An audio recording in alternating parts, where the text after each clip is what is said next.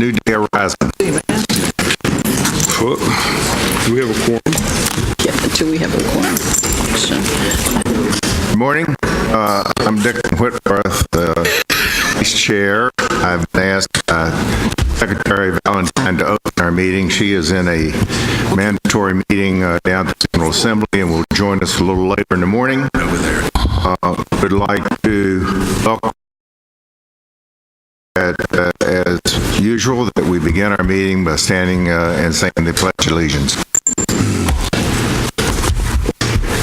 Allegiance to the flag of the United States of America and to the republic for which it stands, one nation, under God, indivisible, with liberty and justice for all. What are you doing? At the request of the Secretary, we're going to make a few changes in the order of our presentations this morning, and those folks, I believe, are aware of it. To also acknowledge that our friend Mr. Dotson has got a brand new tie this morning, and we're very happy to see that. Big fan from Winchester.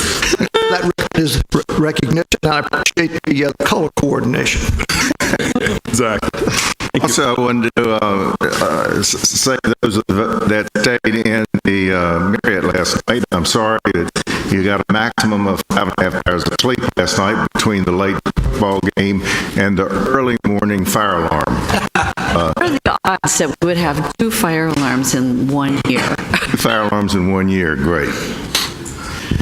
Our first presentation this morning will be item 2, dealing with the Route 3 business over the Rappahannock Bridge at Chatham Bridge.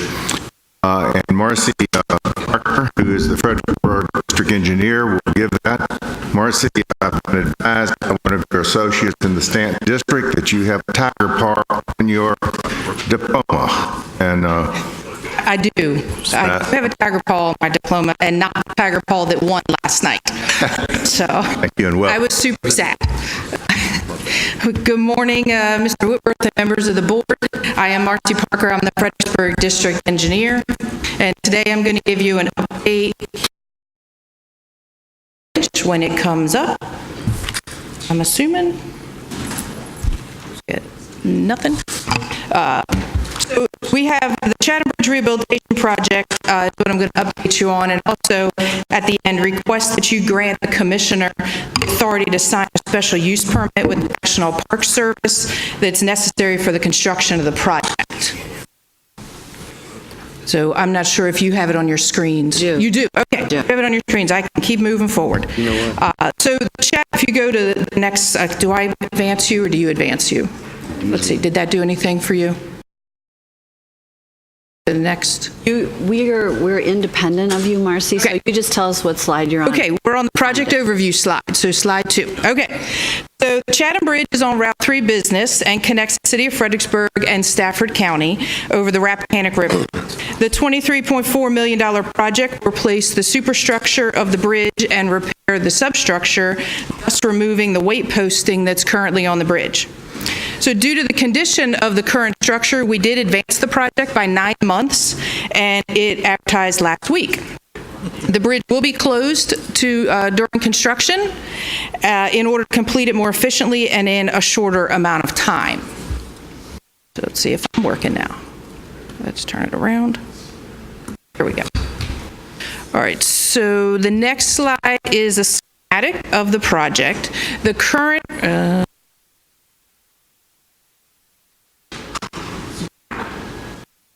Okay, the current bridge is 4 lanes with narrow sidewalks on each side, go in each direction.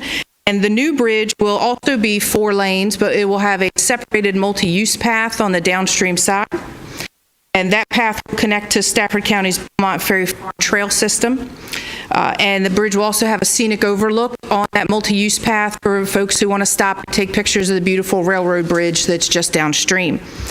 The National Park Service property is on the top right of this photo, and that purple line is actually the Belmont Ferry Farm Trail system.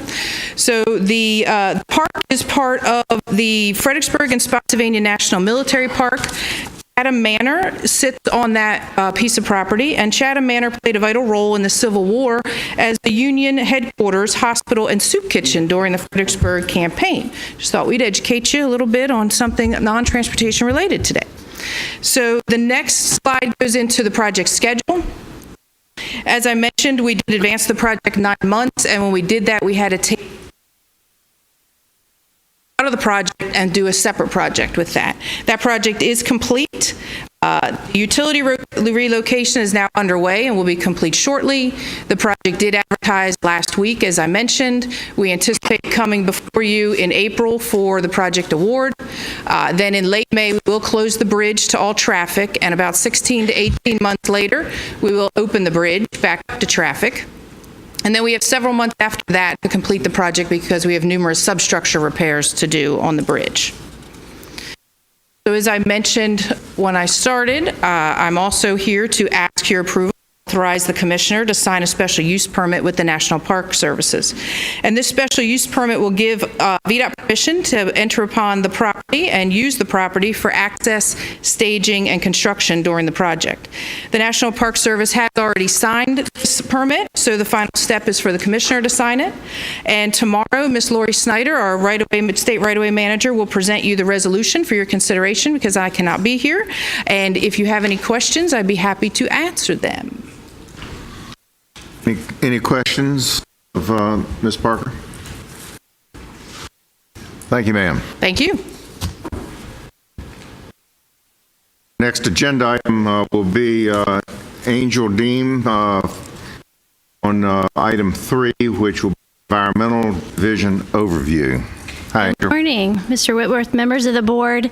I am pleased to present you with an overview, what I understand will be the first of many overviews that you'll receive from the various VDOT divisions. Good morning.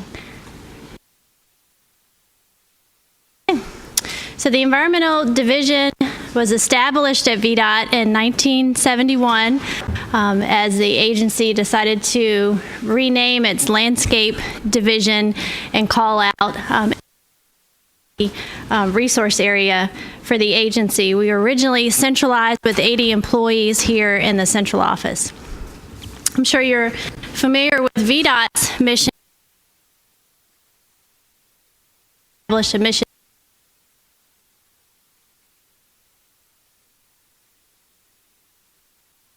regulatory compliance. That is our primary role, and through that we believe environmental protection as we achieve that compliance with those established regulations. We do that through leadership, accountability, and continuous improvement. And what we mean by that is that our posture with the regulatory agencies is one of accountability and one where we're continuously open to improving our processes, and I'll touch on that through the presentation. A little bit about our structure. In the central office, we're aligned primarily along 2 tracks, project development and project delivery. We also have support. Under project development led by Cooper Wamsley, we have NEPA programs, culture resources, air and noise, and procedures management. Under project delivery, we have sections dedicated to compliance, water quality permitting, threatened and endangered species, and MS4 support. So in central office, we have 43 staff that populate these sections that you see listed here. Their role is primarily development of procedures and guidance, supporting the districts in terms of technical assistance, and also doing some more complex project management. About 1980, we decentralized environmental and moved staff out to the district offices because we saw it was critical to have that local presence to review and achieve those approvals on construction and maintenance projects. So in the districts, which currently is approximately 100 staff statewide, They focus on those reviews and clearances, and they have staff that do NEPA, water quality permitting, threatened endangered species clearance, and compliance reviews. We also have regional staff across the state that focus on cultural resources and hazardous materials. Okay, in determining how best to relay to you the products and services for which environmental is responsible, we decided to focus on these 5 key areas. First being most, as I already mentioned, regulatory clearances, but in central office, we do have a special focus on managing and negotiating efficiencies with our agency partners, developing tools that are used statewide, some program administration items I'll review, and again, that technical assistance and coordination role. In terms of regulatory clearances, this is a well-used slide that you'll find without much effort online, and it just demonstrates the increase since about 1970 in the number of federal environmental laws for which are applicable to transportation. This, of course, doesn't account for the various state environmental reviews and requirements that we have as well. Our regulatory reviews, I think, begin with the relationships that we have with our regulatory partners. This is a sample of those that we work with primarily, although there are some not shown here. And really, it's those relationships that we maintain over the years, the trust that they have staff in doing what we say we're going to do, following through with our commitments that really helps us to further our programs. I'd also call out that one of our key partners not shown here is the Federal Highway Administration. So we work very closely with the environmental team at FHWA's Virginia Division Office to certainly help us with those federal agency reviews. I also note that each of these agencies have some form of public outreach or public review that they do within their own processes as they issue approvals to VDOT, so VDOT also collaborates with them on their own public review processes. So after those relationships, the next big picture step for regulatory clearance is what you see here. So it's the identification of resources that may be present on our projects or activities. So this is just a sampling of the kinds of things that we're looking for. Today, primarily through online resources, the online availability has increased over the last 10, 15 years, so we can do a lot of desktop review. Certainly, we also do quite a bit of field review as well. So we identify those resources so we know what regulatory reviews are required. Impacts to those resources, and where we can avoid them, we seek to minimize those impacts. And of course, documentation is key in the environmental arena to demonstrate what we've done as we've gone through the project development process. And then the culmination of regulatory review obviously is obtaining the clearances that are necessary. But as we obtain those clearances, there are often commitments associated with those clearances, so things that condition that approval. And so we've done a lot of work in recent years in tracking commitments and making sure that we follow through with those commitments. And this is just some examples, permit acquisitions, conditions associated with them. NEPA approvals can certainly influence the project's design. We can have commitments like time of year restrictions that influence the actual construction of our project. So beyond, that key area of regulatory clearances, I'll move on to the other 4 areas that are unique to the central office. We negotiate and manage efficiencies. So what do I mean by that? We have streamlining agreements in place with state agency partners. So we have data sharing agreements that allow us to streamline reviews. It provides VDOT guidance from those regulatory entities as to, what agencies want to see us focus on when we do our reviews. And hopefully it also creates efficiencies that address the workload challenges that we all face. We have federal agency liaisons. That's a recent addition to our suite of efficiencies. So we have an existing agreement with the U.S. Fish and Wildlife Service, a liaison position, and we're currently negotiating the same with the Corps of Engineers. We have a number of state and federal programmatic agreements that, again, establish the roles and responsibilities of VDOT, and also establish the conditions under which we can expedite review. This all results in process efficiencies. That's what we keep our eye on. In addition to that, I wanted to make you aware of the agency assistance that's been ongoing as long as I've been with VDOT. Some examples of that include a recent partnership with the Department of Conservation and Recreation, where we spent about $500,000 helping to fund their data collection efforts geared at improving the species models that they developed that help predict potential habitat for protected species. So we contributed in that way. And over the last 20 years, we've been partnering with the Department of Historic Resources to establish and then further enhance their online system, VCRIS, if you're familiar with that. So that's their online data repository.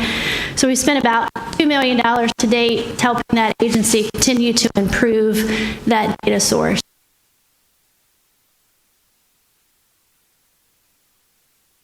Okay. This was supposed to transition to show you some layers here, so I'll just describe, Carol, what's here. So in terms of environmental business tools and products, the hallmark for that, for environmental, is the CEDAR system, Comprehensive Environmental Data and Reporting System that came online in 2003. It's our flagship enterprise application for environmental. It was homegrown, if you will.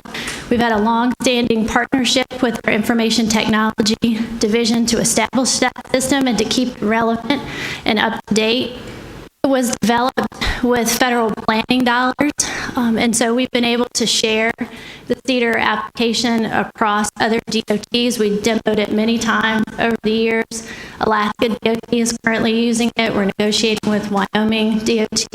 We also have Maryland, who also referenced CEDAR in the way that they established their data tracking. That's success and stewardship graphic you see there. It was highlighted in that FHWA publication last year for that reason. And I wanted to point out that the graphic, the insert on the right, was just to demonstrate the new functionality in this last year. We added a module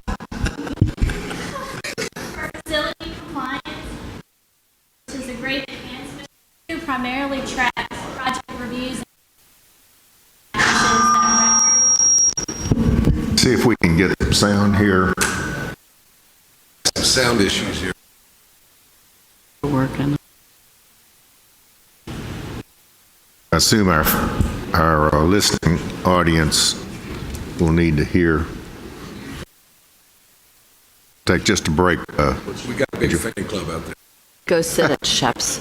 Just sit at Shep's seat and see if that.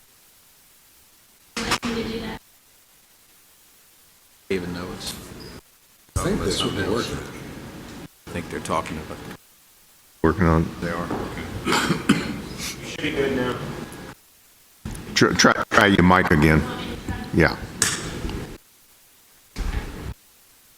All right, so what I wanted to point out here, typically you wouldn't see certainly a homegrown, as I called it, application still be relevant that many years into the future. As I said, it was established in 2003.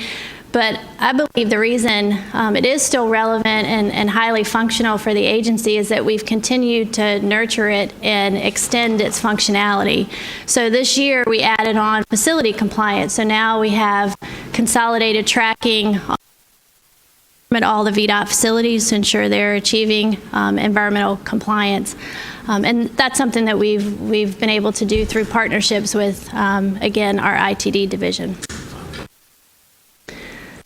Okay.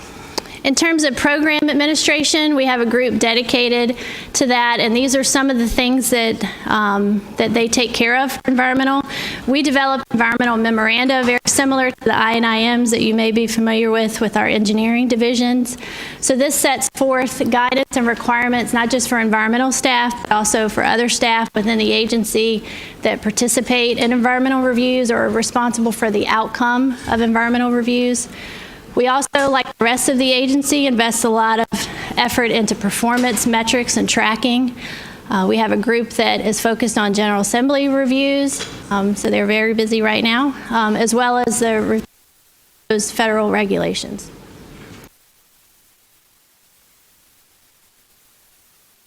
Okay.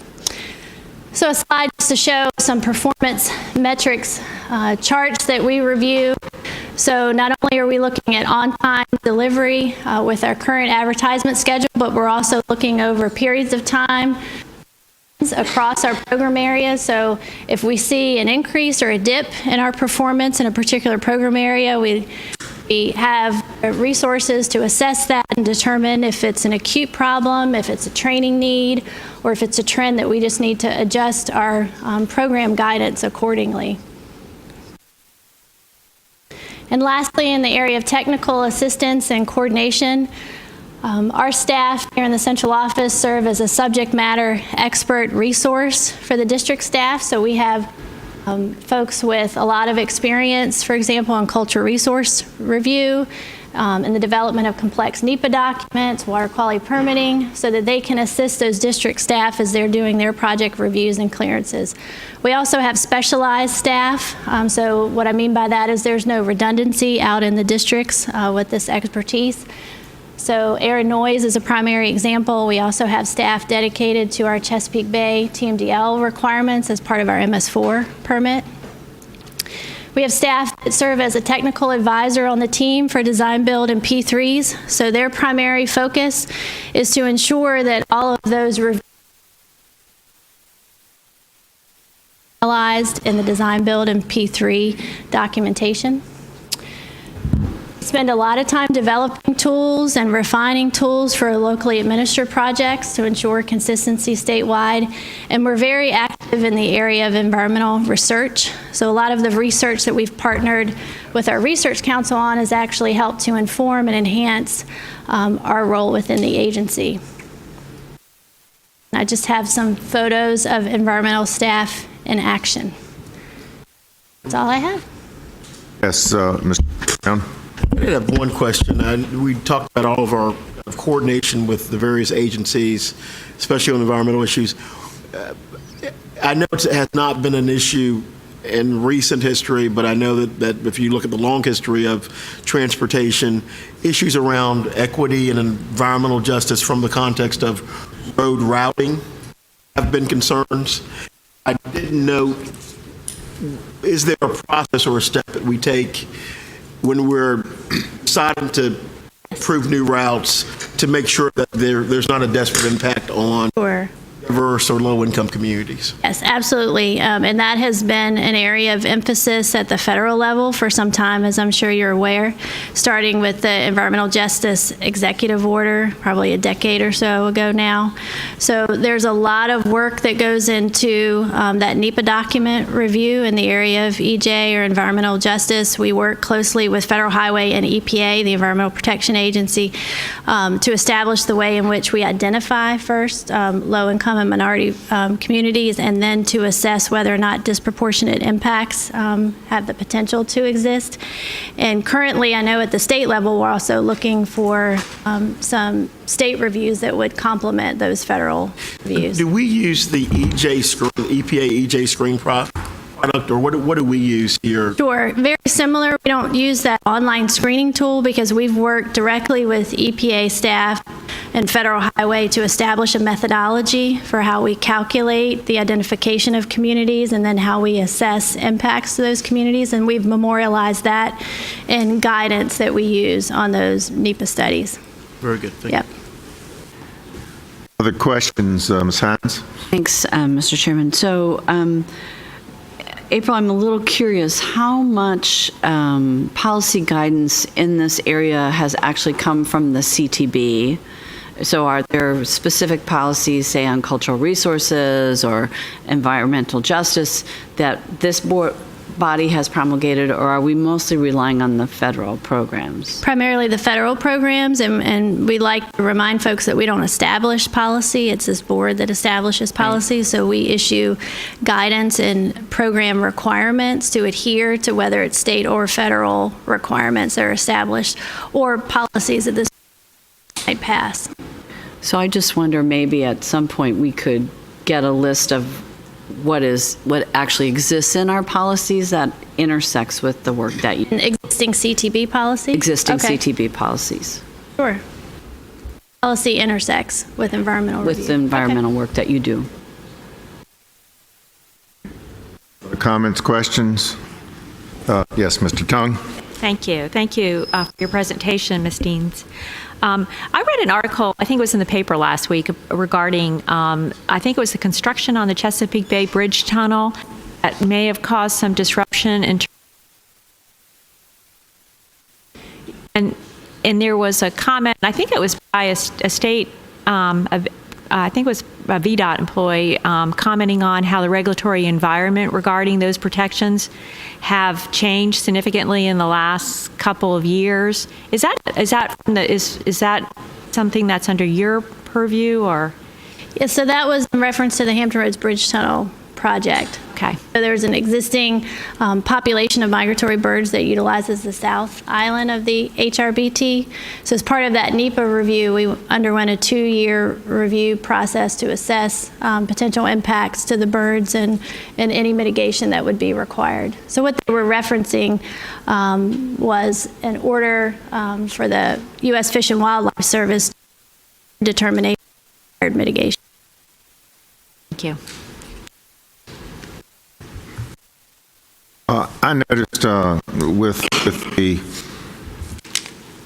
great increase in environmental laws in the last 10 years, there's surely a need, I would think, of calling for local governments, counties, to be schooled in this. Do your district offices do training out in the communities? Yes, so we have local project coordinators, as you're aware, in every district, and we have environmental staff that are tagged for working primarily with localities, whether they're working through their NEPA document development or their water quality permitting. We've partnered with our local assistance division to work on their certification program, which this board heard about last year. It has an environmental component, and it's our intent this year to extend that out to specific environmental training that would, expand that certification process for localities as well as their consultants. Okay. Any other comments? Yes. Mr. Wentworth, sorry, I have another question. So, not every project has to have a NEPA. If there's no federal money on it, then it doesn't. I'm interested in what our internal requirements are for evaluating impacts for projects that are only state money and or only local money. So that's the responsibility of the Department of Environmental Quality for the state environmental review process. We do have a certification mechanism where we're receiving from the locality documentation that they have performed the necessary reviews or positive statements to that effect that they have performed the requisite reviews. So there is a state environmental review process that's in place in the code. So if a locality is doing a project, it's all local money, before we would certify the project, before we would allow it to go forward, they have to produce something? Local money that VDOT doesn't have oversight of, no, I'm not speaking to that. So we do not have an oversight role for locally funded projects. Only for state funded? Okay. Correct. Thank you. Okay, thank you very much, Angel. Appreciate it. Our next topic will be the Rail Industrial Access presentation by Jeremy Latimer, who is the Director of Rail Transportation Programs. Jeremy, if you would, please speak as a little louder directly into the microphone. It looks like our audio is a little weak. And I would say that also to those of us around the table when we speak. We'll have to speak into the microphone. Thank you. Okay, I will do my best. Good morning, members of the board. I have a quick presentation on the Rail Industrial Access Program application from Phoenix Packaging. This is a project in Dublin, Virginia. They are a company that their parent company is out of Colombia. So they're an international company. This is one of 2 sites in the United States. They've been working with VEDP since 2017 on this 3rd expansion of the facility in Virginia. It is a site that is served by Norfolk Southern. They are a previous applicant, and they have met their performance from the past grant award they received. So they are extending the spur for the had received grant funding previously, and they are also building a new spur with this expansion. They produce, just for your background information, they produce thermally produced rigid plastic solutions for commercial food and beverages. They're primary, also for healthcare. The expansion is about $30 million of the total facility, and VEDP had worked with them in competing for this site and also with the Port of Virginia to maintain their use of the port and also grow their volumes. The application is for $450,000. They will provide the 30% match. As I said, the total estimated capital expenditure for the expansion is $30 million. The rail project itself is just over $1 million. They met their requirement of the 54 annual carloads under the previous grant. They will be expanding and shipping up to 296 rail cars annually with this latest expansion, which is about 1,000 trucks off of our highways every year. It also comes with an expansion of jobs, 145 new jobs. So the application did score well, 69 out of 100 possible points. And if you have any questions, I'm happy Questions? Yes, Mr. Kaplowitz. Jeremy, is it primarily inbound raw materials that they'll be shipping or outbound finished goods? Inbound raw materials. This will come up not tomorrow, but at the following month. Is that correct? Yes, sir. Okay. Any comments from Mr. Smoot? Is this your area? Thank you. Is this working? Thank you. I hope that we will support this application. This is a growing company, and it does need rail transportation, and this will facilitate keeping additional trucks off of I-81 and I-64. Okay. Vice Chair. Yep. Matt? Hear me okay? Yeah, I'll abstain for the vote when we take it up. We do all the pest control services for this plant, so I don't have a conflict. Okay. I'll be accused of anything. Wouldn't want that to happen. Yes, sir. Okay, thank you, Jeremy. Thank you. We're going to skip down to item 7. Russ Dudley, the Director of Local Assistance Division, will give us a briefing on a transportation alternative program, which is fast upon us, a subject here to some of our heart that spent a lot of time on this. Welcome, Russ. Members of the board. It's on, so I can see what I'm saying. I'm here today to give you a briefing on our biennial transportation alternatives project selection process. This will actually kick off our project selection process for this year. As you know, our Commonwealth Transportation Board members select our transportation alternatives projects. Each of you have a packet of information in front of you that is intended to assist you in your selection process. The package has a sheet with our logo on top, I think it's on the left-hand side, that summarizes much of what I will go over here today. Our district staff have also been contacted and will be available to assist you with anything I go over today. I know several of our district staff have already contacted some of you to schedule time to discuss these applications. Our central office staff is also available to answer any questions, and your packet contains a contact list of those individuals. After giving you a high-level overview of the program, I'll discuss what's in your packet of information and the next steps in our selection process. Of course, the Transportation Alternatives Program is a federal program. It's an 80-20 program, meaning the federal government will provide up to 80% of the project funding, while the local government must provide 20% match. It funds 10 categories of transportation alternatives projects, the Safe Routes to School infrastructure projects, and the Recreational Trails Program, which is administered by the Department of Conservation and Recreation. The legislation also provides that 1/2 of the funding available be used within specific population areas, and the other 1/2 can be used anywhere within the state.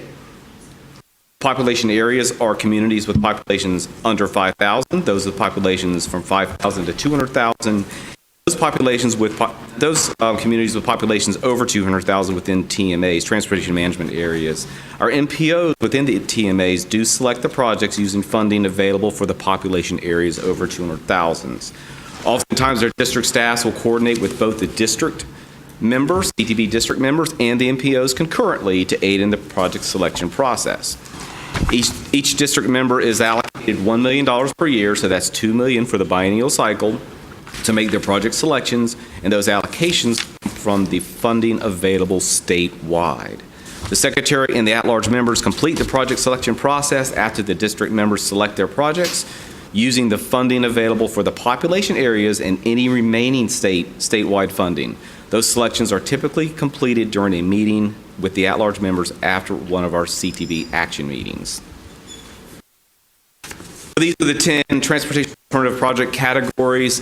While the applicants can apply for any of these, most of our applications come bicycle pedestrian type projects, and those are contained within the first 3 categories here. This is a quick summary of this year's applications for 21 and 22, fiscal years 21 and 22. This year we started with a mandatory pre-application process that began on May 15th, and final applications were due on October 1. We received 128 final applications requesting approximately $86.6 million.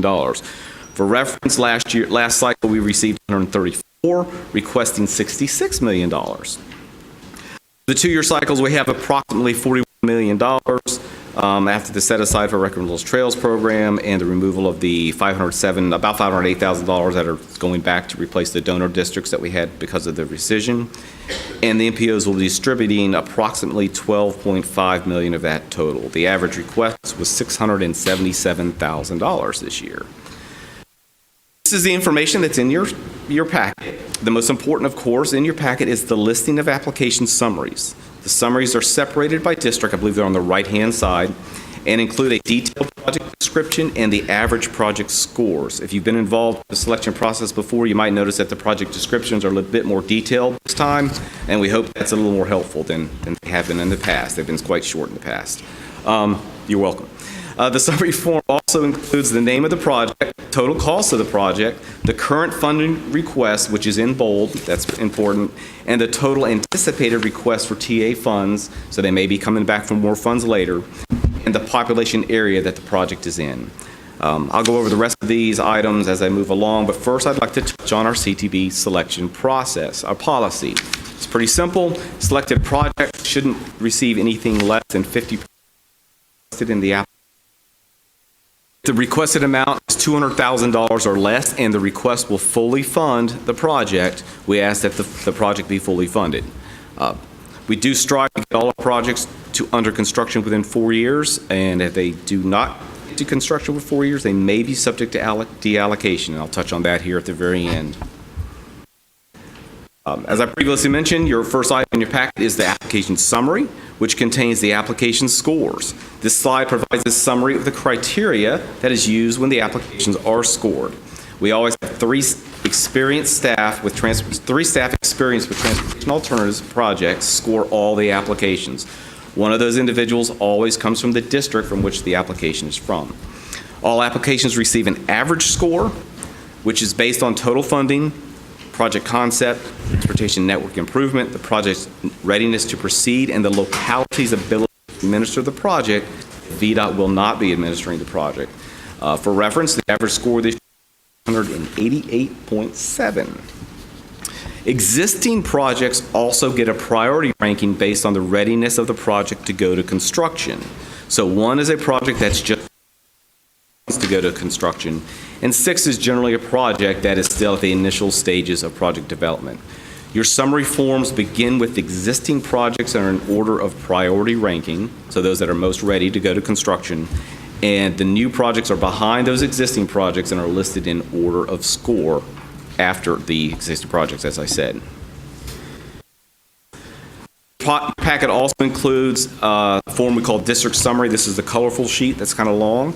This is a resource that provides a summary of the active projects in the districts. It provides a history of applications as well as the current status of the project. It's color-coded with a little bitty teeny tiny legend at the end, so you'll have to look at the back. We'll have to fix that in future years. It's been like that for a while. Some board members have found it helpful in the past to see how many transportation alternative projects any one locality is managing at any time. You also have in your packet a list of projects qualified for the Safe Routes to School status with comments from our Safe Routes to School coordinator. Just to touch on the deallocation reallocation process, as I mentioned before, we do strive that all our projects get to construction within 4 years. When we do find that a locality has not met or will not meet our goal to reach construction in 4 years, we do notify them by letter, but we do also reach out to them and work with them to keep the project moving along and to find a plan of action to get it complete. If the project cannot be completed and does need to be canceled, we begin the deallocation process with part of.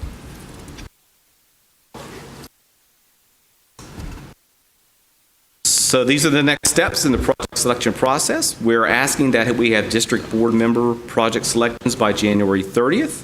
As I mentioned, your district staff should be reaching out to you if they haven't already to assist you in your selection. You can provide selections to your district contacts or to one of the central office contacts that's in your packet of information. We do plan to meet with the at-large board members during the March CTB meeting to finalize all our selections. With that, I can answer any questions. Any questions of Mr. Dudley?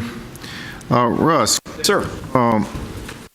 As much as we've got a little bit of time here, we never really had much conversation about the MPO selection and process. Sure. Could you tell us how that goes? So they do have their scores now. We provided their scores last week, and they perform a concurrent concurrent process. So they select their projects within their TMA areas. You may select projects within their TMA areas also, and oftentimes the districts will get with both the district member within the That was my question. Do they coordinate this with? Yes, the district member, our district staff will often get the members together and with the TMA, with the MPO folk, and coordinate selections. So oftentimes we'll have one project with allocations from both the TMA or the MPO, I keep saying MPO and the district member. The 50% allocation requirement, it can be a combination of any funds. It can be at-large member, the district member, and MPO. There is a concurrent and coordinated effort. I think everyone, I think Hampton Roads has already coordinated, COG has already coordinated. I have not heard from Roanoke or Richmond yet, but there is a coordinated effort. And what is the breakdown of the 10.2 million between at-large and the secretary? There is a breakdown. That's a total amount for that group of individuals. So how does the at-large members know how much they can spend? We get together at the end of in March. We sit down as a group and we will make recommendations to the at-large members to make sure that we meet the population area requirements. So sometimes when the CTB members district members select their projects, they'll also cover some of the population areas. So that'll free up some allocations for other projects. But if we haven't reached the population areas for under 5,000 or 5,000 to 200,000, we'll make recommendations to the at-large members and the secretary for the projects that we could select based on score to meet those population area allocations. And then we just sit around the table and walk through the process and select the projects so that no one individual has a set amount of money for the at-large members. In addition to the 40 million, you are going to have some additional reallocations from projects not. The only reallocation we will have is the $508,000 that we'll take off the top of the new allocations to refill the donor district's balance entry. So we'll have that. So there are no deallocations coming back to the pot? Not at this point. Okay. Other questions? Vice Chair, I was going to ask a question. Speak into the... Sir, when you had April, May 2020 says, what's SYIP stand for? 6-year improvement plan? Okay, of course. I'm sorry. And what happens, are we supposed, as district people, we supposed to be a part of these meetings, or are they handled by the staff? Those meetings are handled by ID, our division, and you'll be notified when we have our public meetings across all the districts. Okay, So thank they'll invite you, yeah. Yes, sir. Other questions? Thank you, Russ. Thank you very much. Going to jump back up now to item 5.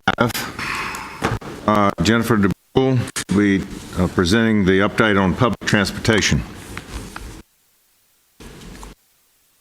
Welcome back, Jennifer. Morning. Got to speak into the thing. Yeah. Do my best. Just waiting for a presentation to pop up. Good morning. I'm going to give you an update on public transportation in Virginia.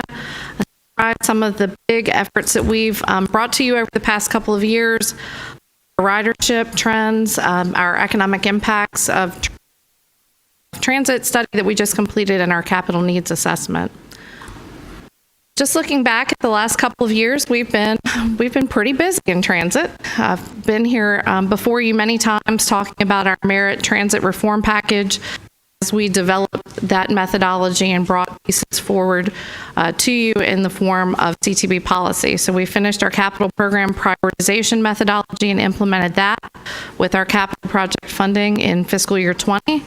We did the same thing on the operating side with our performance-based operating formula that was also implemented in fiscal year 20. We brought the guidance for transit strategic plans that are being developed by our large urban transit agencies to you. We have our first 2 pilots that are nearing completion and several other planning efforts that are currently underway. We also, aside from that process and not something that has been brought to the board, is we updated all of our special programs using the same merit methodology where we developed more clearly articulated scoring methodology, strengthened those applications so that we have a better communication with our applicants of what we're looking for in terms of projects and how those projects will be evaluated and recommended for funding.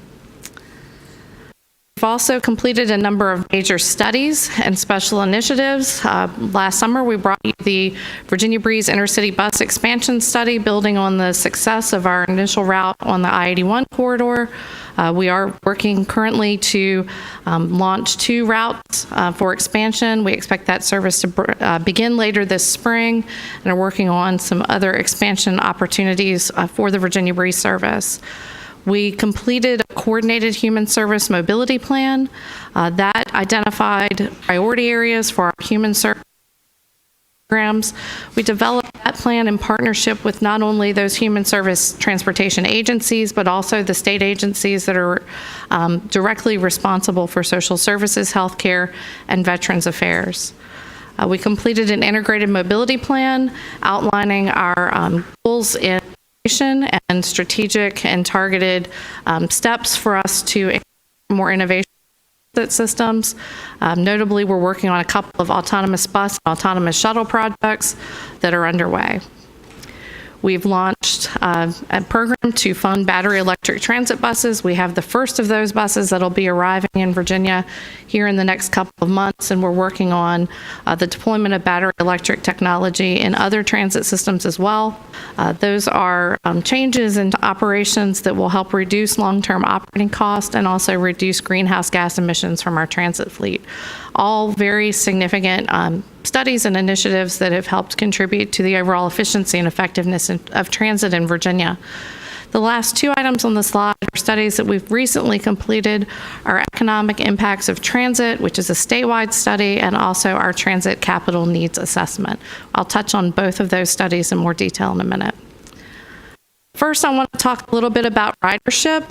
We have 41 transit agencies providing service all across Virginia in different areas of operation, some of them very, very urbanized, others very rural.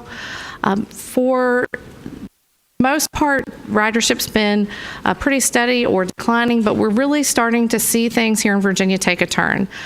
Some of that is in contrast to national trends. Nationally, bus ridership is down and has been down, but we've seen an uptick in our bus ridership here in Virginia, and that's something we're really excited about. It ties into the hard work that a number of our transit systems have been doing and are continuing to do to make their services very relevant, efficient, and effective for their customer base.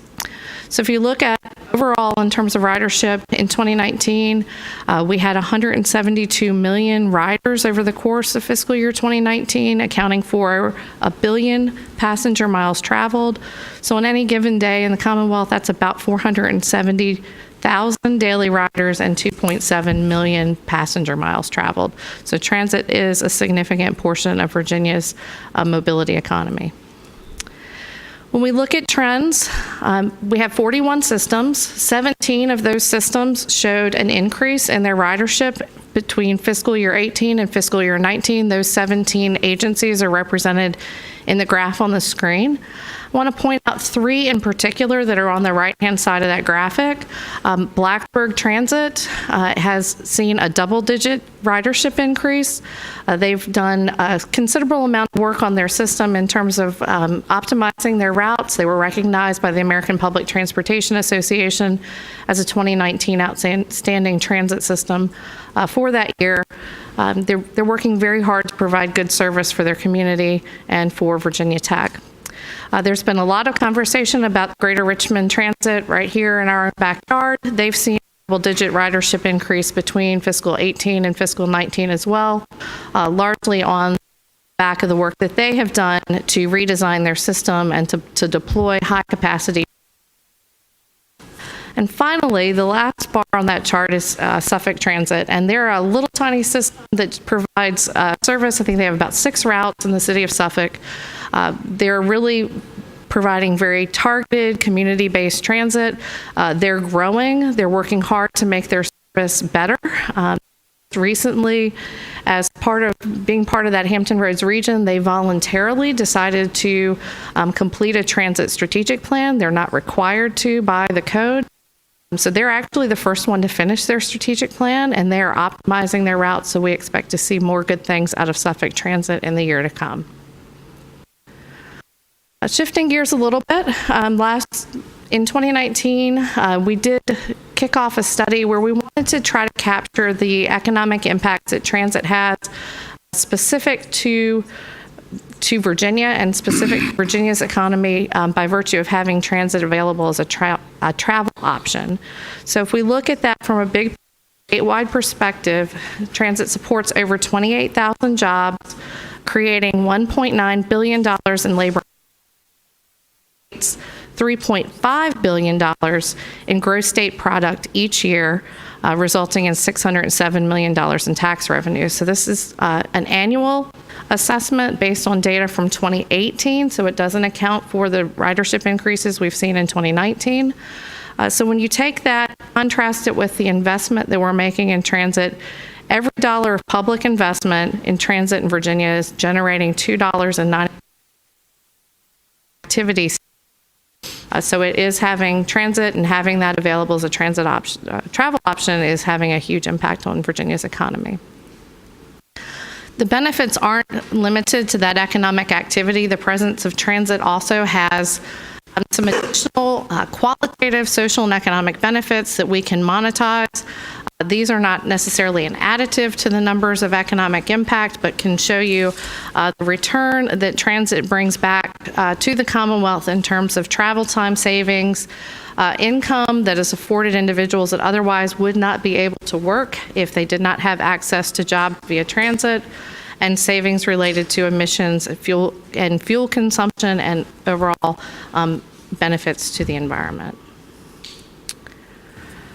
Switching gears from economic impacts, we have to talk about capital needs. And I think over the past few years, we've talked a lot about capital needs.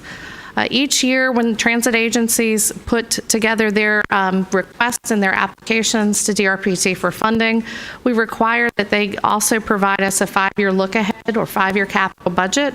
It is included in the 6-year improvement program to kind of give us a look out to the future with projected federal, state, and local shares of funding for those capital projects. Historically, those lists are not always the most accurate. Their needs are a little more challenging to pin down, and sometimes the ability of certain projects to move forward or the availability of other funds to provide match is a little harder to predict. So this year, this fall, we did a really deep dive with our transit agencies to improve the accuracy of those capital budgets and that look ahead. So we worked with transit agencies around the state, look at how things have changed in the program over the past few years. We've seen the WMATA funding pulled out. We did not look specifically at WMATA in this assessment. We've seen Smart Scale provide an avenue to funding for some expansion projects, and we've also seen more toll revenue coming to support expansion projects in Northern Virginia. We wanted to try to account for that in assessing the needs going forward.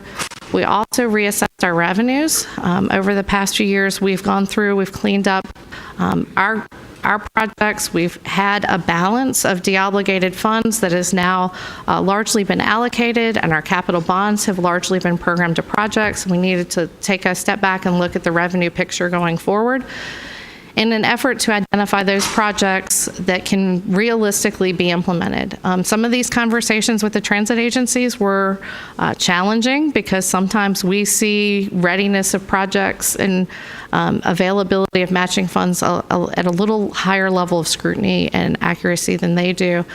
So we did pare back the list that we received from the transit agencies in those discussions quite a bit. So it is a fairly conservative approach to what the real capital needs would be. Jennifer, one question I have about your 5-year capital plan. When you're looking at transit vehicles, what do you see in the out years in terms of electric vehicles being part of the fleet? I guess percentage do you see that developing to? We have a handful of systems that are actively looking at in adding battery electric to their fleet.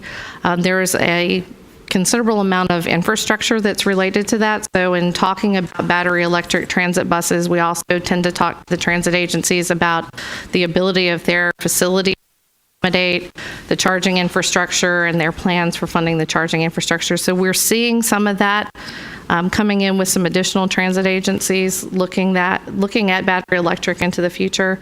And we're actually actively working with a few on that beyond the 3 that we funded last year. We're continuing that dialogue. So as we worked with the transit agencies, we did pare back those needs. We did not apply capital prioritization projects that we had as the 5-year capital needs assessment. We didn't have enough data to be able to do that, so it is an unprioritized list of needs. Moving forward, we feel like we're going to have a better handle on these needs going forward with the transit strategic plans, because those are going to provide us better forecast of needs to support improved capital forecast, and it's also going to help us to better predict or to better assess the agencies that are working towards things like battery electric in their long-term plans. So what did we learn from the capital needs assessment? Well, we learned that over the next 5 years, our transit agencies identified over $900 million in capital needs. Largely, these are needs that have been identified for state of good repair. So that's replacing an asset that's already been invested in on the part of the state previously. So those are replacement buses, updates, required updates to facilities.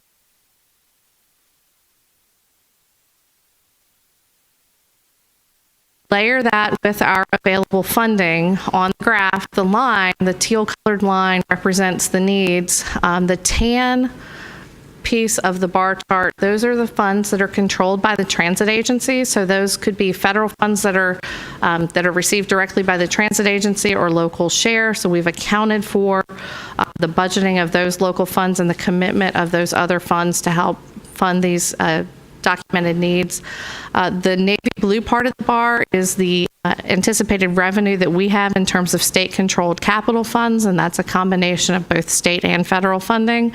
And you'll see beginning in fiscal year 22, we're anticipating having a gap between our available state-controlled capital funds and the needs that have been documented with the transit agencies. So if we look at that $208 million shortfall in statewide capital funds, and this is just what would be considered under board policy as the state share the cost of those projects, we would need $42 million a year in additional state revenues to make up the state portion of those projects that have been identified as needs. Again, these numbers have not gone through the prioritization process. They don't reflect that. They do reflect what we feel is a reasonable level of capital need over the next 5 years. So what happens if that gap remains, if it's not backfilled? Because the identified needs are primarily for state of good repair, and the majority of our program, the vast majority, about 80%, is state of good repair, those needs with us whether we fund them or not. They don't go away. They just get pushed further down the road in terms of when they would get funding. There are limits on the use of federal funding. There are requirements that tie into the use of those funds for state of good repair and capital replacement. So federal funding is not necessarily the answer.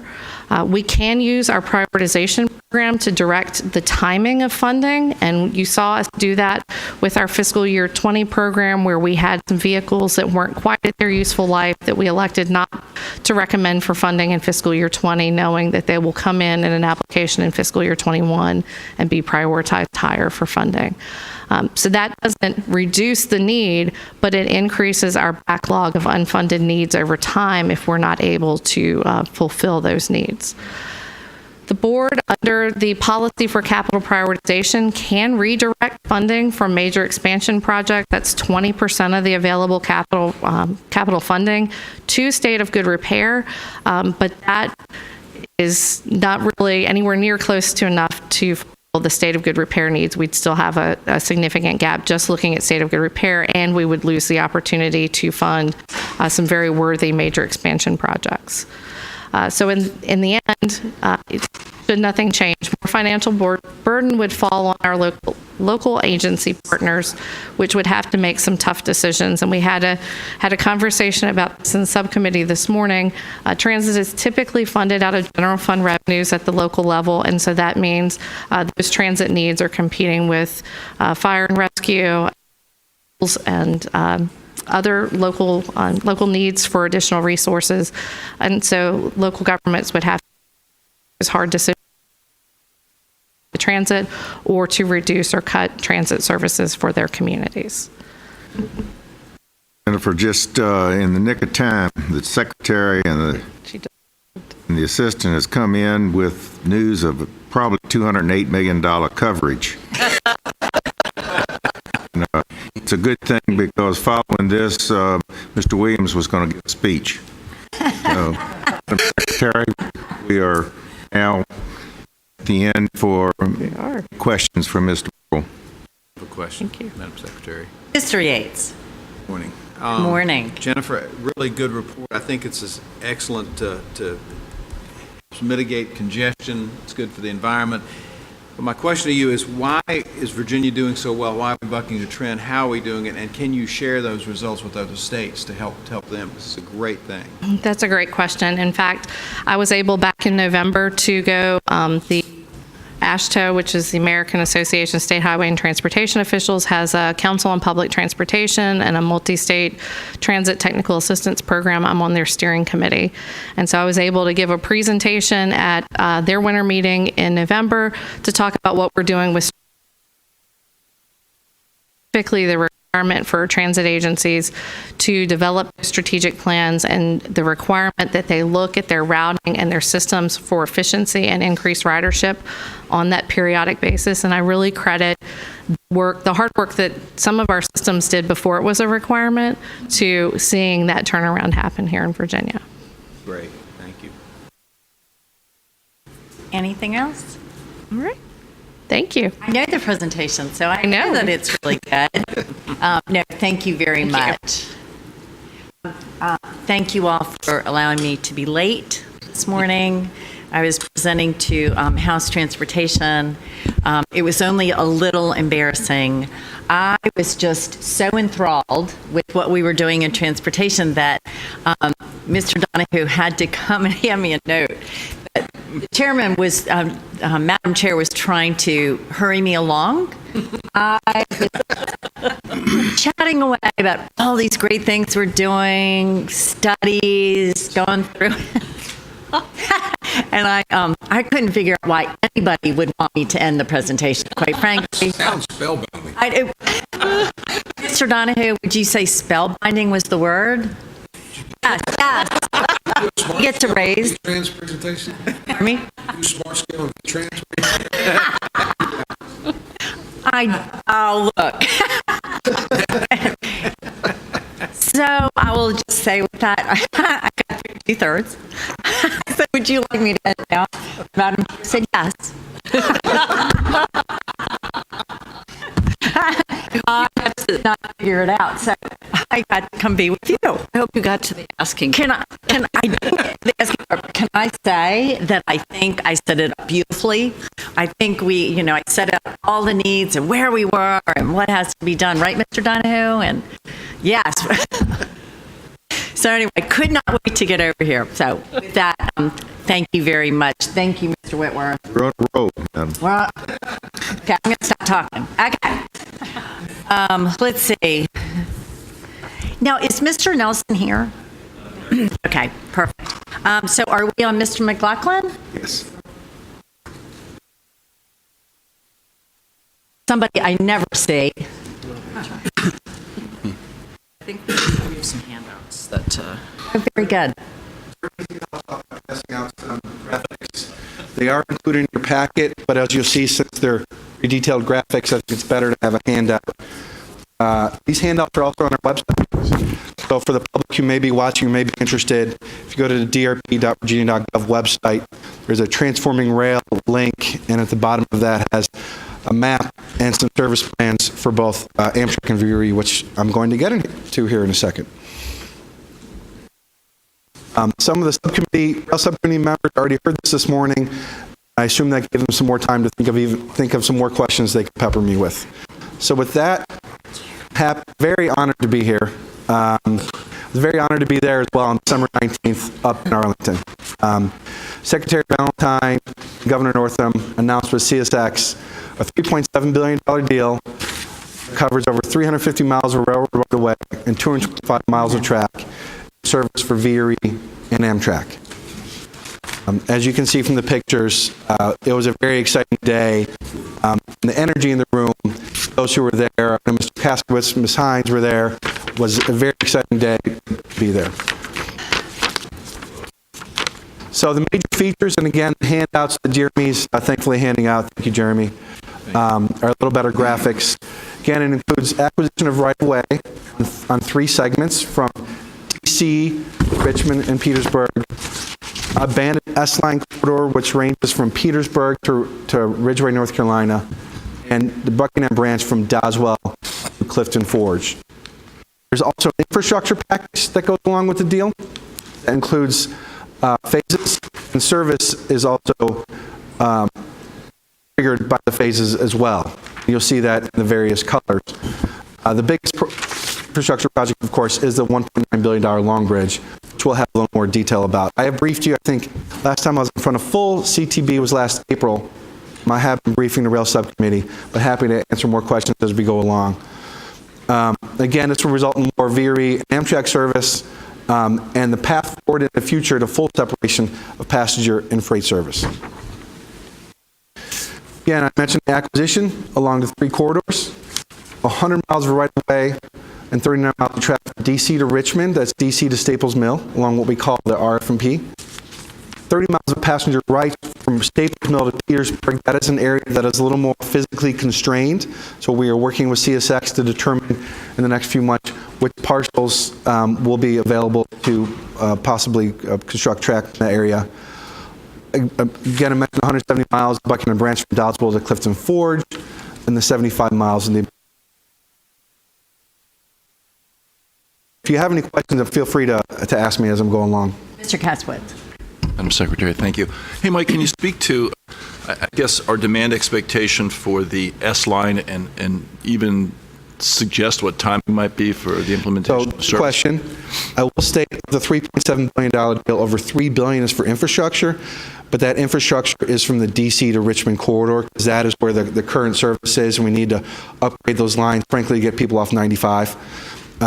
So the S-Line will be working with Amtrak, North Carolina, and others to come up with a plan to determine what that feasibility will be and what the timing will be, because setting proper expectations is important. But right now, there's abandoned track corridor, and there are actually some parcels in Virginia that are actually not held by CSX, so we still have to work with private property owners as well. So this is, as with any deal, it's always a little more complicated in detail than it first seems, but that is something we look forward to working with to cut down travel times from Raleigh to Richmond by an hour and a half in the future. Is there a current EIS on the corridor? I know that North Carolina had conducted. Did that include the Virginia territory? There's a Richmond to Raleigh EIS led by the Federal Railroad Administration that we participated in, that DRPT participated in, along with North Carolina. That includes this area, includes all the way up to, like I said, from Richmond to Raleigh, and that's where we know we'd get that hour and a half or so time savings in the future if it was constructed out. But just to be clear, there's no rail corridor there now. This is an abandoned corridor along that stretch of that gold that you see on the map. So, last question: as we plan for this corridor at some future date, are we looking at conventional rail in this corridor? I've heard reference throughout this discussion about high-speed rail. I'm not sure what. Per our agreement with CSX, we are actually free to pursue various types of rail. Since it will be a passenger corridor, our agreements on the S line are slightly different than on the Buckingham Branch and the freight, which is a shared corridor. But our agreements with CSX is that if we wanted to pursue some other passenger rail measures, we are free to do that. That remains to be determined, but as technology advances in some other modes of the rail section of modes, we are free to look at those possibilities. Leaving that open? Yes. Director, did you want to add anything? Yeah, just in relation to the NEPA process, we did receive the record of decision for that last year. So that the environmental clearance for this is complete. It does contemplate higher speed rail because it would be a separate passenger corridor, I believe up to 110 miles per hour. But as Mike noted, it would be a completely separate corridor that we would have the ability to pursue in the future. But at this point in time, the plan does not include any of the infrastructure that would be needed that would have to essentially lay tracks in that area. Thank you. Mr. Whitworth. The acquisition of the Buckingham branch, it's really just the acquisition of track right now. Is that correct? There's no passenger. Correct. There is some passenger trains on Buckingham Branch from Charlottesville to Clifton Forge as part of the Amtrak Cardinal service. And it actually also gives me an opportunity to note that not only are we acquiring track, but where there are platforms or stations owned by CSX on the whole map, we're able to acquire those as well. I do also want to note, so on the Buckingham Branch, we'll be acquiring the whole corridor. If there's more than one track, 2 tracks. On the RFP, we'll be acquiring half of the corridor. So CSX will keep 2 tracks on the ground. For some exceptions, there's always nuances of these things. 2 tracks on the ground, and any third track, that's why I mentioned 39 miles of track on the RFP from DC to Richmond. We'll get that track on the ground, and we'll also have room to construct another track as well. So we'll have room to construct, for the most part, from DC to Richmond, excluding Ashland. We can get into that in a second. From DC to Richmond to construct the 2 tracks in the future. The plan, the infrastructure plan as stated, lays down steps with regard to laying down some track so we can add more service. But on the Buckingham Branch, there is some service right now from Charlottesville 3 days a week to Clifton Forge. Madam Chair. Mr. Dodson. A couple questions. The Buckingham Branch, that's the family in Dillon that owns that, right? So it's the Johnson family. Yeah, so you buying that track from them? No, they have a lease from CSX. A lease, okay. So we're buying it from CSX. We have communicated well with Buckingham Branch. We talked to the owners and the president of the Buckingham Branch. They know that we value this corridor. The first couple of pages of DRPT's rail 6-year improvement plan are funding for the Buckingham Branch that they've applied for in the past from our freight preservation program. So we value the corridor, and we see this corridor as preservation, if you will. As far as we're concerned, business as usual will continue on the Buckingham Branch. And I know this question has been asked. What's the demand from Clifton Forge to Clifton Oswell? I mean, there's not that many people live in Clifton. Well, there are some good sizable pockets of communities in the Stanton, Charlottesville area, west of Clifton Forge. So Again, we're purchasing this as a corridor preservation. If that demand were to arise, we will be doing a feasibility study to determine next steps on the Buckingham branch. For the future, we want to be able to set expectations. But the abandoned rail line means it's no rail there at all? Just on the S line, correct. And what's so special about Ridgeway? I mean, that's where the abandoned corridor ends. Okay. Then there is track from Ridgeway to Raleigh. Is on the ground. So it's a good question. Thank you for raising that. The abandoned track is from the just South Petersburg area to Ridgeway, North Carolina. Ridgeway to Raleigh, is that active track or abandoned? Active track. And it also allows us to reach out to North Carolina to be a partner with us in getting this done. I'll continue on. So going up into the North Virginia area, I talked to you before about Long Bridge. We consider this a 8-mile Long Bridge corridor from Alexandria up to just south of Union Station. And the projects up there will include construction of the Long Bridge, and I'll get into that more in a second. Important four-track project in Arlington and Alexandria, and where we held the event was right next to that four-track project. Because right now you have 3 tracks in Alexandria Arlington area, 2 tracks over Long Bridge, and 3 tracks on the DC side. Our plans are to build 4 tracks really from Alexandria up to almost Union Station, so we'll have a dedicated 2-track passenger corridor. And as you know, all the passenger trains, VRE and Amtrak in Virginia, travel over this corridor. Also, some station projects in here noted on the map. There's Alexandria, Crystal City, and L'Enfant Station are all undergoing improvement projects by VRE. They're all in the planning stage, although Alexandria is the most advanced. And we will be coordinating those with VRE as we move forward, because as we're adding track, it's obviously going to impact station and platform projects, especially Crystal City and L'Enfant, which we're working with VRE to turn into island platforms, so there'll be access to both sides of the platform. Also have a 6-mile third-track project from Franconia to Lorton. That also includes the Franconia-Springfield bypass. Important to note in the deal is that south of Franconia, we will be buying the eastern half of the corridor. North of Franconia, we will be buying the western half of the corridor. And why is that? Because south of Franconia, the rail stations, especially the VRE stations, are on the east side. At places like Brooklyn and Leland. There are some locations such as Quantico and Woodbridge, where there's Fredericksburg, where there's platforms on both sides. But if you think of Spotsylvania, Brooklyn, Leland, there's only platforms on the east side, so we wanted the east track. North of Franconia, the platforms are generally on the west side. They are on the west side. Some are dual platforms, especially if you think about Crystal City and L'Enfant. They're on the west side or northern side because the track kind of goes east to west as you come into DC. So bypass is important in that tracks, the passenger trains will be on the east side, south of Franconia, be able to carry the passenger trains up and over the freight trains to get to the western platforms to Franconia. And that is something you've provided a letter back in the fall to an application for MVTA for funding for the bypass at Franconia. Move on. There's also 6 sidings listed in the deal. And these are sidings that we worked with CSX on, and our various engineers got together and determined these sidings as a first step would be important to providing that operational flexibility. And I'm going to get into the service plans here in a minute, because we will not in the next 10 years have complete separation of passenger and freight. The deal allows it in the future. We are cobbling together, working with obviously the Secretary's office and others to come up with a financial plan to fund over $3 billion in infrastructure. And these 6 sidings are part of the infrastructure. I do want to note, Hanover siding is not adding a 3rd track downtown Ashland. Be clear about that. Almost started to buzz. Can you repeat that? The 2-track solution in Ashland is staying as a 2-track solution. We are not touching downtown Ashland.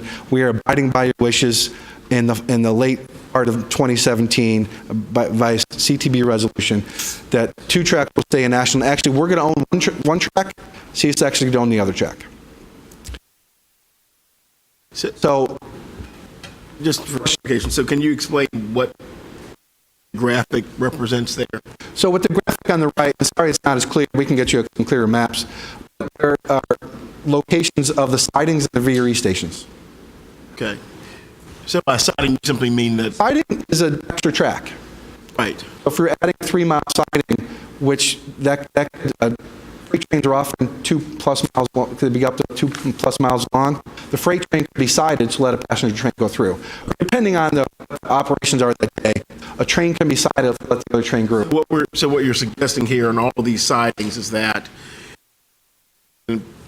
uniquely with regard to the Ashland scenario, is that north of town, there would be a siding created for passenger rail to more expeditiously travel, but it wouldn't impact the rail going through town. It will basically give you 3 tracks pretty far north of downtown. You can't see it. You can't see this area from downtown. Okay. 3 tracks north of Ashland. In that one section, sidings are generally about 2-3 miles long.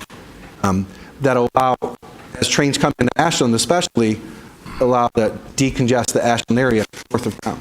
That goes along with that 3-2-3 concept. That was part of the Ashland study. 3 north, 2 in Ashland, 3 south.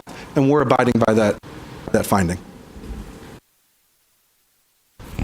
So Longbridge, this is about a 1.5-mile corridor for Longbridge. The Longbridge isn't just one bridge over the Potomac. This graphic shows you there's actually other bridges. I want to note why the preferred alternative in the EIS, the draft EIS is complete, and the alternative is a new separate 2-track structure. Some of the structures on the DC side, some of the bridges, due to the space constraints, we all know how space constrained DC is, will be shared 4-track bridges. If you look at numbers 3, 4, 5, and 6, those areas, we're only at 50% design, so some things could change a little bit. But the space constraints in DC will dictate that we'll have a shared 1 bridge, 4-track structure in many of the crossings in the DC side. But again, the long bridge, the big bridge over the Potomac, the span over the Potomac, will be a separate 2-track passenger dedicated bridge on the north side that goes along with where the stations are. We also want to know there'll be a pedestrian bike bridge as well, also built slightly north of that, also be its own structure for threat and vulnerability reasons. Mr. Caswitz. Thank you. Mike, with regard to the track infrastructure in D.C., will we actually own the underlying fee? Is that something that... We will own the tracks in D.C. Now, when you get to the shared bridges, we have to work that out with CSX. We'll actually own the land beneath in D.C. Thank you. All the way through, go back a couple slides, all the way to where line going up Union Station, that's called Control Point, Virginia. The VRE and Amtrak trains continue on that Union Station, and CSX just built a Virginia Avenue tunnel just south of Union Station, so those trains will continue. So we'll own all the way from just east of L'Enfant Station for 2 tracks all the way down to Stable. There are some sections that in Crystal City where there will be some easements due to some other agreements. CSX has some others, but they'll be permanent. So moving on, service plan. Very importantly, this provides Virginia not with more service, but it guarantees the service that is out there today. Why is that in VRE and Amtrak? Why is that important? Because right now, VRE especially is running on year-to-year leases with CSX. So as part of the deal, as long as we continue our due diligence to building the phase 2 that you see on your maps, we will make those VRE slots permanent. It is very important to the VRE.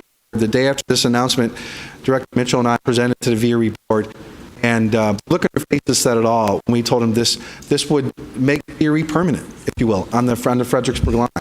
They are very pleased to hear that. Also, same with the Amtrak state-supported trains as well. Those will also be permanent as part of the CSX. Amtrak's a little different because they do have some statutory rights with the U.S. Congress, but still, getting those set zone, both VRE and Amtrak, is very important. It'll double state-supported service in the corridor, nearly hourly service from D.C. to Richmond during the course of the day. I'm not saying we're having trains at 1 a.m., 2 a.m. in the morning, but generally speaking, starting at 6 a.m. in the morning, going up until late night. Another important part of this is we are getting some late-night trains coming from D.C. going south, both in VRE and Amtrak. Right now, if you go up to D.C., take the train, you get caught in a meeting late, to see some nodding heads, you're trying to figure out an alternative way to get back to Richmond, Fredericksburg, Spotsylvania, wherever you may be going. So we will be adding Amtrak late night service 8, 9, 10, 11 o'clock at night. Some of that's VRE service too, coming south. So that'll take a lot of drivers off the road. Being able to tell people that, hey, you work late, sorry, you have to work late, but later train. Be home on a later train rather than an Uber or Lyft ride that could be very expensive to wherever you may be going. Also, this deal means 6 round trips for Hampton Roads, 3 to Newport News, to Norfolk. Just a year ago, we only had 3 to Hampton Roads. I think that's, and we started the Norfolk 2 in March. So that's very significant for Hampton Roads. The new Norfolk departure will be a late morning arrival, the early morning departure from Norfolk. And why is that significant? Because right now they have one in the 6 a.m. time frame and one in the 9 a.m. time frame. And if we were to not have this deal, we would have had to extend the 6 a.m. Richmond train to Norfolk. It's a 3:50 a.m. departure. That's not prime departure time for people wanting to get up north. They already have the 6:15. And Newport News has an early morning train as well. So adding a late morning arrival with an early afternoon departure from Norfolk was very important when we negotiated the service plan with CSX. Also increasing VRE service, and some graphics I'll show here in a second, by 75%. Again, late night and weekend service in the future on VRE, which is very important to be able to use that VRE monthly pass on the weekends. It's turning communities from bedroom communities and further integrating them into the greater Northern Virginia, DC, Maryland area. And I will note, we did negotiate some time slots on the Manassas and Lynchburg corridors for VRE. However, that is still subject to agreements with Norfolk Southern, and we'll continue to work with them. So with that, again, there's a graphic I think Jeremy handed out. It shows you a little more. It shows the same graphic we have up here. 6 additional round trips. As a note says, connecting Virginia to the Northeast. These trains don't just stop at DC. These are trains that go to Northeast Corridor. Our station pairs show that people want to go to Philadelphia, New York, Boston. We're continuing that. So we'll be working with Amtrak and CSX to further refine schedules, because as we have more trains coming online, we're going to further refine schedules and see if we can optimize them as well. We'll get one new train on the Fredericksburg line as soon as this deal is definitively agreed to, and we have a lot of agreements to get through the rest of this year. We have a binding agreement now, but still we have to get some more details hashed out. So we'll have one new Amtrak train as soon as 2020. We have the rights to run another Lynchburg train, as I mentioned earlier. It's not on this graphic, but we do have that right as well. 2 more in 2026 and 3 more in 2030. On VRE, it's very similar. Do show the Manassas line trains. It's 3.5 round trip. If you're wondering why the half because they have the late train coming out of DC at nighttime, which is, again, on the Manassas line too, that would be big, having a late train coming to serve the Manassas line. And we'll have one more new Amtrak, one more new VRE Fredericksburg line in 2020, 2 in 2026, and 2 in 2030. And again, why those dates? Because that is when the infrastructure is scheduled to be complete. As we complete more capacity, that allows for the operational flexibility. The next steps, I already mentioned, we have some definitive agreements. This includes conducting land surveys and title work. We'll have a maintenance and operation agreement, transition agreement. There's actually a few more agreements that we have to do with them. And the plan is to get those, there's differing timelines for that, to get those finalized either by the summer, for the most part, by the end of the year. We'll have to develop not only the timetables with Amtrak and VRE, but service agreements as well. We are continuing to work with the Secretary's office and others to refine the financial plan and secure locals and others in the region. And we'll continue to work with CSX to advance projects that are already in the planning phases and moving to the design phase. As you can see, the Arlington and Alexandria 4-track design, and we'll bring Long Ridge to 30% design, with the 2 procurements will be coming out hopefully in the next few months. So with that, any questions?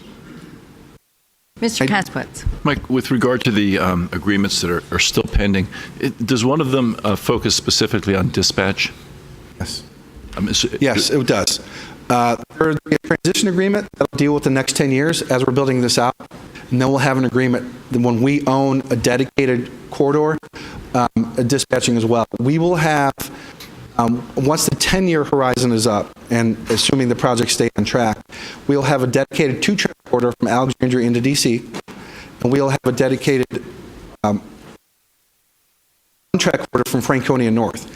There actually is a phase 3 and phase 4 we've worked out with CSX that would have a dedicated track all the way to Spotsylvania.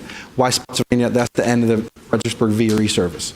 So those plans, and that phase 3 and phase 4 would just have more sidings, make basically a dedicated long 70 or so mile track from Spotsylvania into DC.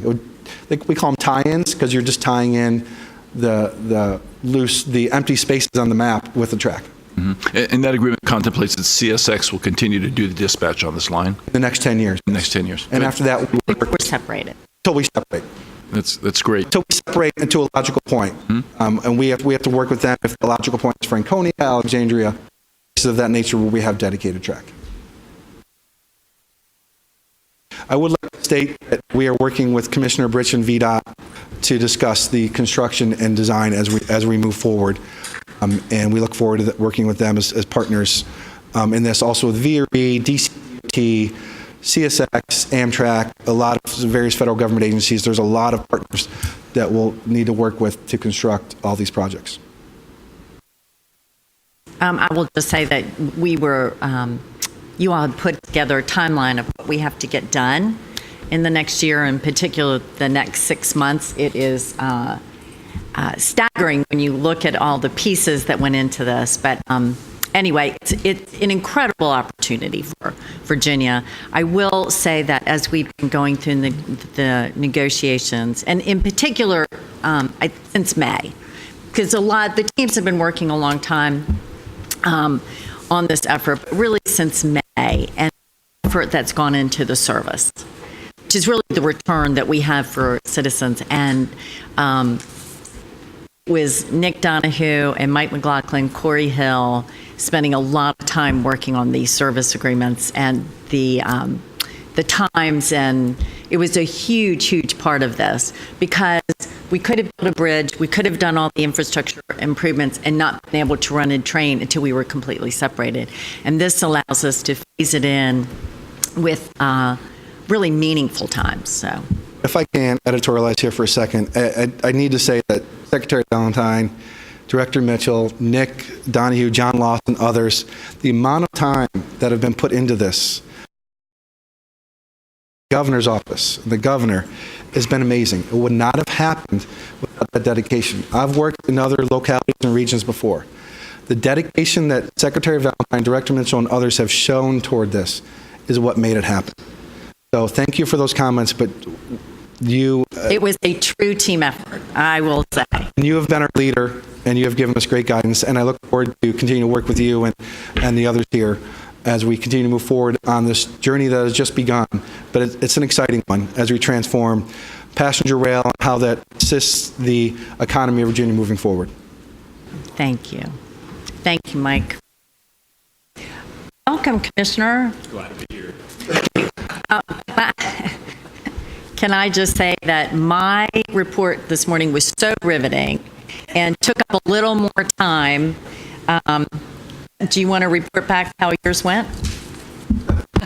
I'll say mine went so well that they're asking me to back this upcoming Thursday. He wasn't able to give his report.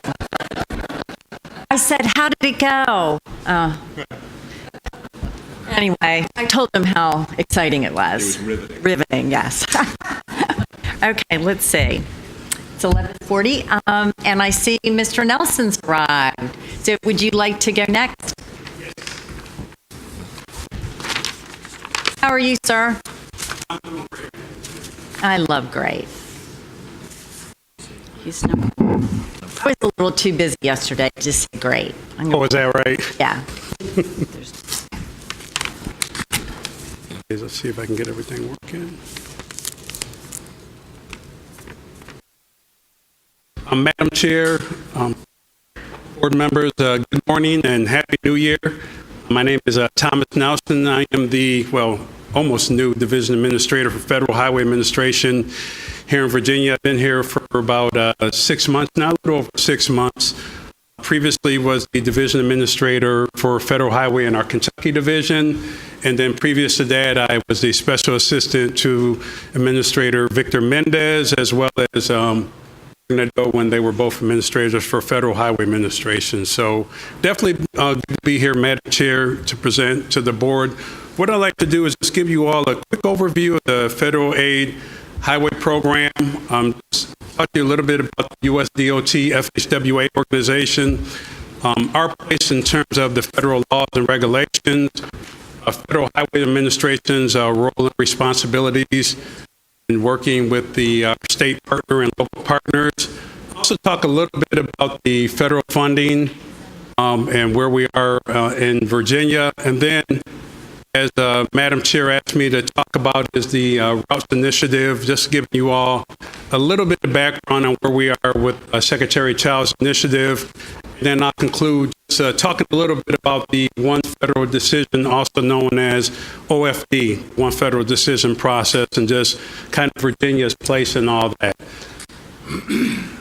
So just an overview of USDOT. I think most of you know our organization, but for those that aren't familiar with USDOT, Federal Highway is part of the overall U.S. Department of Transportation, where we have Federal Aviation Administration, Motor Carrier, Federal Rail, FTA, Maritime Administration, as well as others. Make up the overall U.S. Department of Transportation, all under the Office of the Secretary. Currently, the Secretary of Transportation, which is a cabinet-level position, is Elaine Chao. So we all are part of what we call the sub-agencies for USDOT, and these other agencies in some form or fashion we call our sister agencies. So depending on what's going on and where the projects are located, we may partner with any of our sister agencies at any one time. In terms of the FHWA makeup, we have field offices in every state in the country.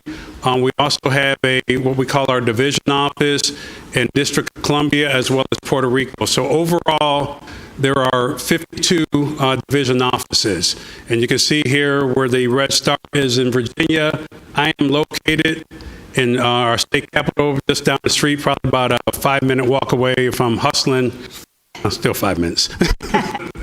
But so each of us, so our roles in the divisions is really, we're that front line of federal highway. If you look at all the USDOT sub-agencies, we're the only one that have offices in every state. So what does that mean? So if there's an FRA, FTA, some type of emergency in the state of Virginia, usually from a USDOT standpoint or any initiatives, we're usually that front line. So usually you'll see my face, even if, except probably for anything FAA, you'll probably see my face in some form of representation. Now they'll have the regional persons come, but I'll at least be that potential point of contact on some of those issues. And then as they go to our other sister agencies, then we'll work that from there.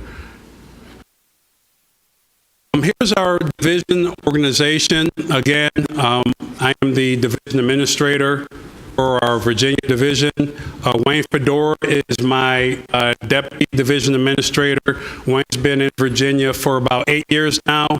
We're broken up to 2 main teams, which is our program delivery team, which is Ed Sundra is the lead for that team. That's our environmental planning, freight, as well as our finance side. And then also on the technical program side, that's headed by Daniel Mott, and that's where our area engineers, safety, ITS, and some of the other areas, or in the structure side. So that's pretty much, for the most part, our engineering side of the house. On the technical program side, roughly about 26 FTEs in Virginia, and that's probably a little higher than average. Virginia is classified as a large division, one, because of our program with Virginia DOT. Just in terms of the fundamental responsibilities, laws, regulations, Title 23 is where most of the highway provisions are. So that's pretty much what we would call where everything is codified or the law. 23 CFR is usually what you'll hear most federal highway or folks usually quoting. We try not to bring that book to any meetings. We try to keep it all at the top of our heads. And then also, in terms of some of the other things, we have NEPA, Clean Air Act, and then also some of the other things in terms of state laws, regulation, also policies, directives, that we are responsible for making sure that we work with VDOT in delivery of the overall program. The President's initiative on reducing regulations is actually taking effect within Federal Highway Administration. So we really are not introducing any new regulations. If we are, then it's basically, as the administration has said, a 2-for-1. So Federal Highway is really ahead of the mark with a lot of the other agencies of really trying to reduce some of our regulations, and a lot of that was through our stewardship oversight agreement that we have with the state of really looking to delegate as much responsibility as we can to the state DOTs, and that's actually been successful as resources on our end go down, but also as states are constrained in their overall resources. So the general characteristics of the Federal Aid Highway Program, this is a federally assisted, state-administered program. So what does that mean? A lot of times folks look at Federal Highway, we get a lot of calls from the public saying, hey, can you have the state do this project or put dollars to this project? The states have the responsibility to prioritizing the projects and funding the projects. That's not Federal Highway Administration's role. What we do is we offer up the assistance to the state, provide that stewardship oversight to make sure that those federal aid dollars are used appropriately on the appropriate projects and also on the various program codes, which I'll talk about. It does require the states to have a agency such as VDOT, whether it's called a DOT or a cabinet, that varies depending on the state. This is a reimbursement program, not a grant, and the funding is tied to the overall categories of road, and we'll talk about that as we get into this, as far as the local roads and some of the rural roads and why they may or may not get the appropriate funding depending on how they're classified. The state is responsible for paying for maintenance, so in very rare situations is if federal aid dollars going to be used for maintenance, it usually has to be tied to something else, or depending if it's a emergency relief type activity, there's a matching requirement with the federal aid highway dollars, either 90-10 or 80-20 split, and then these dollars are usually guaranteed, if you will, under the contract authority. So what that means is the DOTs don't have to wait year to year to see what their funding is going to be through an authorization Congress has given under our Authorization Act contract authority to be able to make sure there's assurance that there are federal aid highway dollars. So when we look at the roles and responsibility and abilities between the federal highway and the state roads, FHWA's role is really to review and approve the state's proposal, which is the Plan, Specs, and Estimates, also known as the PSE, and depending on our involvement in those type of projects, to provide oversight and guidance, and then also, as I said, reimburse the state for those eligible expenses. And then on the state role, obviously, to develop a 20-year plan, design and initiate projects, and basically have a system to make sure projects are delivered from cradle to grave. And then also as a caveat to getting those federal dollars, the states must have a program in place to be able to maintain and operate highways and then also provide oversight to those local programs. So at the end of the day, and it's important to really emphasize, even though Federal Highway has a stewardship oversight role, it is a true partnership. We do operate under the your success is our success mantra, and that's very important to us. And really why I'm here today is to, within that spirit of that partnership, one is making sure the appropriate information is shared with VDOT as well as the board. Then also making sure that you understand that Federal Highway, specifically our administrative coordination, we are willing to support VDOT in the delivery of their program.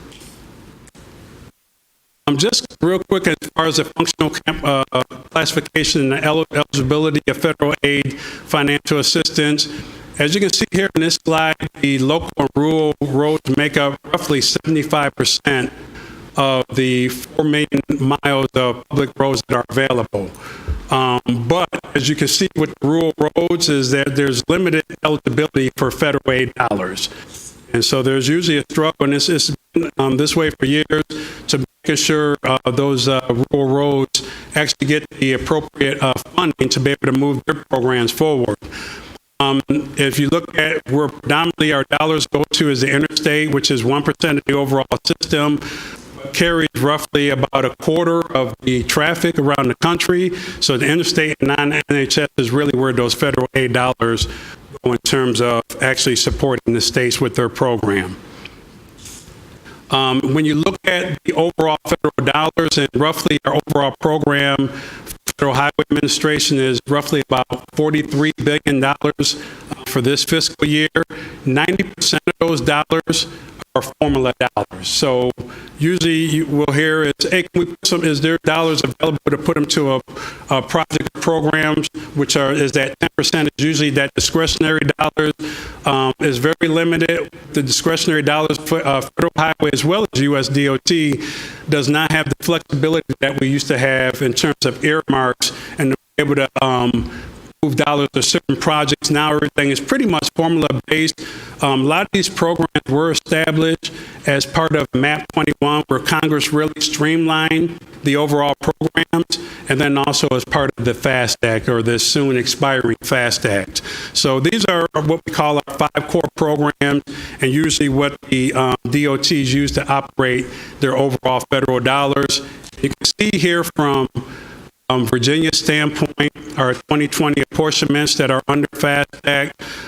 You can see basically 5 core programs, and we also have the Rail Highway Crossing Program, and then also the CMAC. But overall for Virginia, their 2020 portion total is at $1.12 billion. So when you look at the overall program, it's not a lot of money compared to the needs that we have, specifically in a state like Virginia, where there are a lot of competing interests for projects, specifically where we have our core urban areas. We also have some very important rural areas that the state needs to fund and be able to prioritize and to be able to give some of those federal aid dollars to. So that's where a lot of competing interests in terms of eligibility and be able to move a lot of these projects forward. Next, I'd like to just shift into a little bit of background on the Routes Initiative. Back in October of this past year at the AASHTO conference in St. Louis, Secretary Chao introduced what we're calling the routes. And part of this is this administration, I came from Kentucky as a division administrator, so that is a predominantly rural state, short of Lexington, Louisville, and then the upper northern part of Kentucky, which is that Cincinnati, Covington. So, and then Secretary Chao is from Kentucky, but you don't have to be just from Kentucky to actually understand some of the rural transportation challenges. That is an issue actually here in Virginia also. 19% of Americans actually live in rural areas, but 69% of our total lane miles are also in those rural areas, as I mentioned in that previous slide, where you see a good chunk of your local rural collector distributor routes are. So in terms of safety, the fatality rate per 100 million vehicle miles traveled is roughly about 2 times greater in rural areas. And I know a lot of you all have experienced that just through the day-to-day, just looking at some of the incident accident reports. 46% of our highway fatalities occur on rural roads. Also, in terms of infrastructure condition, and this is an area Federal Highway Administration has really focused on in terms of infrastructure conditions, specifically when it comes to bridges. 80% of closed bridges and 90% of the posted bridges are in rural areas. So what does this mean? Emergency vehicles are impacted, school buses are impacted, and just folks being able to handle their day-to-day operations in terms of farming equipment, etc., if there's a detour or we have to post or close a bridge, there is going to be a significant amount of time that's wasted in those rural areas of somebody actually trying to go around those detours. And then lastly, though we think opposite, when we look at a lot of the truck traffic on our interstates, 40% or almost half of the truck traffic also goes through a lot of our rural areas. So when you're looking at the economic impact, that's why Secretary Child has really put together this routes initiative to focus on those rural challenges that we're having around the country. Now, the route stands for Rural Opportunities to Use Transportation for Economic Success. And the big deal with this initiative, and I'll be upfront, there are no dollars tied to this. So there's not an X number of dollars that's tied to this initiative. And I'll touch a little bit on just some of the competitive grants that are out there. But what this does do is allow those rural projects to be competitive for those grants that Federal Highway Administration has. The infra grants, which is the old fast lane grant, and then also the bill grants, which is the former Tiger grant. So what's been going on in the past is a lot of the rural projects have not competed like we want them to compete. Also, as far as being able to have the resources to put together a good package, there's not the resources there for that. So it's to really make sure, one, we get the data that we need from the stakeholders and getting their input and how we can actually approve the rural projects to be able to compete. These grants is also to provide that information, and then also for us to be able, when we're looking at these rural projects, to be able to look at the benefits, because if you're looking at things from a benefit cost standpoint, it's going to be tough for a rural project to compete against a project somewhere in a more urbanized area due to traffic and some of the other things. So as to try to make sure we put those things on an equal level.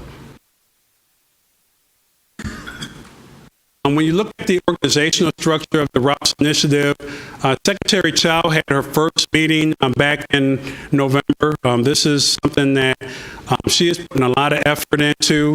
She's developed a Routes Council, which includes the OSC as the Office of the Secretary, as well as the various modal leaderships. They are meeting quarterly, and they're coordinating with the rural related programs that are out there.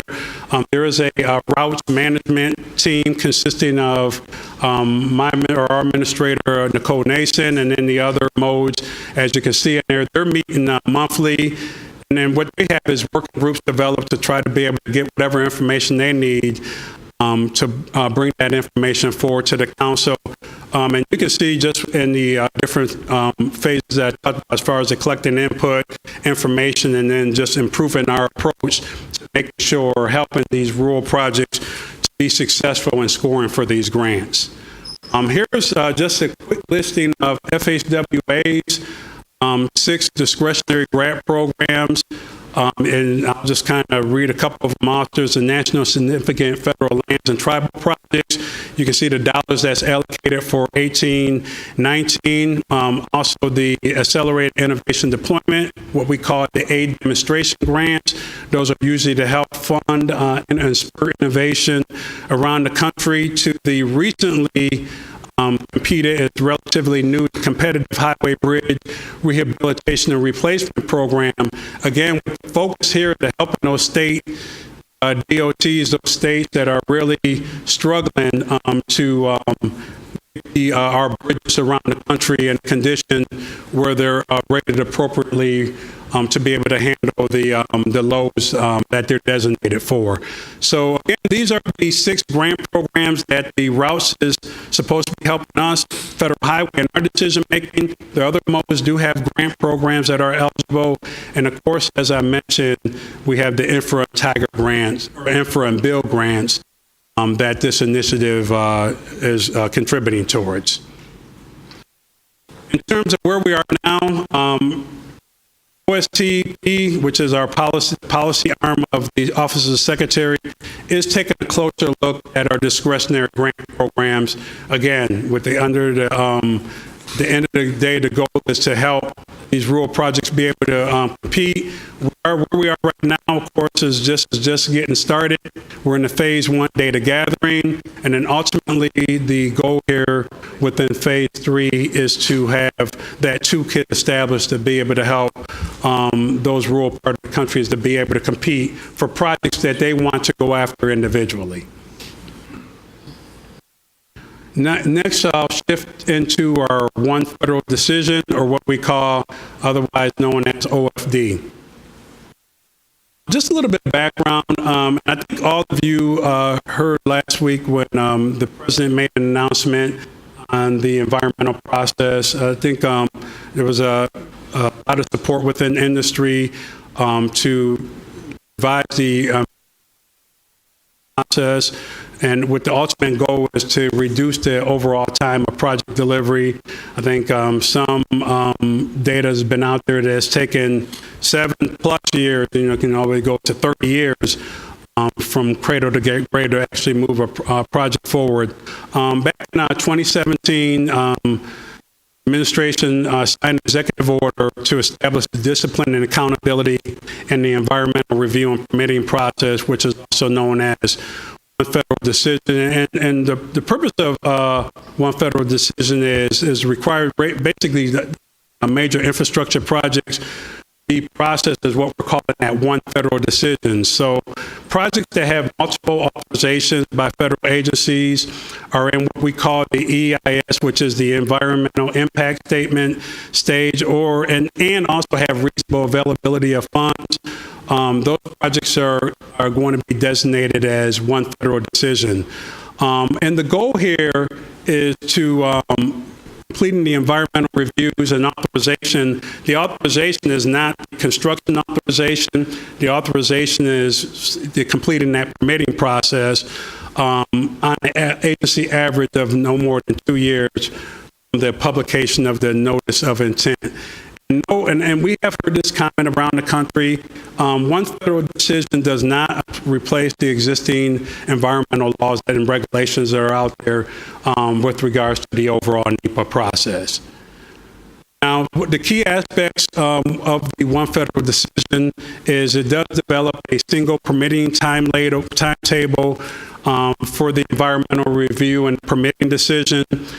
The goal is to have a single environmental impact statement. What was going on in the past is Federal Highway may have an environmental impact statement, another agency may have another one, and somebody else did. And so at the end of the day, this was causing multiple delays and frustration in our overall project delivery process. The other deal is the process causes us to sign one record of decision. And now, in most instances now, we're going with a single FEIS rod to actually expedite the process. And then what the goal is that we want to issue any of the necessary permits within that 90-day of the record of decision. And so somebody asked, is there measures? Is there measures beyond just meeting these milestone dates that are set as part of this one federal decision? Yes, there's milestones in terms of the dates for the draft EIS notice of availability, the actual final environmental impact statement, as well as the record of decision. And there's also some other federal requirements or measurables that that OMB, the Office of Management and Budget, are actually measuring as part of this one federal decision. This is something more and more as we move into the future. I would say almost all of our projects, if it's an environmental impact statement, will be one federal decision project. So Federal Highway Administration currently has 6 one federal decision projects. The first 2 in red, which is the Route 220 in Virginia, and then the I-495, I-270 managed lanes in Maryland. Those were the first 2 one federal decision projects in the country. There was also a third one that was in Illinois that wound up dropping out of the one federal decision process for various reasons. So these are the 2 out of the 3 remaining. Since that time that we've launched with the 3, there are 6 total of one federal decision projects around the country. So you'll be hearing more and more about this as we actually move forward. As with the Routes Initiative, there is no new dollars. If you're on this list, there's no additional money. What the intent here is to expedite the federal review process and actually move these projects forward. And then from there, what it does do is save the amount of time that these projects were actually sitting out there in their environmental review time. So those year of expenditure dollars were actually increasing because these projects weren't able to move through the federal environmental review process. So there is a indirect and also a direct cost savings. And being somebody that used to work in the major projects arena for about 10 years, there is a substantial savings in being able to move these projects forward quickly, because when we look at the overall cost of projects, we do look at that year of expenditure dollars. So whether it's out there in 2025 or 2035, those dollars should be really measured in year of expenditure. So as much as you can move a project forward, those are actual project savings. So with that, Madam Chair, I'm opening up for questions. I have a question. When you and I have spoken about some of these programs, I asked you, how was the Route 220 project selected? I don't know if you know the answer now and you were going to do some homework, because I didn't know if you were able to. Well, homework is done, Madam Chair. Route 20 was selected, I think back probably about 2 years ago. There was a push from USDOT to select the one federal decision projects around the country. So as you look at the top two in red, there was a push for one federal decisions, and Virginia was one of the states that was asked and gently nudged to make the Route 220 a one federal decision process. Now, with the caveat that it already had to be in the environmental process, there was a push to try to have this within that 2-year window. The division as well as VDOT pushed back on the Office of Secretary at that time to say, hey, this project won't be within that 2-year window, it'll be a 3-year window. But it was a push from USDOT Federal Highway to have Route 220 be a one federal decision project. Insights into that? At the time, the administration was looking for projects where we could that were at a certain phase, that we could actually have show the benefits of the one federal decision.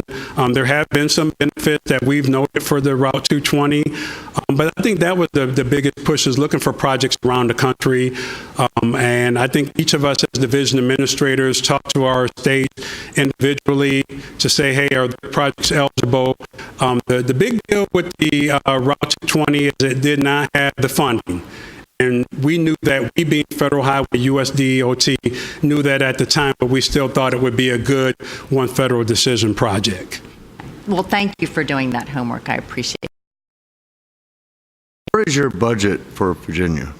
That is the $1.12 billion that I showed you from the federal aid dollars. And I'll go back. What's your total budget? Yeah, that's the total budget for, I'll go back to that. Here we go. So this is it broken down by program. Now this is before, and you can see in the parentheses, before the post-apportionment set-asides, before penalties. So there's a 154, 164 penalties, and then also the sequestration. So there's some other kind of asterisks on that, but overall that's the amount that's apportioned to Virginia. Thank you. Mr. Kasper. Mr. Nelson, thank you for your very clear presentation. I think it's helpful to all of us, especially on the routes program. The website is not very informationful. You've helped clear up some of the questions I had. But a question on the routes program, I'm sorry, the OFD program and process. Does the issuance of a ROD require that the project have a funding commitment? It requires that it has funding for a subsequent phase. So whether that's dollars for right-of-way, preliminary engineering, it doesn't have full funding. So it's what we call fiscal constraint. Okay. What we try to do is not say, okay, Commissioner Bridge, that we need all the money. What he has to show is funding for a reasonable funding. So that could be TIFIA, it can be tolling, however that is designated. It just has to have what we call a reasonableness. it would be for a actionable substantive item like right-of-way or like preliminary construction, if you will. Yes, what we would designate as the subsequent phase. So however that's designated, and we usually work with the state to be able to designate those fiscal constraints. Okay. You mentioned the disproportionality and the challenges of funding rural projects. This is something we live with day in and day out here as well, obviously. And you emphasize there's no new dollars anticipated based on OFD or the routes program. Is there any consideration given to changing your formulas, your approach to how these dollars are allocated, to perhaps shift more of the dollars available in that small discretionary component to rural projects rather than more urban projects? Thank you for the question, sir. What would have to be, that had to be part of the reauthorization. So reauthorization so this is the FAST Act, and then before that was, as I mentioned, MAP 21 really sets our programs. And then from there, it's designated what the match is. So some programs are 90-10, 80-20, et cetera. So that had to be designated as part of the authorization through Congress. We can't change that designation of that formula base once it's set, and those discretionary dollars. And as I mentioned, as things start to evolve, kind of the workaround with that was usually earmarks. And so that's why you hear more and more now, hey, let's look to bring that back. But that was kind of that workaround and the flexibility that we had in terms of those quote unquote discretionary dollars. Now the federal highway discretionary dollars are really tied to the 6 programs that I have. Now we've been hearing potentially that under the reauthorization there may be some more grant, but we don't know that right now. So until this next reauthorization bill is flushed out, we won't know the details of that. Okay. But when you say more dollars, perhaps direct towards rural projects or just more dollars in general? It depends. That part we don't know. It depends on what Congress designates as part of the overall funding for the USDOT Federal Highway Program as part of reauthorization.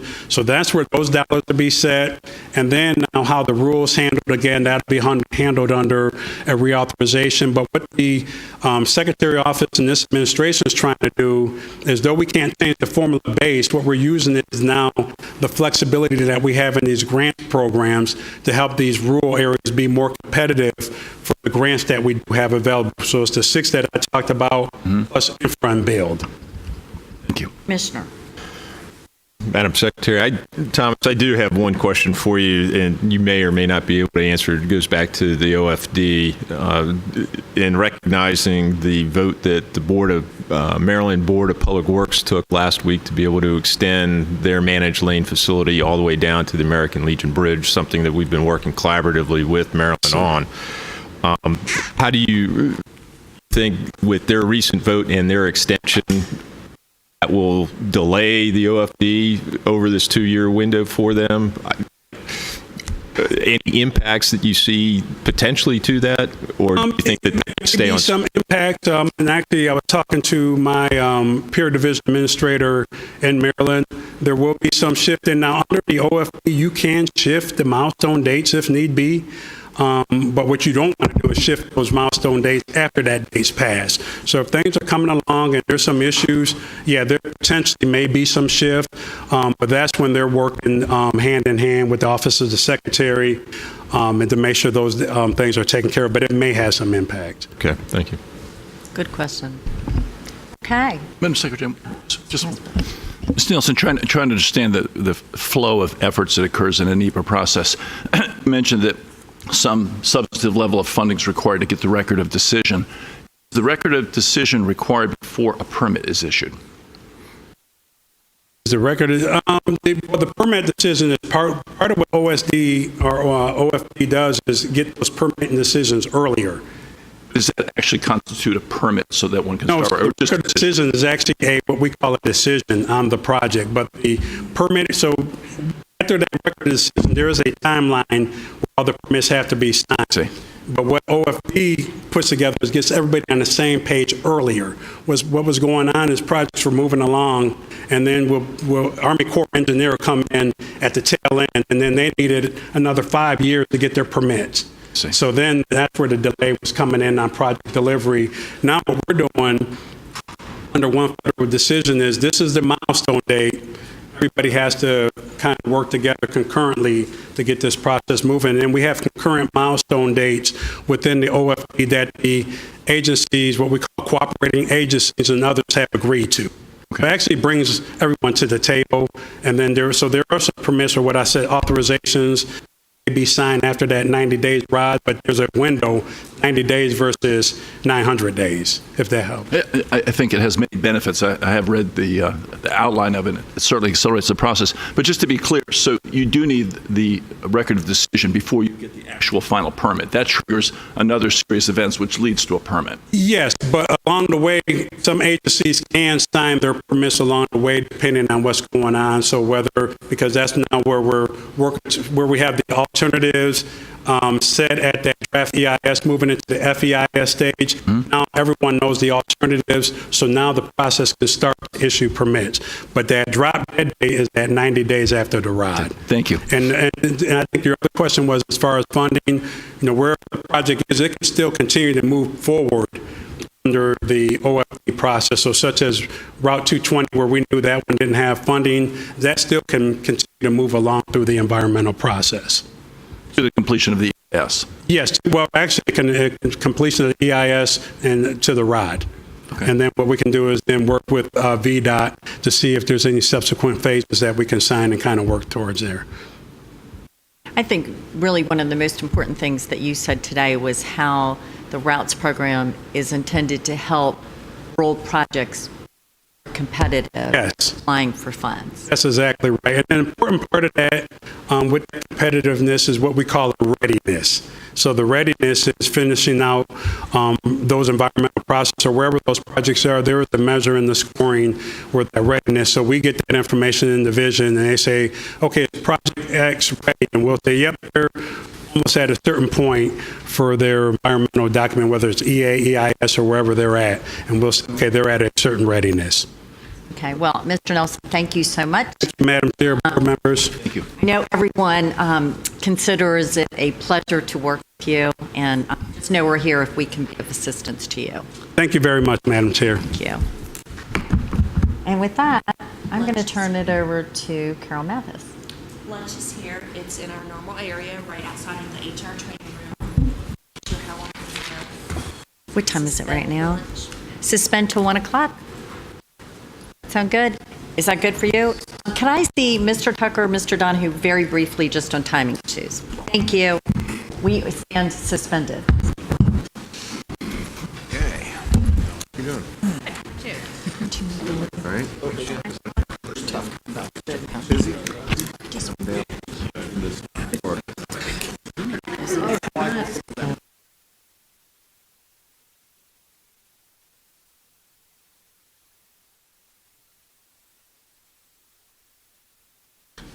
And you need to run down the hill. Ma'am. And I appreciate, Madam Chair, members of the board, Nick Donahue, Deputy Secretary of Transportation. I appreciate your indulgence in letting the agenda change dramatically here. The General Assembly is in session, and that's what I will be talking about this afternoon. And so they've already adjourned for the day, so we need to head down to the building after this presentation. So again, I thank you for letting me go now. And so when you finish, I'd like to just compare the two so we can decide which one goes down. Okay. So I'm really here today to talk about some legislative proposals that have been submitted by the administration. I'll also hit a few other key pieces of legislation that have been introduced, just to give you kind of a quick overview of some of the other things that are moving. It is far from comprehensive. They can still actually introduce bills until Friday. So what I'm talking about today is a snapshot in time as of 8:30 this morning when I finished this presentation. The other thing that I want to make you all aware of is there are also budget amendments that come out, I believe, later this week. I've been told there's over 900 budget amendments in the House. No one has given me a total. Those aren't just transportation. That's in total. So many, many sections of the budget. We are but just one. There are also Senate budget amendments. And again, budget amendments often can be as meaningful or powerful as a bill. They're typically short and reference a lot of item numbers and other things. They're not always as clear on their face as a bill is, but we'll understand what those are, shortly, and obviously be in communication with you all if there are any of interest. So there are 3 bills the administration has put forward this year on transportation. The first is an omnibus transportation package that is being carried by Speaker Fillercorn and Majority Leader Saslaw. The second is a transportation safety legislation that's carried by Delegate Jay Jones and Senator Luis Lucas. And the final piece of legislation is the Hampton Roads Express Lanes Bond Act, which is being carried by Delegate Jay Jones. So I'm going to walk through kind of each of these and again briefly talk about some other legislation that's been introduced. So the omnibus transportation package has 3 really kind of key components, and they're all based on things we've talked about here with this body over the last 12 months. So it restructures Virginia's transportation funding model. It helps us transform rail in the Commonwealth, and then really improves highway safety on Virginia's roadways. So as we've talked about, and the Secretary and others have really talked about with this board, we really have an unsustainable funding model for transportation in the Commonwealth. We've went through the review of the sustainability of revenues that we really talked about. In 2018, for the first time ever, we had this situation where driving went up in the Commonwealth and our fuels tax collections went down. And if you really kind of think about what that means is people are using more and more of our system, and they're paying less and less to do so. This is something that we always said was going to take place in transportation, and unfortunately, in my opinion, that inflection point took place last year. We saw the same thing happen in 2019. Driving did go up, and our fuels tax collections continued to decrease there, and so we think this is something that is likely to continue, and unfortunately, potentially accelerate kind of moving forward into the future. So I know you all saw this slide at your October meeting, but again, KPMG kind of forecasted, looking at our gas tax collections, where could we expect to be in 2030? And they used a number of models out there, Credit Suisse, Bloomberg, Moody's, and others, to try and extrapolate and project efficient penetration of electric vehicles and changes to fuel efficiency of the fleet here in the Commonwealth. And what they really think could happen is basically in 2030, we could be a third lower than where we otherwise should be in our gas tax collections because of increased fuel efficiency and the increased penetration of electric vehicles. I think we spent a lot of time, and the legislature spent a lot of time talking about electric vehicles. That's not the big problem over the next 10 years from a sustainability of our revenue standpoint. Electric vehicles are not a problem, but with regard to our budget. We support energy efficiency. Yes. The really big change is the fuel efficiency. And so you have people who are buying new cars that are getting more miles to the gallon. They're selling their old cars. People are buying those old cars, and that's also an improvement in fuel economy. And so that really compounds kind of the effect here. And so again, almost 31% of this kind of 35% reduction or potential reduction in revenues is due to the increase in fuel efficiency of these vehicles. As we did the study, one of the other things we also really saw is when we look at the motor fuels tax rate in states, Virginia has one of the lowest gas tax rates in the country. And so we have a statewide gas tax rate of 16.2 cents per gallon. We do have the 2.1% in the 3 regions, Hampton Roads, Northern Virginia, and 81. So this 22 cents you see here is kind of includes that 2.1%. So that's the weighted average of the gas tax in Virginia. We're at 22 cents in Virginia. The national average is over 36 cents. So we're in the bottom 10 states here as you look at it, but we're also the states with one of the largest responsibilities for transportation, with all modes of transportation, almost all local streets, and a host of other kind of responsibilities that do make us an outlier to a certain extent with regard to our responsibilities. I have one question. When you're comparing to the other states, gas taxes are number 3 revenue source. Our 1 and 2 revenue source, I wonder how it compares with those other states. So a lot of other states do have other revenue sources. Some states are solely reliant on the gas tax, but what we saw as we looked at this is many other states do have additional revenue streams as well. So there are a few other states, I believe 5, that also rely on the sales tax. But I think the thing that makes us more unique and relative to us having those additional revenue streams is our responsibility. So most other states, they do basically what we would call the primary network. Here in Virginia, they have no responsibility for providing a lot of money to cities or counties for those local roads. And in a lot of other states, they have no responsibility for, or limited responsibility for, transit, passenger rail, ports, or other things of that nature. And so I think the true multimodal nature of our transportation program makes us pretty different in that regard. And I think our funding sources also kind of reflects that. I will just say we do have a chart. I think that's such a good question. We do have a chart of what a large number of states, what other states like. There's 6 of us who use the sales tax, but there's corporate tax, tourism taxes, a host of taxes that other states also incorporate. So I'll give you that chart. I thought it was very interesting. Do have the motor vehicle sales and use tax, which is one of those 2 that you referenced. So we are not an outlier in that. In fact, that is typical. That is a transportation revenue stream in most states. The 22 cents jumps out, but I'm just looking at the overall tax burden that we get from the citizens for our transportation program. Is that low, high, competitive? I'm just curious. And Madam Chair, Mr. Malvin, doing an apples-to-apples comparison is made difficult by the differing levels of responsibility. So in Pennsylvania, property taxes pay for maintenance of local roads, reconstruction of local roads, and even widening of local roads, whereas here in the Commonwealth, that's funded by the state out of the state coffers. And so collecting that kind of magnitude of local data to do a direct apples to apples. Getting apples and apples would be very difficult because of the nature of our program. And I got it. Good question. Madam Chair, Mr. Smoot. the so-called titling tax, does that all go to transportation? Madam Chair, Mr. Smoot, yes, we have a 4.15% sales tax on motor vehicles. So that is the sales tax you're talking Yes, about. and that is dedicated to transportation. Which my impression, correct me, is that Virginia is relatively high in that regard among states. Madam Chair, Mr. Smoot, I think it's the opposite.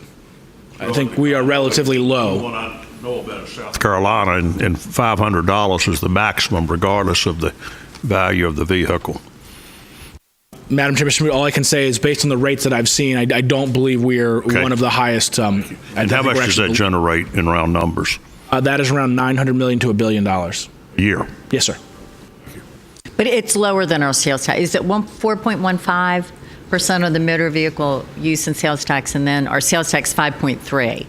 So it's 1.15% lower. People always look at that as a possible way to raise funding. Madam Chair, another issue impacting the sustainability of our transportation revenues is we indexed our fuels tax to the sales price of gas and diesel with the expectation that that would always increase. So what you kind of see on this chart, the blue line is taking the projections for what we thought the fuels tax would be bringing in 2018 and looking May I interrupt you for 1 second? Because this is streamed, I did say that people look at that as a possible revenue source. That is not what we're recommending. So I could feel my phone was about to blow up. No, we are not recommending that. So there you go. Thank you, Mr. Donahoe. And so the blue line here shows you the expectations for what the fuels tax was going to bring in when 2313 was passed. And so they thought in FY18 it was going to bring in around $980 million a year.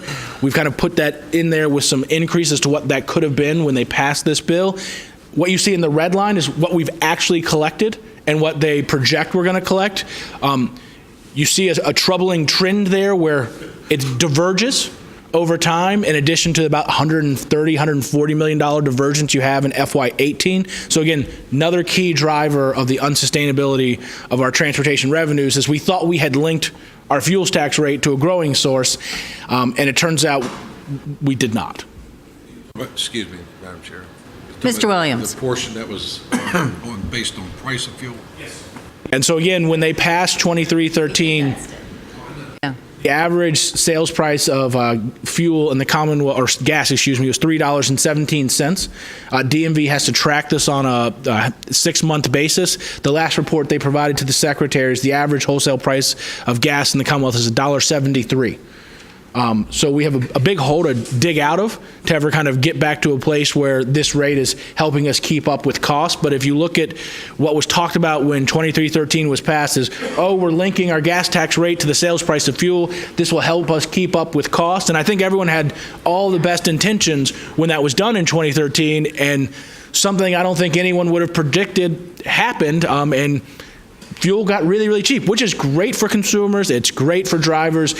Again, really, really bad for our budget. So just same thing with the fuel efficiency here. This is a great outcome for our citizens and those who use our roadways. It's just a very bad outcome for our transportation budget. The other component is in 87 when we raised the fuel tax and didn't raise it again till recently. We were okay because demand was growing. So our increase in demand was kind of keeping pace with inflation.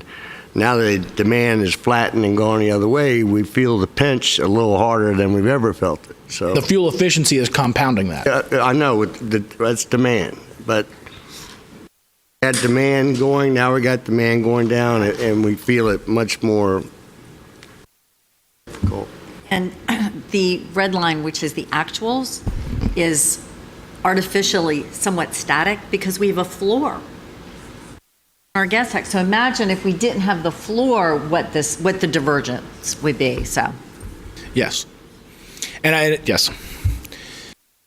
So what this legislation does is several things when it comes to restructuring our transportation funding model. So on this slide at the top, you see how our existing transportation taxes and fees are allocated.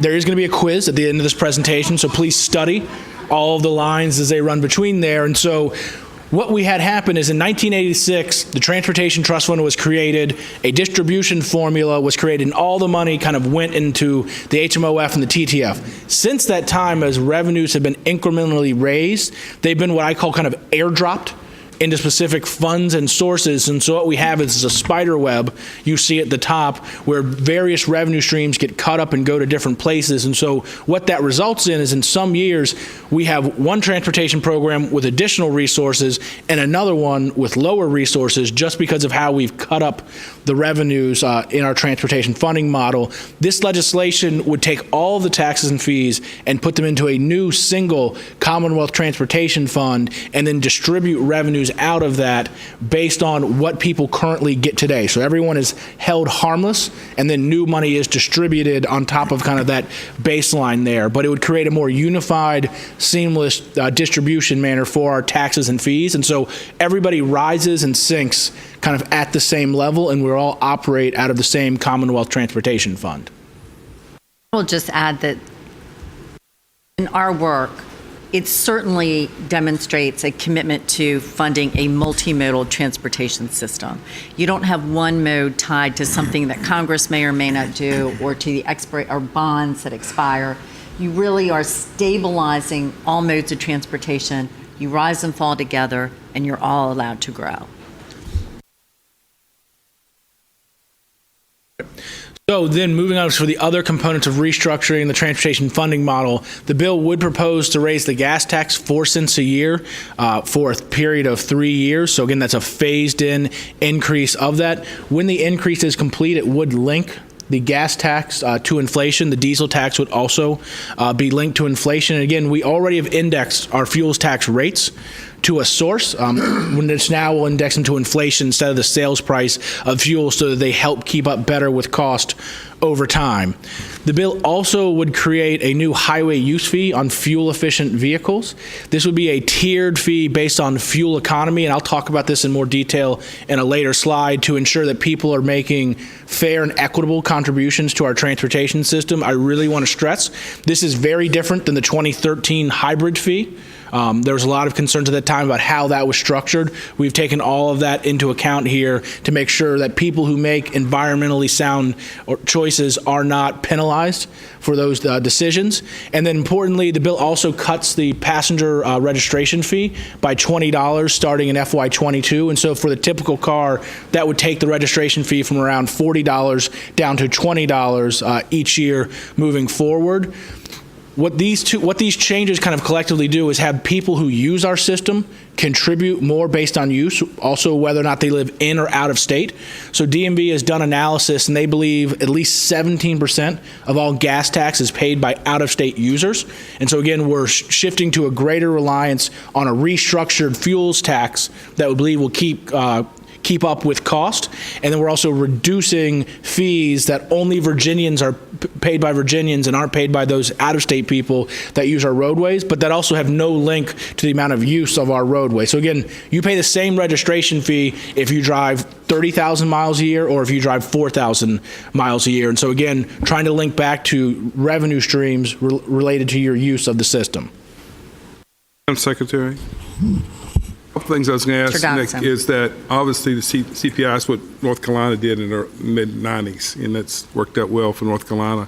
But what happens, the passenger fee, is that just privately owned vehicles? I mean, we say passenger vehicles. What is passenger, I mean, if somebody asks me what a passenger vehicle is, that just your privately owned vehicle or no commercial vehicles?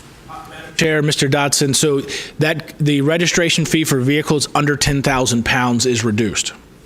So that includes both trucks and cars. So if there is a truck used for a commercial purpose that happens to weigh 5,000 pounds, it would have its registration fee reduced by $20.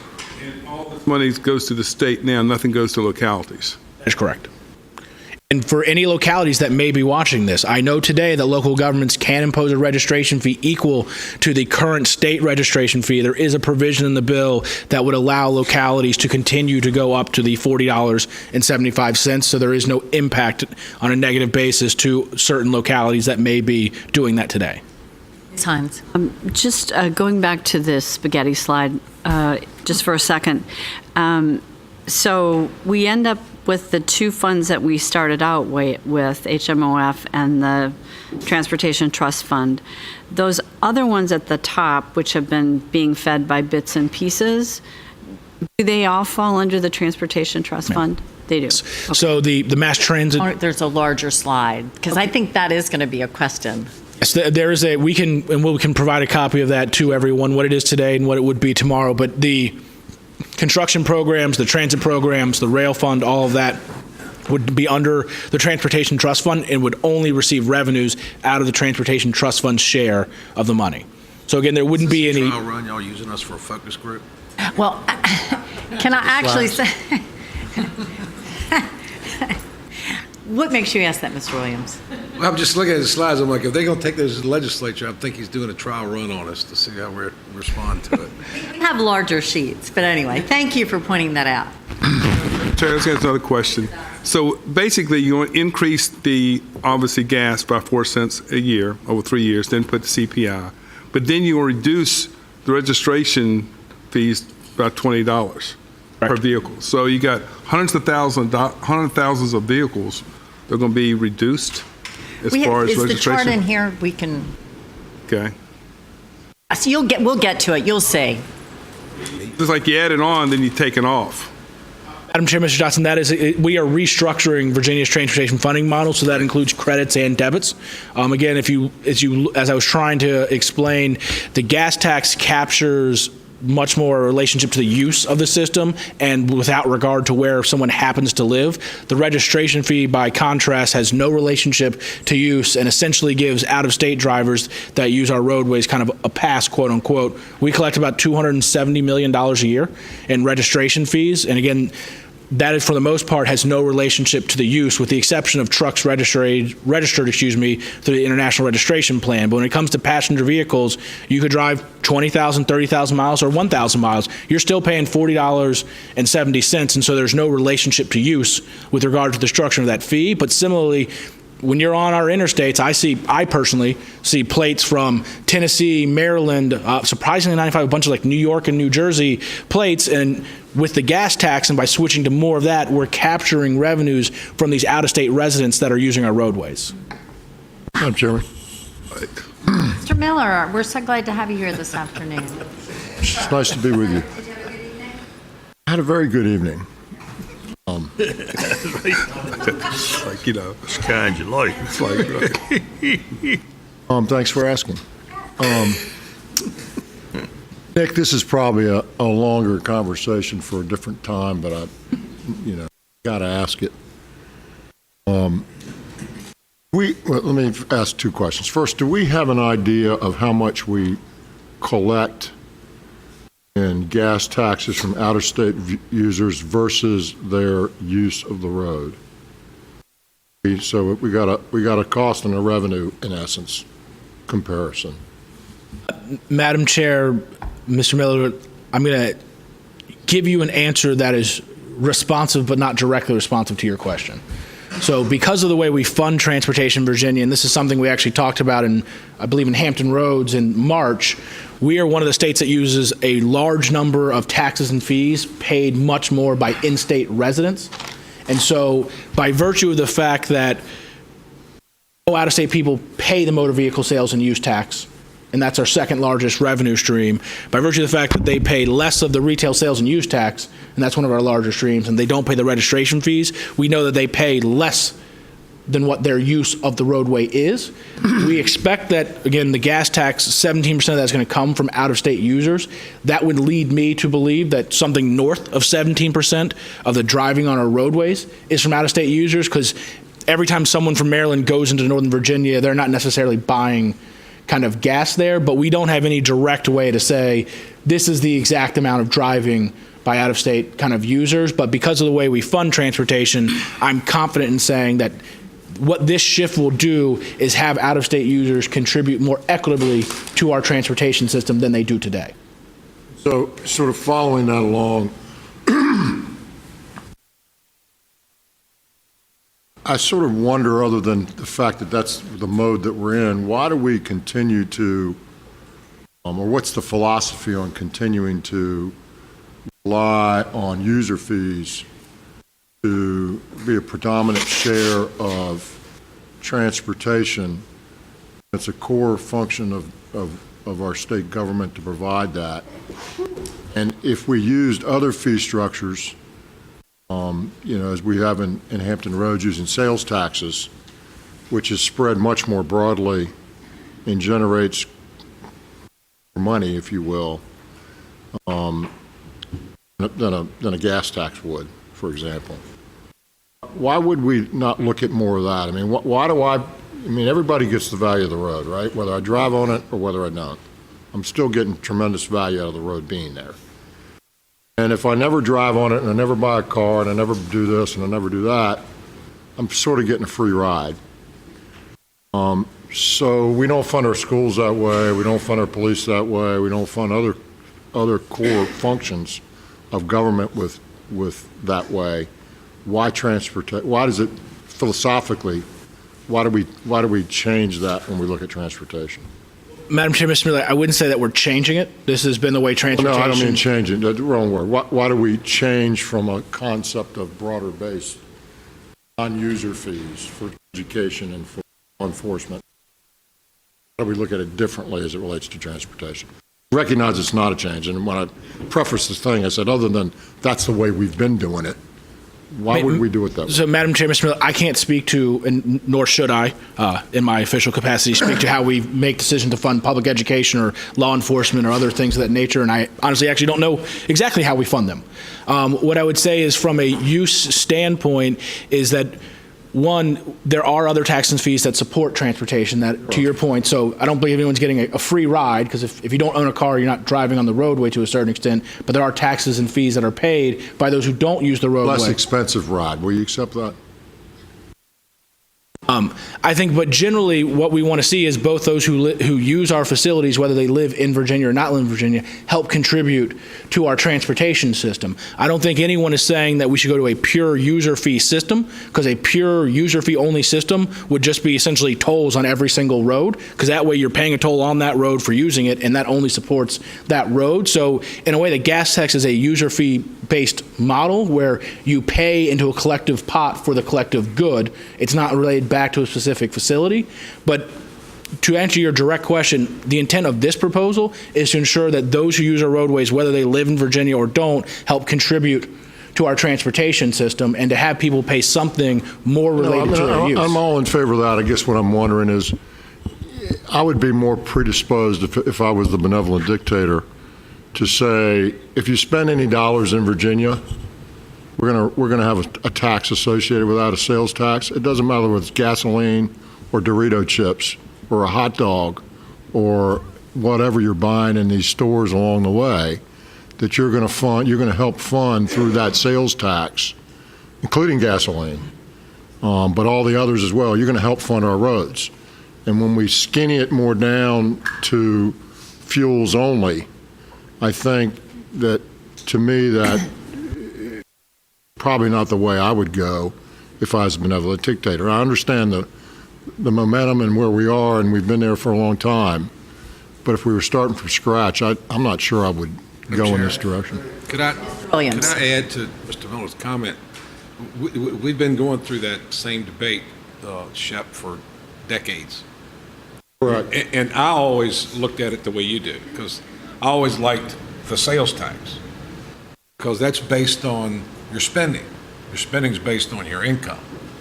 Exactly. A guy that can't afford a Exactly. vehicle, he's got to drive 10 miles to work, just like you do, and it's a regressive tax. It's a regressive direction to go, but I prefer the sales tax because I think that more genuinely reflects the spending habits of the person and probably the income of the person. And to that point, if you tried to raise the gas tax in Hampton Roads to pay for what they're paying for, the sales tax for the Hampton Roads projects, imagine what that tax would be. Been there and done that. Actually tried. Noted. We understand the philosophical position. One more question. Mr. Malvin. I don't know if you can put a protection measure in there for demand of gasoline. So if there's a variability in demand, obviously the decline, when you true up for CPI, you can true up for the difference in demand, which gives a more stable flow and a more predictable flow of revenue. Mr. Muller, that's actually what the highway use fee, which is what I'm getting ready to talk about, is trying to address. So if I could walk through that and see if that gets at some of the issues that you're talking about. Yeah, because demand's going to go down on that product. So I'm just trying to protect that revenue stream. Yes. Highway use fee, to this next slide, is intended to capture that exact issue that you reference. And so today, what the purpose of this fee is to ensure more equitable contributions from our system. Today, Mr. Williams, as you noted, you could have someone who's bought a 2019 Toyota Camry hybrid. They get 52 miles to the gallon. You got somebody who has a 2000 Camry. They get like 23 miles to the gallon. And you have this person here paying twice as much as somebody else to use the system. The highway use fee is intended to try and ensure more equitable contributions to our system, again, without penalizing people that have made kind of decisions. There was a lot of criticism in 2013 of how the quote-unquote hybrid fee at that time was structured. I actually found many of those valid, and so we've taken those criticisms and used that to help shape this policy. And so the way this would work is a fuel-efficient vehicle would be assessed at the time of registration, a fee that would basically be 85% of the difference between what the average car pays in gas tax and what they pay. And so to use my kind of simple example here, and I had to write it down so I wouldn't screw up the math, because believe it or not, I can't do 85% very easily with any number. If the average car is paying $100 a year in gas and a fuel-efficient car is paying $80 a year, that fee would be 85% of 20, which the slide tells me, and I hope this is right because I actually did this one in my head, is 17. So that is what that kind of fee would be. I should note that fuel-efficient vehicle, they're still saving $200+ a year in fuel cost, because again, the tax on gas is a very, very small portion of the actual savings a driver of a fuel-efficient vehicle realizes. And then similarly, for an electric vehicle, they would pay 85% of $100, so their fee would be $85. And so again, it's kind of just structured here all with the relationship to, what is the difference between your fuel-efficient car and the average car that is on the road today, which DMV tells me is 23.7 miles per gallon. Madam Chair, I see where you're going. My suggestion is it's a hell of a lot simpler than that. If you're going to have a baseline demand and then true it up every year with the CPI, that gets us to the same place without an algebraic formula there. Well, but Madam Chair, Mr. Malcolm, what this one does is that concept as you described would apply that to everyone, even those without the fuel efficient vehicles. And what this one does is ensures that people are generally contributing more equitable and equal amounts. Under your one, the person with the 2019 Camry and the 2000 still have that great divergence in what they're paying, even though they're taking up the same amount of space on that roadway. The ones using less fuel, they're paying less. Here we go. That was my point. We're going through lots of gyrations just to Madam Secretary. to make it a user fee. So Nick, this requires, the devil's always in the details, but a high degree of accountability on the amount of gas tax one is paying. How would... Madam Chair, Mr. Kaspitz, the way this would be structured is today, the average car drives 11,600 miles, and the fee is based on that. It's based on averages. There you go. There you go. No. Oh, I'm sorry, Ms. Hines. It's an annual fee, and whatever year you happen to buy it in, that's the fee you're going to pay for the life of that car? Whatever the actual fuel economy is the car is what you would actually pay. And so that wouldn't change over time. I would know that my user fee was going to be $45 or whatever. Oh, yes. There would be some stability in the fee, yes, I'm sorry. We wouldn't have that as... It's the average as it is today. The average doesn't change every year. Do you want to just mention the pilot that we're asking DMV to do? So, another provision of this... The money man to straighten him out. So there is another provision in this that would direct the Commissioner of the Department of Motor Vehicles to establish a vehicle miles traveled pilot program. This will take a year or two to put in place for people who might pay this highway use fee so that they could try and pay on a per mile basis. The purpose of this program is really twofold. It's to understand whether or not this is something that can work for the Commonwealth longer term as the nation starts to look at this, but then also for people who live in an area that only drive 2,000 or 3,000 miles a year. They can say, I don't drive the average, which is 12,000. They would have the option to pay on a per mile basis. This is similar to what's been done in Utah and Oregon, two states with very similar political persuasions. So they kind of looked at this, that was a joke, situation here, and they thought that was kind of an equitable way of putting something in place. Again, just to kind of make the point here from an equity standpoint, the way things work today, if you happen to be able to have the resources to buy a newer and more fuel-efficient car, you pay a lot less in gas taxes than someone that has an older vehicle. And so this fee helps equalize what people are paying to use the roadway.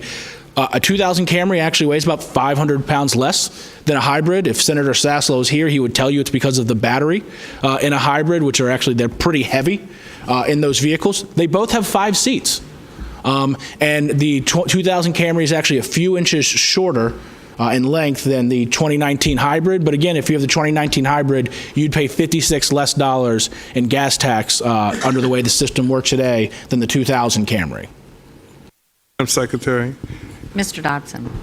Going to kind of use us as a sounding board before you go in front of the General Assembly committees. Madam Chair, Mr. Dodson, no. I'm just saying. I'm whatever. presenting the governor's transportation package to the board. Okay, I'm just saying. The bill is introduced. It's been printed. I'm just using. Okay, so I'm using highway use. When you take a 2010 Camry compared to a 2019, who keeps a vehicle for 18 years? People who cannot afford to buy a new vehicle. Our 2000 Camrys registered in the Commonwealth today. That makes. It's just like Madam Chair, I'd be happy to report back to the board the difference of the amount between the 2019 hybrid and the 2010 Camry. It wouldn't be as large, but it would still exist. More compelling argument when you have a vehicle 10 years difference rather than 18, 19 years difference. It's just feedback. Don't get me wrong.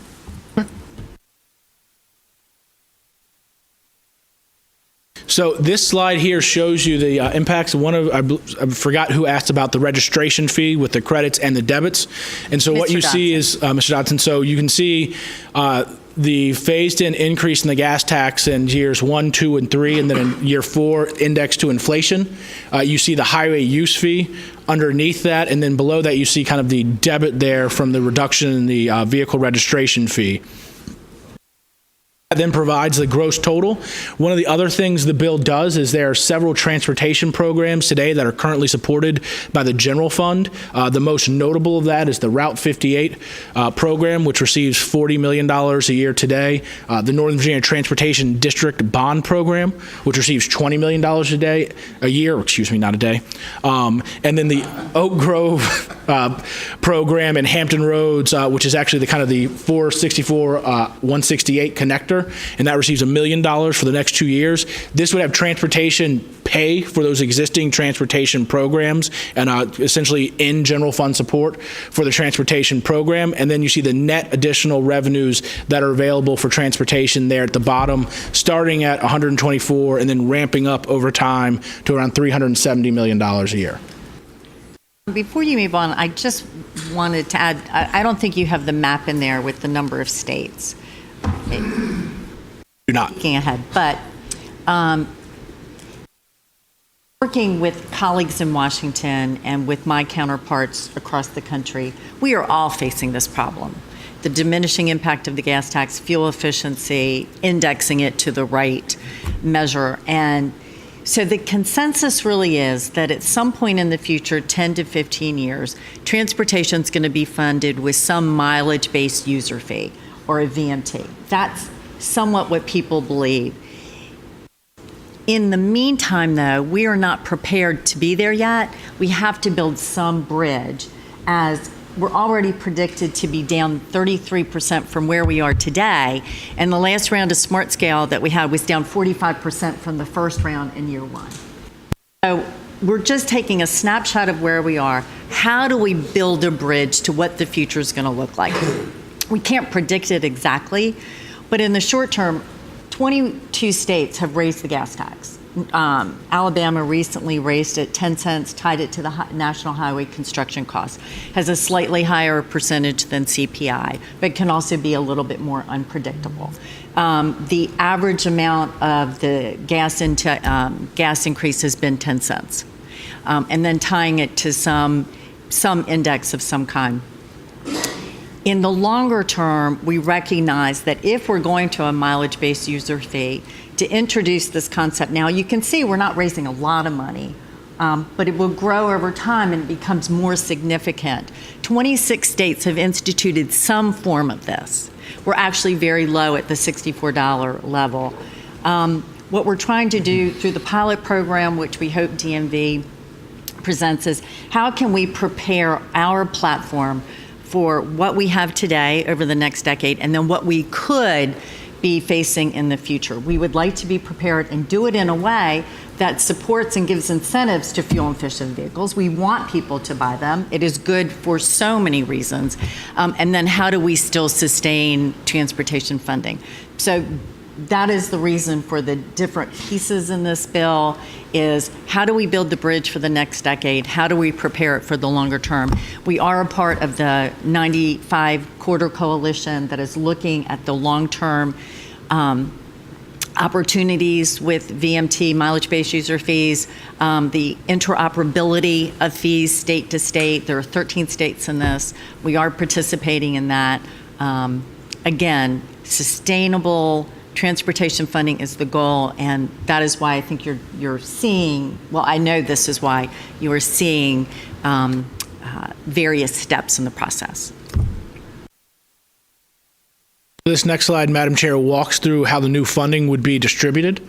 And so again, the money does ramp in over time, and so it really takes until year 3 or 4 to kind of get to the ultimate distribution of these funds. The bill would increase the available resources for Smart Scale in Round 4 by $200 million. If you recall, we've been in a kind of a trend in the other direction in Smart Scale, where we had well over $1 billion for Smart Scale in Round 1, around $1 billion in Round 2, and then less than $800 million when we started for Round 3. And so this would start to put additional resources back into that program. I think we experienced in this last round what the difference $200 million can make We saw in round two, a lot of projects in your districts got funded, and not having that last $200 million, I think you all can attest, made a really, really big difference with regard to what got funded this time around. It also restores funding to transit from the end of the CPR bonds in 2018. Some of you may remember in the House Bill 3202, transit was given $60 million a year, and CPR bonds, those expired in 2018, and so this bill would put additional funding back into the transit program for both capital and operating purposes. It does provide funding for the special structures, so the commissioner has briefed you all in detail on his comprehensive review on pavements, bridges, and structures, and so it provides $85 million a year for the special structures program so that we can start to rehabilitate and replace those structures over the next 20, 30, and 40 years. It increases safety funding by 33%. It also provides the extra funding to the VDOT maintenance budget to meet the long-term condition targets for interstate and secondary highways. As the commissioner noted, he does need an additional, I believe, $38 million a year for the first 6 years and a higher amount moving forward. And so this would allow us to meet those targets in the long term. It also provides additional funding for city streets. In Northern Virginia, it also provides $50 million to match the federal PREA funds. Those are funds that go to WMATA. The way the PREA funding works is the federal government puts up $150 million, and then each of the jurisdictions, Virginia, Maryland, and D.C., come in with another 50 each to provide a total of $300 million in additional funding to WMATA. We've been matching that out of bond funding. Our last authorization is FY21, so after the next fiscal year, without any action of this body or the General Assembly, we effectively have no means to match that, which would put a $300 million hole in the WMATA budget, because if Virginia doesn't provide their share, well, Maryland's probably not going to provide theirs, and then I suspect the districts and the federal government will also keep their funds as well, and so that would have a significant impact on WMATA. And then it also does create a new transit incentive program that provides some resources to this board to try and address some key problems in our urban areas with our transit systems that I'll walk through in a little bit more detail. Does help support our rail announcement that Mr. McLaughlin talked about and that we briefed you all on previously. It does this. Well, and why are we doing the rail announcement? Sorry, guys, it's been a long day. Is, one of the importance of this rails is we did the 95 corridor improvement plan. We looked at congestion along the 95 corridor, and adding a lane in each direction, despite the $12.5 billion price tag, did essentially nothing for congestion in essentially day one. So you can see in this chart, and I always say this, green is good. Red and orange is bad. That means slower. And so you can see in 2030 with no new lane, from Garrisonville North, it's essentially you don't want to drive on 95 during rush hour, even with a new lane. In 2030, from Garrisonville North, after a $12.5 billion expenditure, you don't want to drive on 95 north of Garrisonville. And again, in 2040, conditions just continue to deteriorate. So again, this rail initiative that Mr. McLaughlin talked about earlier is critical to really improving travel along the 95 corridor, because we've hit that stage where you simply cannot pave our way out of congestion in Northern Virginia. And so this initiative is really critical to helping improve travel along that corridor. So what the legislation will do is establish a Virginia Passenger Rail Authority. The purpose of this authority is to own and manage the real estate that we will be acquiring from CSX. It will also contract with Amtrak and enter in contract with VRE for the operation of those services over the tracks that are going to be owned by the Commonwealth. The bill also authorizes debt backed by the I-66 inside the Beltway toll revenues. As we briefed you all in December, we have been working with the Northern Virginia Transportation Commission in a collaborative fashion to amend our existing memorandum of agreement to allow the use of toll revenues for this purpose. The commission was briefed that this would be included in the legislation, so this is not a surprise to any member of that commission. Again, this is something we're working on in collaboration with them. And the bill also consolidates the Rail Enhancement Fund and the Intercity Passenger Rail Operating Capital Fund into a new consolidated Commonwealth Rail Fund. Nick, that's outside of those other two funds? Oh, that's going to be a component of the Transportation Trust Fund, just like the REF and IPROC were today.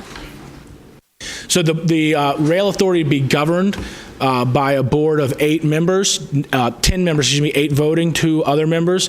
It would have 2 residents appointed from the Northern Virginia Transportation Commission boundaries, 2 from the Potomac-Rappahannock Transportation Commission boundaries, 2 from the Richmond area, 1 from the Hampton Roads region, and another from the area served by Amtrak service in Western Virginia.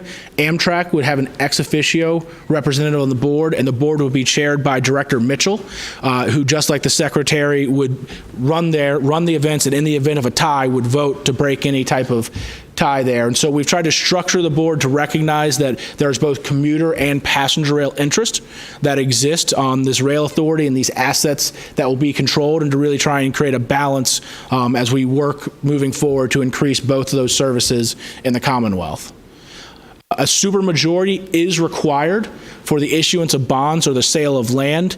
As we've talked about previously, one of the other things this authority does is helps protect these real estates and assets to make sure that they're here. The Commonwealth owned a plurality in this 95 rail corridor until 1992, and so we want to make sure that in the future there will be an extensive discussion prior to the sale of any of that land, and so 6 out of 8 members would need to vote for the sale of any land, and similarly, that same number would need to vote for any bonds.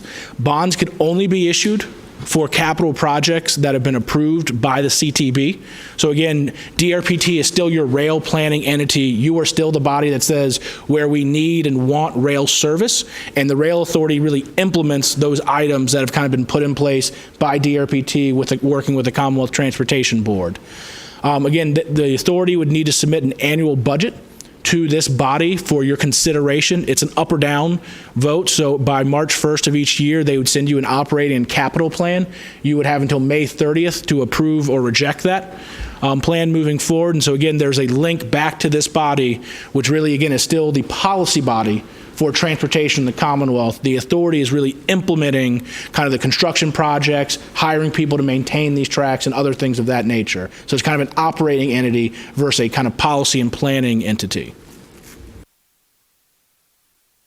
As I mentioned, DRPT is still going to continue to develop the rail plans. They are going to administer grant programs. They would receive 8.5% of the new Commonwealth Rail Fund for these purposes. The remaining amounts would go to the Passenger Rail Authority for the maintenance and construction of these tracks there, and a portion, I should note, of the Commonwealth Rail Fund will be available for the Short Line Rail Preservation and Development Fund. That is still something that would operate within DRPT, and they would be responsible for all rail projects that are not a part of the authority's activities, whether freight or otherwise. Secretary? Mr. Dodson. How'd you come up with the $5 million? How'd you come up with that number as far as going to the board for approval? Madam Chair, Mr. Dotson, I think we were trying to essentially give the authority discretion with a supermajority vote to offload smaller parcels of land, but that any large land sale would need to come back to this body to make sure that you didn't believe the authority was taking an action that would be outside of the board's vision for rail in the Commonwealth moving forward. So $3 million is not a big land sale? Madam Chair, Mr. Dotson, I suspect the General Assembly will have lots of discussions about exactly what that figure is. 5 is what's in the bill today. I would not speculate as to what it might be if the bill advances. The bill also includes, as I said, the third main component is an initiative to really improve safety on Virginia's roadways. In 2014, there were 700 fatalities on Virginia highways. In 2019, that's up at 811. That is a dramatic increase in fatalities over a very, very short period of time. And so this bill really tries to take discrete steps to improve safety on our roadways here, building on some of the initiatives that this board has already worked on with our new highway safety policy and other things of that nature. And so overall, between the policies and investments that are proposed by this legislation, DMV and VDOT anticipate that we would be able to, when this is fully implemented, reduce fatalities on Virginia's roadways by 15 to 20%. That's 120 to 160 people annually when fully implemented based on the fatalities that we experience today on our highways. So some of the key policies that are included in this legislation is making seatbelt use a primary offense, prohibiting the use of handheld devices, prohibiting open containers in the passenger areas of vehicles. Today, it is currently legal to have an open beer can and a cup holder in the Commonwealth of Virginia. It would also allow for enhanced speed enforcement on our highway safety corridors and allow for local governments to lower speed limits below 25 miles per hour in certain business and residence districts. These three of those policies, the open container, primary seatbelt, and handheld ban, have a delayed effective date of a year. The purpose of this is to put in place educational materials for the general public, as well as provisions and training and information for law enforcement to ensure that these provisions are implemented in a manner that doesn't have a disproportionate impact on any portion of Virginia's commuting public. And then the DMV commissioner would also be required to establish an advisory council that would help review these materials as they were developed, and then also monitor the effectiveness of these policies moving forward and whether or not any communities were seeing disproportionate impacts from their enforcement over the coming years as it was put in place. I should also note the language as introduced in the handheld ban section has a slight tweak that needs to be made to it. I want to just recognize for anyone listening that we are aware of that, and we will be making that as the bill proceeds through the process. The bill also establishes a Virginia Highway Safety Improvement Program. This builds on the existing federal Highway Safety Improvement Program and adds additional resources to that. It would require this body to develop a 5-year implementation strategy and to really focus on both systemic infrastructure as well as proven behavioral programs to try and drive down fatalities on our highways with a focus on those that have the most benefit relative to their cost. So again, this is mirroring the actions that this body has taken over the past 12 months, but providing additional resources for some enhanced, some additional infrastructure and behavioral programs. The bill also establishes an interstate operations and enhancement program. This is really kind of a missing component of last year's 81 bill. So when the 81 bill passed, there was money that goes to the 81 fund, there's money that goes to Northern Virginia, and then there's just a pot of money that's left without any program kind of governing its use. And so this program is intended to govern how that remaining $130 million is used. It still retains the commitments to I-95 and I-64 and will require this body to develop a prioritization process for how you use those funds moving forward. As I mentioned earlier, it does also establish a transit incentive program. It directs you to put in place a program to try and increase ridership of the large urban transit systems. Funds are to be allocated by the board to these areas to try and address some of the key problems that we see today. And so one of the issues that we know exist in Hampton Roads and Richmond is a lot of transit systems stopped running at jurisdictional boundaries. And so one of the issues we heard the most when the Richmond bus network was being redesigned was concerns from people that said, this is great, I like what's being done in the city, but the jobs I want to get to are 2, 3, 4 miles down Route 1 into Chesterfield County, and so it's great that there's a more frequent bus that runs on Jeff Davis Highway to the city limits, but then I'm still an hour by foot away from where these jobs actually are. You have similar types of problems in the Hampton Roads area, and so this gives this body funds to try and address those situations in our larger urban areas. It also would give you money to help encourage our larger areas where routes travel between jurisdictions to develop regional subsidy allocation models. They've already done this in Northern Virginia, but in Hampton Roads and the Richmond area, we don't have that. The transit systems essentially function as a purchase of service. So a given jurisdiction says, well, I want this bus route to run here. I'll pay for exactly that. And then somebody else who has service says, well, I want the bus to run here or here. And again, residents travel between jurisdictions. And so if we're going to put in place these regional routes, we also need to work to develop a regional funding model to help fund these routes. And then it would also talk about the implementation of bus-only lanes and fare integration in all of these systems as well, where we have traffic congestion that really reduces bus ridership, and then fare integration issues where you have multiple systems operating and a person might need to use many of those to actually complete their trip. It would also allow 25% of the funds to be used to help establish fare reduction programs to reduce the impact of transit fares on low-income individuals, and also consider in certain systems whether the idea of collecting fares is appropriate. It may or may not be. It does not make a determination that you should do that, but Director Mitchell has a lot of things she can talk about. But we have certain transit systems. There's one in Western Virginia that collects $14,000 a year in transit fares. I don't know this, but I suspect it probably costs close to that to collect the $14,000 and monitor it over time. In Richmond, they spend several $1 million to essentially collect around $8 or $9 million a year in fares. And so just figuring out, are there ways to really make this kind of work more efficiently for our transit systems and at the same time increase usage? So moving here towards the end, some other key provisions in the legislation. It also restores funding to the Northern Virginia Transportation Authority through the amendments that Governor Northam proposed to the WMATA bill in 2018, which would be the grantor's tax and hotel tax.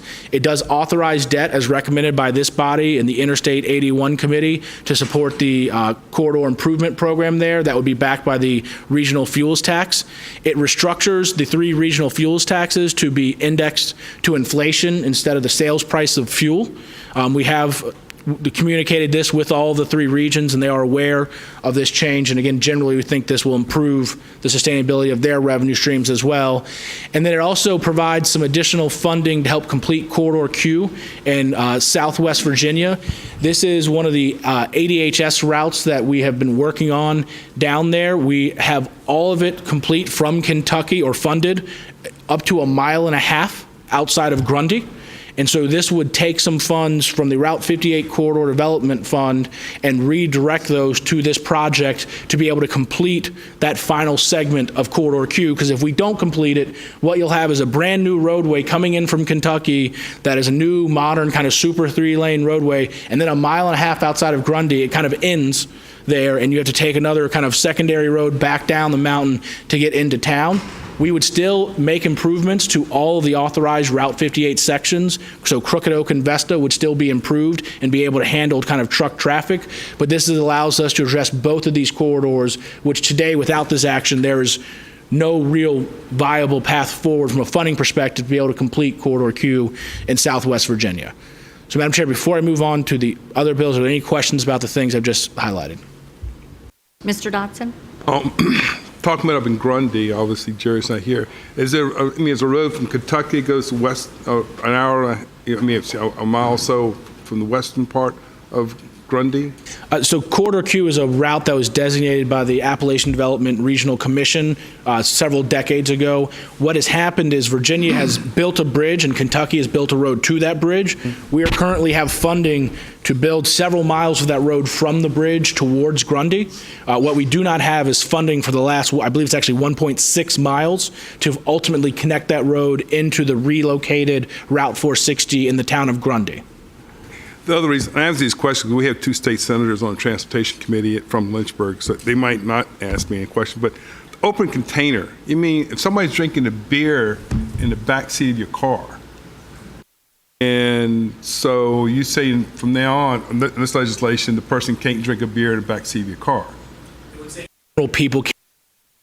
My question is, if you're driving a car and somebody's drinking a beer in the back seat of your car and you hand reach, you can get a DUI as a driver anyhow. Madam Chair, Mr. Dotson, that is not Virginia state law today. What's the state law? No. Under Virginia state law, because there's a federal penalty that applies because we have a non-compliant open container law, as long as the driver is not, quote, under the influence, there can be open containers of alcohol in the passenger area, front and back seat. Oh, a lot of police officers tell me different all these years, so not that I drink and drive. All right. I qualify that. On your rail authority, passenger rail authority, your 8 members, what was the basis you used to come up with the apportionment? Madam Chair, Mr. Miller, there were several considerations that went into the apportionment. I say the 2 largest considerations that went into it were balancing where service existed today and would exist at the completion of those 10 years and where we'll actually own assets. So again, if you look at where we're going to own, where the rail authority, assuming all of this proceeds as anticipated, would own assets, both right-of-way and track, the vast majority of that would have service on it would be on that 95 corridor. And so that was kind of a key consideration there. At the same time, Amtrak does serve Hampton Roads and Western Virginia.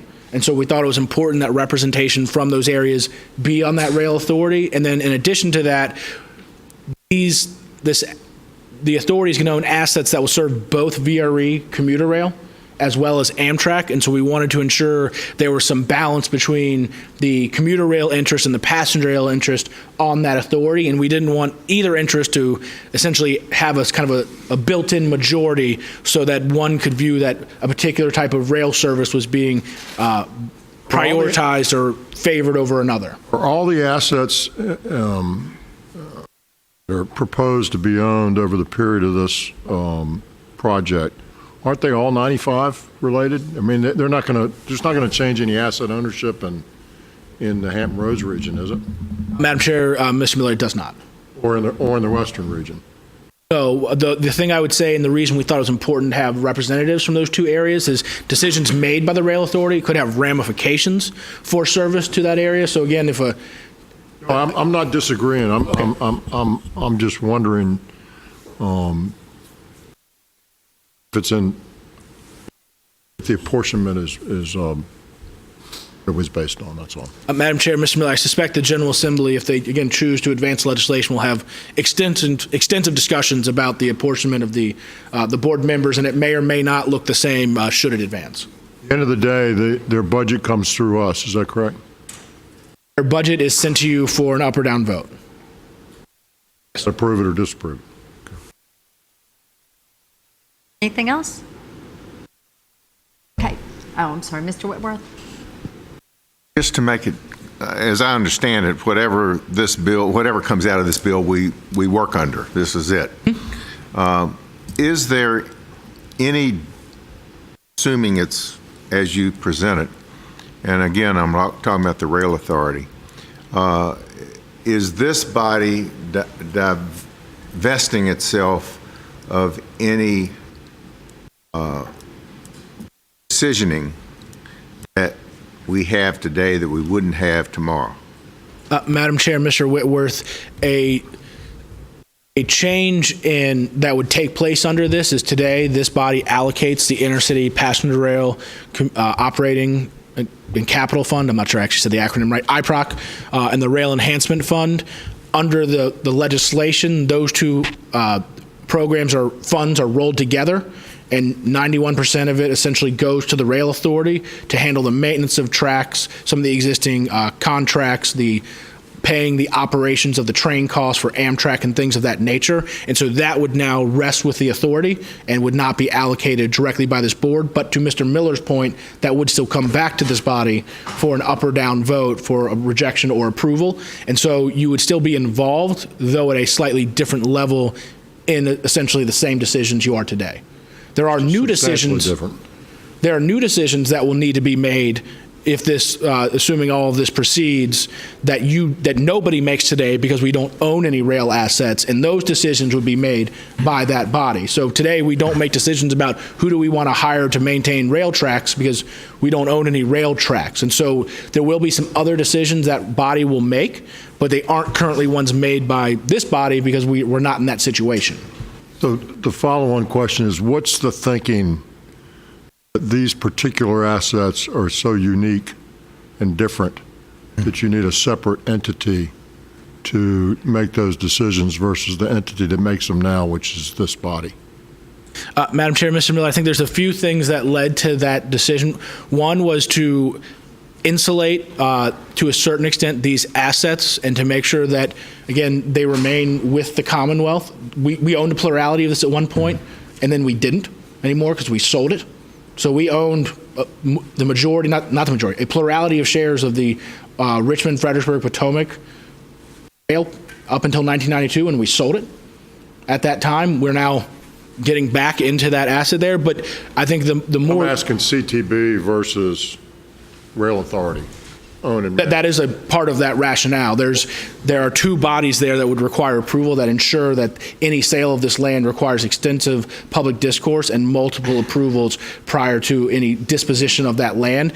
The other driving factor is the issue of liability and trying to ensure that the liability of owning tracks and other things related to owning rail rests with this rail authority and not the Commonwealth as a whole. And so the rail authority would own these tracks. They would have the responsibility for the issues associated with that. Again, there's a whole host of issues that will take much longer than we have this afternoon. But they would have, unique insurance and other things of that nature. But a lot of liability issues led us to that question. The Rail Authority would also have the ability to sell bonds with any enterprise revenues that they have. And by the authority doing that with enterprise revenue, those are bonds that can be sold without impacting the debt capacity of the Commonwealth. So those are three of the larger kind of considerations that were put in place. One last question. Is it not the case that you could still accomplish the ownership without the operating sort of practical operating side of the decision-making side? Okay, Mr. Miller, could you restate that one time? What I'm trying to suggest is whenever you're giving your authority away, if you will, and it's very different to have authority to vote up or down on a budget than it is to be involved in more detailed discussions of the budget itself or how we're operating itself. The question is, if some of the reason we're doing that, which makes a lot of sense to me, is to insulate that kind of high risk activity from the rest of the lower risk activity. But can you not do that without having the same operating budget work taken and put in that authority as opposed to just the ownership of the entity itself? Ownership of the track, the assumption of liability without. Madam Chair, Mr. Miller, I think some of the issues that we've talked about would be frustrated by that kind of bifurcated model there. The one that comes to mind in particular is the debt authorization. A certain level of independence for the authority and an enterprise level to achieve that, I think, would be frustrated by the concept of kind of the operational decisions on a line item basis still resting with this body. We have a team of lawyers that we've been working with on making recommendations on what the best governance model is. And so this is the recommendation that has been presented to us for a number of reasons, but I do think that the risks and the liabilities of owning these tracks has been the primary driver in this. In fact, we're having a meeting with our entire legal team to make sure that how we are setting this up is indeed following all of the recommendations. Madam Secretary? Times. So I understand this approach to owning this new real estate and new track and all of that. As you might imagine from my part of the Commonwealth, some of the questions that I'm getting have to do with what's the relationship of MVTC and PRTC to the new authority, what is the role of DRPT, because all of that's about potentially shifting the way things work for people now and their understanding. So I don't know if you're prepared to answer some of that today, Mr. Donahue, but I do know that's of concern in Northern Virginia, and I suspect in the PRTC region as well. Madam Chair, Ms. Hines, could we follow up with you offline? That is a rather extensive discussion. Okay, I appreciate that. I want to be able to share it, though. Yes, I understand. We want to make sure that we're doing this in coordination and have them be a part of the authority itself. So, and I do want to. I assume that the Board of Directors do not serve at the pleasure of the CTB, but are appointed by the General Assembly? Madam Chair, Mr. Whitworth, just as you all are appointed by the governor, subject to confirmation by the Assembly, the Rail Authority would be as well, and they would not serve at the pleasure of the governor. So the bottom line is... Not serve at the pleasure of the governor. Just as you all are only removable for cause, they would only be removed for cause with staggered terms. So the bottom line, and not that I oppose it, but I think it needs to be understood that there is a fairly significant divestiture of ownership, decisioning, and responsibility with this authority. And I think that's what I'm hearing. Is that correct? It functionally goes from this group that's pretty widely based across the state to Mary's point, which I guess is probably good for Northern Virginia in a sense, may well be good for the Commonwealth as well, but they own 4 of the 8 seats under the new authority. Madam Chair, Mr. Miller. Broad-based versus very narrow base, much narrower base. The intent behind this here is, again, to put in place an authority to implement the rail planning and other things identified by DRPT and approved by this body. They cannot sell bonds or do other things that are out of line with approvals or other things of this board. But what we have now, if this all moves forward as anticipated, is something we've never had before. And so I don't fully agree with the term divestiture. I understand the point you're making, Mr. Whitworth, there. So today, DRPT directly kind of works on these agreements with Amtrak. Ultimately, you guys, by the allocation of money, approve that. But I think we're going to be in a different situation when we own track and we have these trains operating on a portion of our track, and that we need to hire people to maintain this track and do other things. So a lot of what the authority is going to be doing is things that we aren't currently doing today. And so there is a mix of kind of both those things, but there still is a check back to this body to ensure that it is operating within the parameters that you feel are appropriate. Does this body have the line item amendment authority that you have today in effect with those Amtrak agreements through the 6-year program? That is a change that exists there, but ultimately, again, Director Mitchell is the chair of this board. I doubt something would happen there without you all being appraised of that prior to a budget kind of being here for your consideration. Should people on this board have recommendations, thoughts, suggestions, we would welcome them. We do have the legal team coming into Richmond to go over all of this. And it's very interesting to see the perspectives going through this, what the models could look like. And this is actually kind of a moderate model where you all do have oversight. I do want to just clarify something in response to Mary's question. Nothing about the rail authority will impact VRE's governance or the way that they relate to NVTC and PRTC. That's not impacted at all. Also, we don't expect that the authority is going to be a direct operating entity, that it would continue to enter into agreements with VRE, with Amtrak, much like DRPT does today, to operate those services. So. We are not operating trains. If they are entering into that agreement, then they're doing it on the terms that they think are appropriate, with, of course, with DRPT, not what this board thinks is appropriate. We expect that would go through the authority. VRE would still be eligible to receive transit funds from DRPT as it does today. That would not change. Really, the most direct relationship we have today is through our track access fees. We fund about 83% of the total track access fees that VRE uses. We expect that relationship would be handled through the authority, but in a very, very similar manner as it is handled today. And Madam Chair, just one other point to Mr. Miller's point. Yes, they would be the ones working with Amtrak on that, but I don't think it would be, and again, who knows what the future could hold.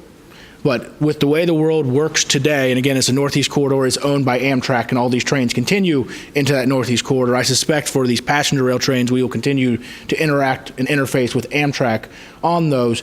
It would be the authority that would be working with Amtrak on those agreements, but the breadth of issues that are within those agreements are kind of, when does the train show up? How many cars are on it? Do we want any special food or beverage or other types of promotions for Virginia industries? What is the fare policy or other things of that nature? So that's kind of the breadth of the items that are in there. And again, working with CSX, that would set the number of trains that we can run unless this board approves additional capital projects, which would then allow us to enhance that service. So I just want to note that for the foreseeable future, the number of items that the authority would be interacting with or negotiating with Amtrak on is not a large universe. Doesn't mean I will never say what would be the case in 20 years. I don't know. I don't think any of us know. But for the foreseeable future, it is not a terribly large universe of items that is covered by these agreements. Okay, thank you. Mr. Whitworth, I just need to step out for 10 minutes. And so we're going to do the TAP program next, and then, Mr. Carey, then we'll do Waze. Is that okay? We've already done TAP. Oh, you've already done TAP. You finished this? Finish? Of the Hampton Roads? Mr. Donahue, I'm so sorry. You still have, I thought I was being told to wrap up. I thought I did it very gingerly. I'm just passing that along. Thank you, Ms. Hines. Never mind, I'm still here. Oh, go ahead. Been done. Medium at this point. With some other introduced legislation. There are also 2 transportation safety bills. They do include the safety policies that are also in the omnibus transportation legislation with the similar types of delayed enactment and education materials. So these bills include primary seatbelt, other things of that nature. They also include, though, the repeal of the annual safety inspection requirement. Again, this is a requirement that Virginia is one of only 15 states currently have, and so Virginians have to pay $20 a year to go in and get their annual vehicle safety inspection. Despite the title safety inspection, our review of data has indicated there is not a connection between this requirement and highway safety. So a few facts that I would provide out there for your consideration. According to the National Highway Transportation Safety Administration, only 2% of crashes are caused by vehicle failure. So the vast majority of crashes deal with behavioral or infrastructure issues, so distracted driving, failure to use a seatbelt, driving while intoxicated, or other infrastructure problems are the direct cause of the vast majority of our crashes on highways in Virginia as well as across the nation. Again, only 14 other states require this, so that means 35 other states have no requirement for any type of frequent or regular safety inspection. And based on that and all the discourse that you hear from some folks that these are so critical to the safety of our highways, you would expect that those 14 or 15 states are the safest states in the nation because they are the ones with this safety inspection requirement. And that is simply not the case. So Virginia is not one of the top 10 safest states in the country. And of the top 10 safest states, only 3 require safety inspections. And so again, we're not seeing that connection there. Of the 5 most dangerous states, 2 require safety inspections. So again, those who require fall all across the spectrum with regard to overall highway safety on those roadways. And then also over the last 10 years, the crash rate in states that do not require safety inspections has gone down 8%, while the crash rate in Virginia has gone down just 2%. I'm not saying that not having a safety inspection will make us safer. What I'm trying to say is there's no connection or link between safety inspections and improved highway safety. And so with that, Madam Chair, I'd be happy to answer questions I suspect might be coming my way. Oh, my goodness. It's a safe state. What is the definition of a safe state? The definition that I used for purposes of this was the crash rate of that state. So the number of crashes they have per 100 million vehicle miles traveled. Thanks. This data, I should note, came from the Federal Highway Administration. This is not Nick Donahue's personal or anecdotal experience on a highway survey across the U.S. this summer. This is Federal Highway Administration data that they report on a regular basis. So, Madam Secretary. Mr. Miller. I hear the data that you've referenced. I don't think the data necessarily can be interpreted the way you've interpreted it, because there's too many other factors that are not taken in consideration. I mean,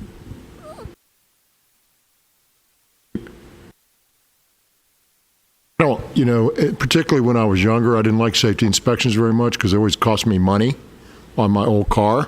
It's a year too. Okay. But, from my windshield wipers to actually wipe the windshield, for my turn signal to actually blink, or my brake lights to come on, or my brakes to work, that's pretty fundamental. Sort of going down this road, and perhaps I'm above my pay grade, but for going down this road, in all of our transportation systems, whether it's rail or air or vehicles, we spent a lot of money in which I was amazed by the technology employed at the way stations to make sure trucks are safe. make sure their brakes are working properly with infrared cameras and all sorts of stuff. So why wouldn't we just not do that anymore either? I mean, it's just it's counterintuitive to me to say that making sure your windshield wipers work and making sure your lights work and making sure you have a rear view mirror and making sure your brakes work has no impact on safety. You can show me any data you want, I'll never buy it. Madam Chair, if I could respond, that's not what I said. In these other 35 states, vehicles are maintained. People do get new windshield wipers.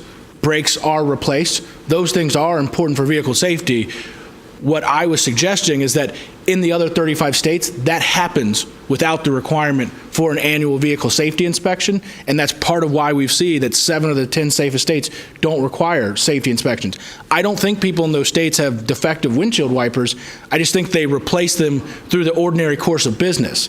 I may have a terribly aggressive oil change guy, but he tells me if the treads in my tire are low. They tell me if they think my timing belt or other thing needs work. And again, I understand some people may not have that experience, but in these other 35 states, there are auto repair shops, cars are maintained, and again, some of those are states that are safer than Virginia.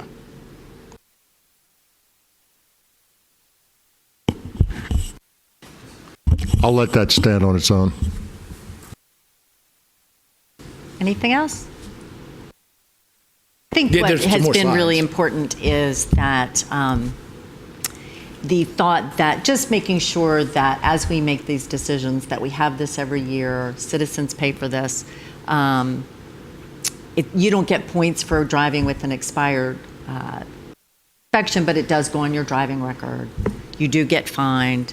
Insurance companies can use this money to charge insurance. Making sure that people understand what this is and the connection to safety, what that connection is or is not. And so anyway, it's a very broad safety proposal that is there, as you all know. Many of the initiatives of this have been driven by this board, looking at the data every year. So anyway, Madam Secretary, all in perspective. I just can't stand it. This thing of doing away with safety inspections. We got hundreds of vehicles on the road in our company. It's like you have all kind of commercial vehicles. It makes, listen, this is legislation. Legislators going to do with it. We're just appointed body, but it makes no sense to me. $20 to get your vehicle inspected. There's a lot of vehicles that have poor tires. I don't care what happens in other states, but I'd be interesting if risk managers from a lot of different organizations that have commercial vehicles would be in support of this. People deal with safety on a daily basis, safety risk managers. So that's just, I'm not a legislator, but good luck on this one, especially the majority leader. Good luck on this one. Well, with those encouraging words, Madam Chair,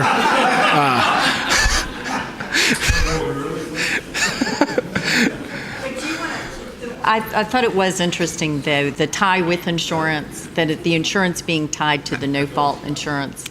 so we did review insurance rates in the various states and look to see whether there was a connection between insurance premiums and the requirement for a safety inspection. We did not see that connection there. What we saw was more generally connection to crash rate. So states in the lowest 10 for crash rate tended to have lower premiums than those in the second, third, and fourth tiers. The other thing that we saw that really drove that, and Michigan is a real outlier here.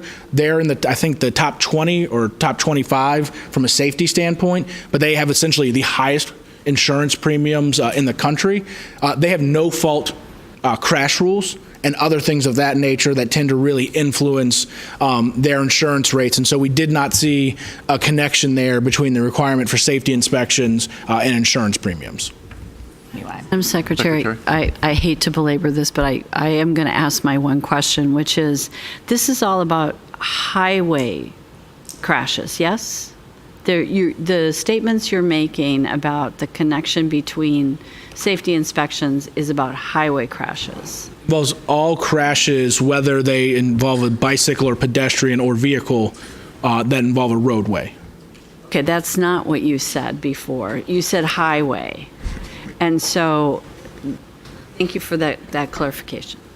I guess I tend to agree with my colleagues on the why of this. And Earlier in the presentation, you had a list of what I thought were absolutely necessary safety changes that we fought for a long time, and I'm really pleased to see them on a comprehensive list that may stand a chance of passing. But if we were to articulate the benefits of those as a percentage on an individual basis, to me, 2% is meaningful in the context of crash injuries and potential fatalities. So I'm not sure why we would consider that to be de minimis in the context of human life and human injury. The second part of this is I question what's driving this. There no pun intended. By my calculation, and I'm not sure if this is accurate, but in a prior slide you showed $160-some million that would be foregone by reducing our registration fees by $20. My quick math says that there's approximately 8 million vehicles in the Commonwealth. Is that accurate? That is a huge transportation system to have no level of periodic scrutiny. I'm not sure. As I think was mentioned earlier, our rail system, our aviation system to a great extent, the commercial trucking industry has scrutiny of every piece of transportation equipment they put on rail, on road, or in the air. I'm not sure why we would in one fell swoop take away a system that I'm not sure there's a big outcry over this, but if it has a 2% impact on crashes, I personally think that's meaningful. And I will tell you, on a personal level, I consider myself to be pretty diligent and care for my vehicles, but my tire changes are often prompted my expectation of an upcoming inspection. So I will admit to that as part of this discussion. I don't really understand why we do this. If I was to do a poll, I think people would support inspection, but it's the most painful thing in the world to go through to get your car inspected. You usually lose it for a day, scheduling the appointment. You schedule one, the inspector's sick.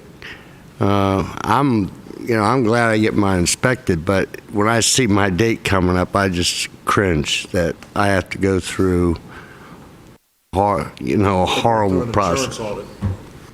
Yeah. Well, I just wonder if there could be a compromise in this. But anyway. How about every 2 years, Madam Secretary? Or every other. Madam Secretary, one other thing. I think it's really smart about having a year and a half of implementation. I mean, put it off to July 1st, 2021 makes a lot of sense that any of these I think if anything that passes, because it's a lot of change that's going to happen in 6 months from now, July 1st of 2020. It's not pretty quick, but that's real smart in that way. So. Well, Madam Chair. I think what they're saying, there's a lot of good stuff in there, Mr. Donahue. I think we've demonstrated that there are strong feelings on all sides of this issue. It's very interesting, really, how passionate it is. But anyway, thank you. And are you almost finished? I believe I am. What is the cook? Yeah. Welcome it at any moment, Madam Secretary. Rather tie. I have 2 slides left, if I recall correctly. The last piece of legislation the administration put forward this year is the Hampton Roads Express Lanes Bond Act. This would authorize $1.1 billion in 9C debt to support the construction of the Hampton Roads Bridge Tunnel and the Express Lanes network back there. I want to note up front and clearly the intent of this legislation is to maintain flexibility with regard to how to finance these improvements as the administration, this body, and the Hampton Roads Transportation Accountability Commission continue their discussions on how to best finance these improvements. We have had bonds that were authorized in the past, but due to other decisions made after such authorization were never exercised. But if we do not authorize the bonds, we cannot even consider this moving forward. And we do think it's something that needs to be a part of the discussion as the state works with that region to understand the best way to move forward with financing that improvements. This bill is sponsored by Delegate Jay Jones. And just 9C debt, just to be very clear, that does not impact the debt capacity of the Commonwealth. So this does not reduce the resources that might otherwise be available for the colleges or other types of institutions that traditionally rely on the capital outlay program for their new construction. So this is kind of siloed off because it's considered self-supporting debt.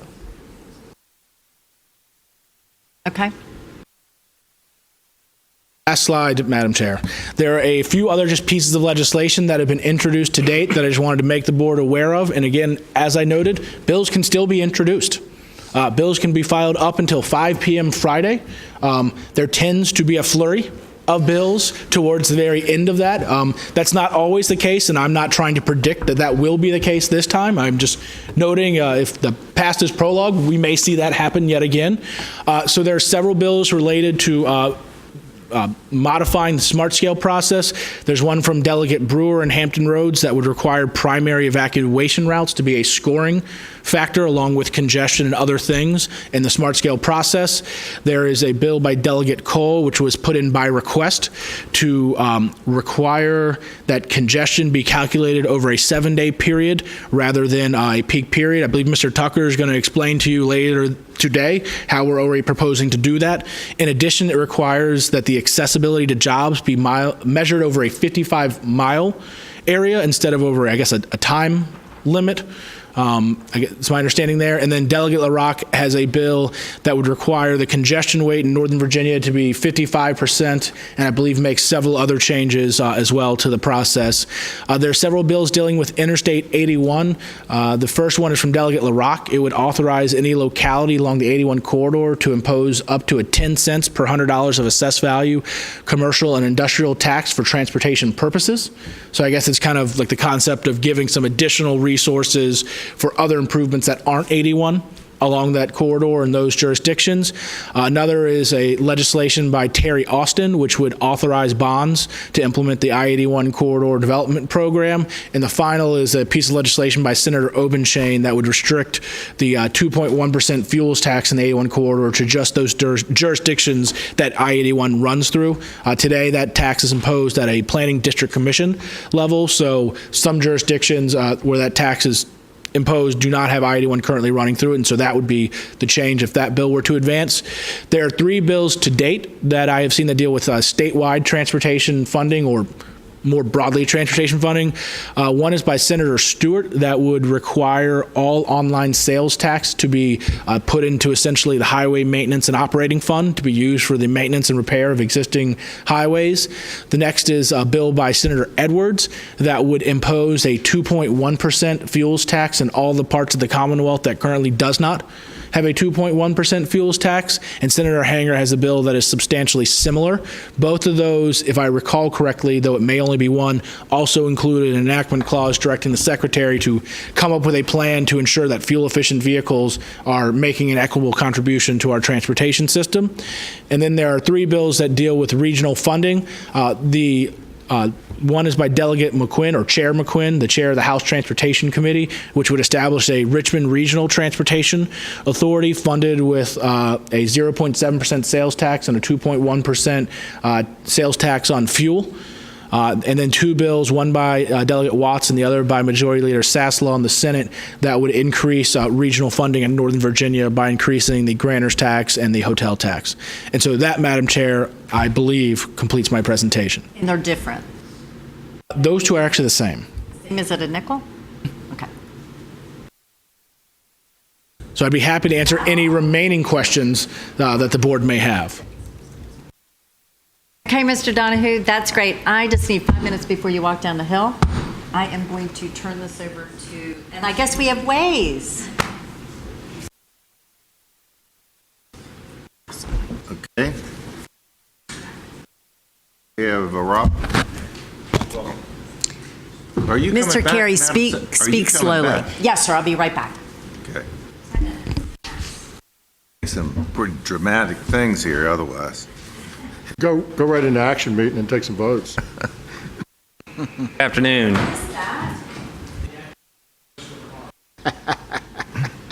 Last month, as you know, we talked about some new features that Waze, and just out of curiosity, do all the board members, have all of you all heard of Waze, used Waze? Just want to make sure.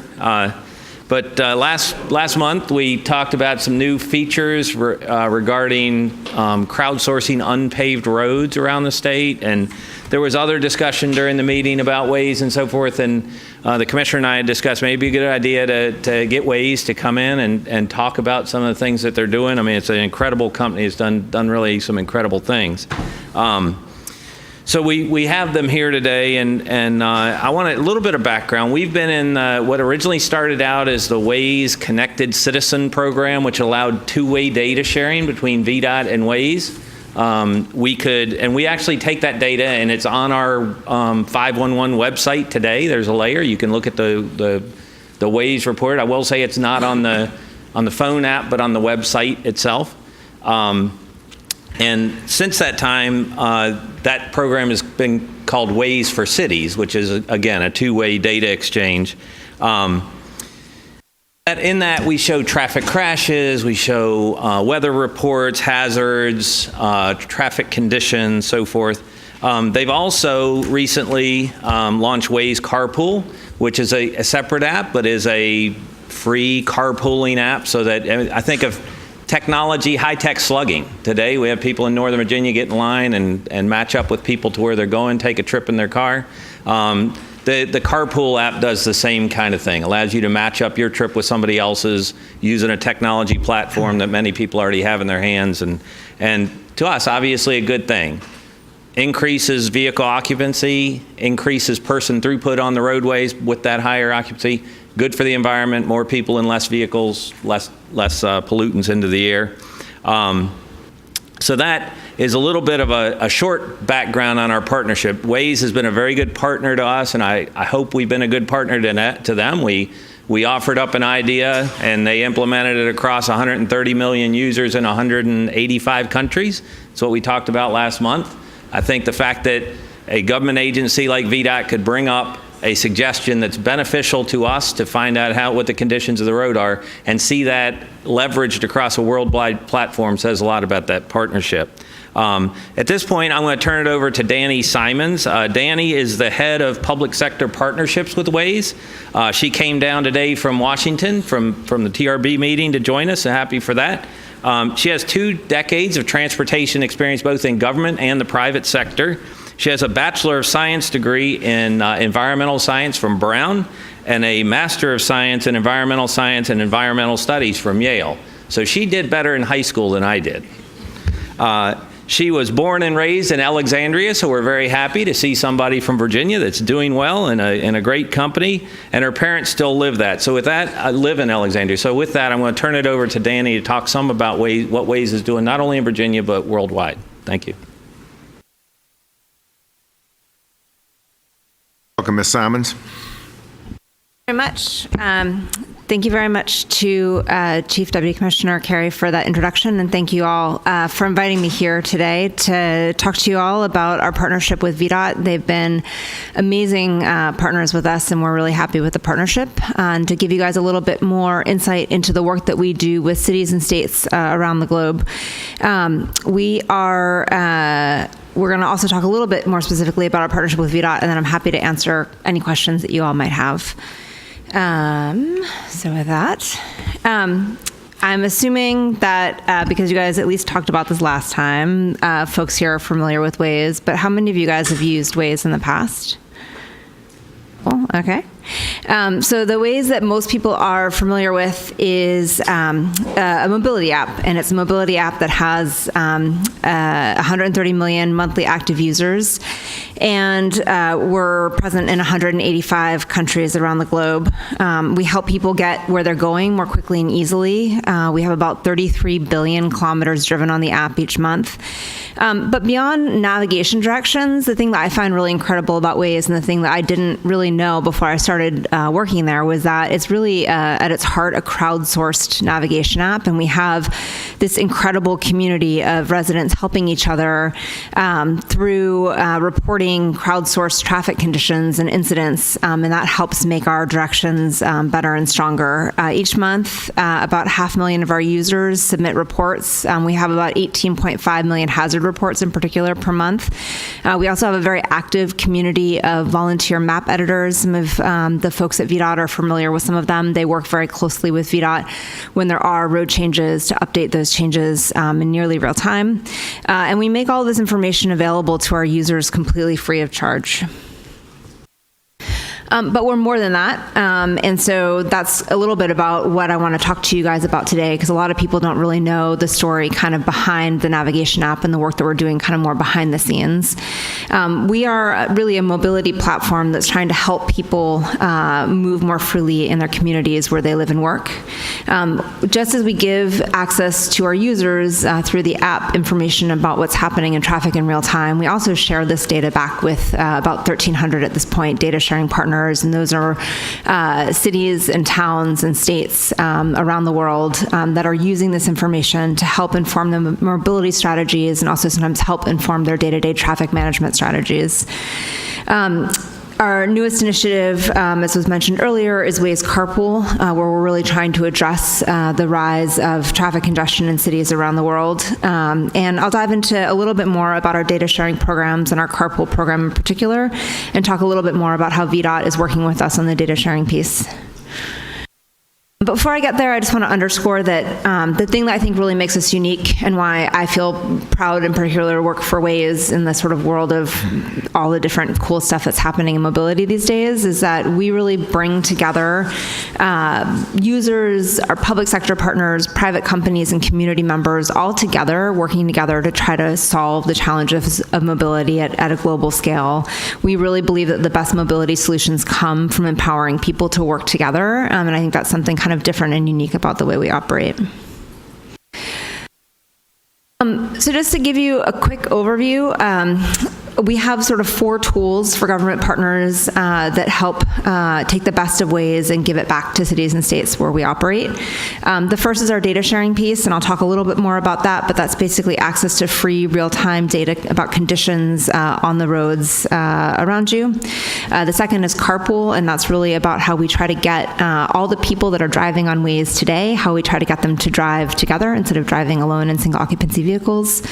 The third is Beacons, and beacons are really a way that we have innovated to help create continuous GPS connectivity for app-based navigation systems in places where GPS connectivity traditionally drops out, like in tunnels. And we've done that in a way that is, for the sake of conversation, fairly open source. So it's not just proprietary to Waze. We can help you figure out how to implement that technology, but then any app-based navigation service can take advantage of it once the beacons are installed. And the last is Crisis. We have teams that work 24/7 around the globe, making sure that in times of crisis like hurricanes, floods, and fires, that we're getting information and updating our app in real time so that we can help the public understand where road closures are, even where shelter locations are, whether or not there's gas available at gas stations and things of that nature. And it becomes sort of a powerful way for governments to be able to communicate with their constituents in real time during those types of incidents. A little more about our data sharing program, and this is the program that's really at the heart of our partnership with VDOT. We give our public sector partners access to our data through either feeds, or they can choose to access the data through Google Cloud. The connection is 2 ways, so our government partners can also share data back with us. Our data sets provide a wealth of insights, including our system-generated traffic jams, which our partners use both to do real-time traffic management in a traffic management operations center type environment, but also they can store that data over the long term and look at before and after effects of different projects, or look back and see historical records over the course of the year, what days tend to have peak jams and what locations, and use that to potentially change traffic operations, redesign roadways, things like that.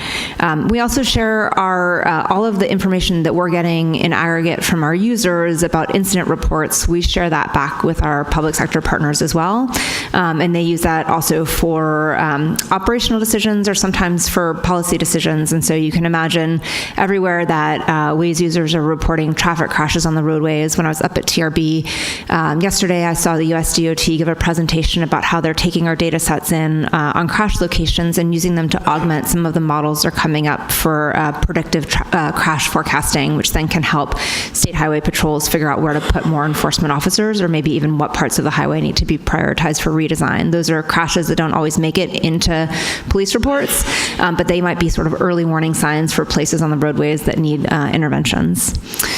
We also provide email alerts for unusual traffic events, which can be helpful if you're working in a very busy and hopping kind of traffic management center and looking at all the different screens and trying to figure out where to look. We can flag incidents for you where we see significant deviation from what usually happens on the roadways. And then our public sector partners can provide us with information about street closures, both permanent and temporary. We can provide push alerts to drivers for major incidents or events. So if you tell us that there's going to be a marathon that is happening in Roanoke, we know that will impact a significant number of drivers, and we can send an alert to drivers that are in the Roanoke area, letting them know that traffic is going to be different on the Saturday of the marathon. I'm not sure how much of this you guys covered in your last meeting, but maybe just to underscore or to share with you more detail if you haven't gotten it, this is how we work with VDOT in particular. So VDOT VDOT actually shares with us information about road closures, planned events, and work zones. So if there is going to be construction that's going to close down a major highway or arterial, they will share that with us, and we can close that in our map so that traffic is not routed on those routes. They can also share with us incident reports and major traffic events. And then they take from us incidents, traffic jams, and then all of our user-reported hazard data. We don't offer speed data, so they're not taking it, but we don't have speed data. We don't share personal data. All of our data is aggregated and anonymous. And so that's the kind of data sets that we're exchanging right now. They actually provide this back to the driving public through their 511 VA website, and so the public can actually go and see these reports also either in tandem with other VDOT kinds of information about the roadways or as a standalone. And then you guys are familiar, obviously, with the unplowed roads feature, but just to reiterate that as well, I was meeting in August with some folks up in the Northern Virginia office and was pulled aside by some of the folks from the innovation team, and they said, we're looking for a way to crowdsource information about where we have unplowed roads, and we're thinking about all sorts of different ways to do it, but we started to think about the fact that you guys already have a user base. People are very familiar with Waze. They're already using all the roadways. We don't have to get them to download something new or do a new process. We just have to be able to make it easier for them to report through the app. I went back to our teams and said, hey, one of our great partners has this amazing idea. What's the possibility of actually getting this done between August and snow season? And lo and behold, we figured out a way to do it. And so we're very excited about that. And we feel like this feature is really going to benefit our larger Waze community, and we were really excited that it's a really great example of why we collaborate with our public sector partners, because sometimes they see things in their day-to-day operations that can be super beneficial to all drivers on the roadways, and then we can take that forward and make it happen at a global scale. The feature has gotten extensive press coverage and really highlighted, I think, the partnership and the innovation from VDOT as part of it, and really exciting, I think, for us and VDOT both to see that the press really gets that this is kind of the best of the public and private sector working together. So my friends at VDOT did say that you guys had some questions about our approach to traffic, so I'm going to give you a little bit of background and context here, and then obviously happy to go deeper during Q&A. The first thing that I think is no question, and as Nick presented on his slides, VMT is growing in Virginia.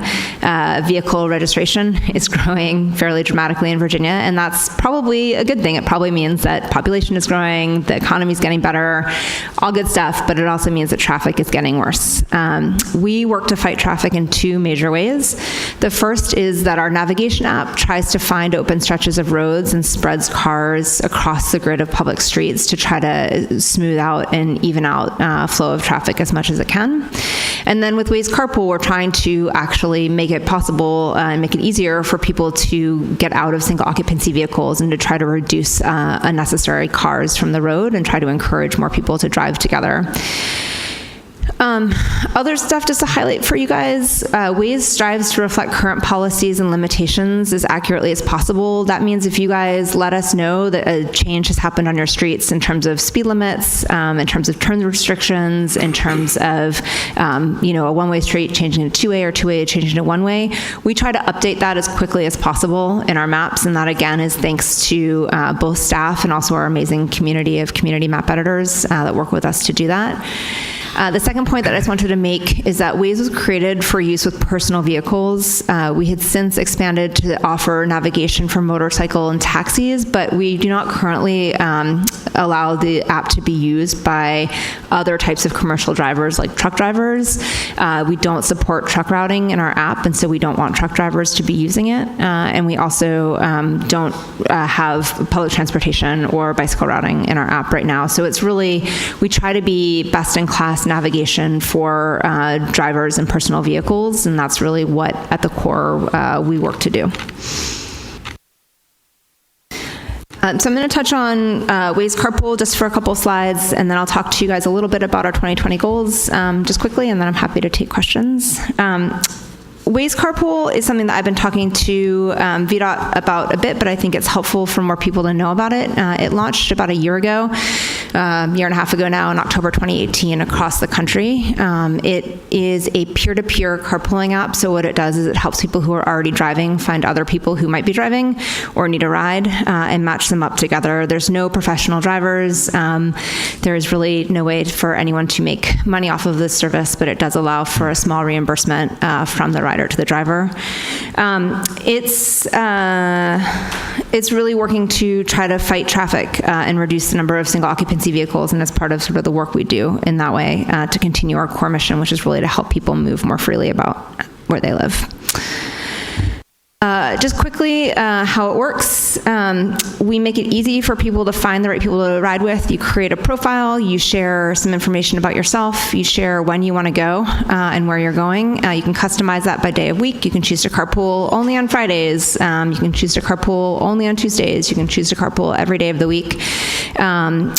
There are features built in that then automatically match riders and drivers that are on or near each other's routes, so it avoids sort of, you're not going to go and detour way out of your way to pick someone up or to get a ride.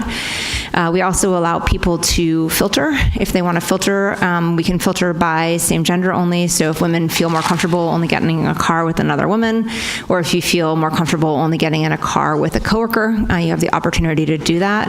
And then we route people using Waze technology. So once you start your drive, you're using Waze technology, and communication all happens through the app. And so rider and driver can communicate with each other back and forth either by phone or text, but they never have to actually share their contact information with each other. So it's a little bit safer that way as well. The program over the first year has made some incredible inroads. We've seen 25 million miles shared by Waze carpoolers in the U.S. alone, and Carpool is open now in the U.S., Brazil, Mexico, and Israel. We saw towards the end of last year, we were seeing about 710,000 monthly carpool rides globally. We're on track for a little over 1 million in early Q1 per month. And the program is having incredible environmental and also economic benefits for the people that are using it, and for the communities at large, that really gives them a new transportation option. And I think that our government partners that are working with us in this program also really like it, because it doesn't require installing any new infrastructure. It really takes advantage of the fact that people already own cars. In some places, especially in Virginia, there's already HOV and HOT lanes that encourage people to do this. So this is just making it much easier for people to find each other than ever before, and encourage this more sustainable and congestion fighting behavior. For our public sector partners, we also help track TDM goals. So if there is a program created, we can help provide summary information about not just number of people who sign up, but actually number of carpool rides taken, average length of trip, total miles traveled using the program, average vehicle occupancy, and some other really fun and useful statistics that help really make sure that this is a data-driven approach to shifting transportation mode. And finally, looking ahead for our 2020 priorities, we're looking, I think as they relate to you guys, we have obviously as a technology company, lots of different goals, and you probably could ask different teams at Waze what their core goals are, and they would explain this to you in 3 different ways. But our team is really focused on making our data sharing program easier to use and more useful for our partners. The program has grown from about 5 partners about 5.5 years ago to now 1,300 public sector partners, about 3,000 data sharing partners overall that work with us. So we're kind of rebuilding the foundation for that and making it much easier for people to use and take advantage of at scale. We're going to help our public partners make map edits when they need and where they need them, and that is going to involve deepening our ties between our Ways for Cities partners and our local map editors, and I think that partnership is already working pretty well. Here in Virginia, I see it happening in real time in my inbox on an almost daily basis, which is good. We're also going to be hopefully helping work with our public partners to increase the amount of useful information we're providing to Wazers, so really making sure that our data sharing partners are keeping sharing their closures, major traffic events, and hazards with us, and VDOT is a leading example of that, but we want more of our partners to be doing that as well. And then continuing to grow Carpool to help fight traffic, and hopefully working with our Ways for Cities partners to spread the word about Carpool and align with existing transportation demand management programs. So that's a quick overview. Sorry if I talked fast. I get accused of that all the time, even though I'm from Alexandria. I think New York has caught up with me over the time. I'm happy to take any questions, and thank you guys again very much for sharing some of your afternoon with me. Mr. Miller. Chairman, thank you. It's a fantastic app. I've used it for years, and when I first turned onto it, as somebody who started driving in the 70s, I said it was like the CB radio of the current generation, because you're basically doing all the same kind of stuff. You're just doing it in a much more technologically current way, in a much stronger and more valuable way. My question is, and all this stuff is great, and I don't really have any questions about it. I think Waze, like many GPS-based companies or use companies, buy their data from 2 or 3 vendors who sell the mapping data. I know Google Maps and other GPS systems do the same thing. And I know you have a Waze editor.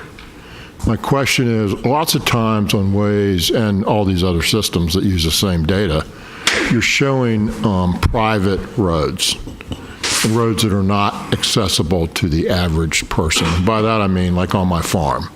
You got more roads on my farm than exist, and none of them are able to be accessed by people that are looking at them on your site. So they think they can go there, and they think they can drive across a dam that they can't, and they think that they can go through a chain that they can't, and they think they can do all sorts of things. And it seems to be difficult to get that to be resolved. And I think it's because it all comes from somebody else. And I know you have some Waze editor functions. But is that how it works? You'll buy that data from someone else? And what's the best way to get things like that so that you don't have people driving on private property because you direct them there? That's a great question. So Waze is actually pretty special and unique, and it goes back to that crowdsourced aspect. Our maps are actually created by our community. So before a road exists, someone has to actually drive on it, or our map editors have to map it in our Waze map editor.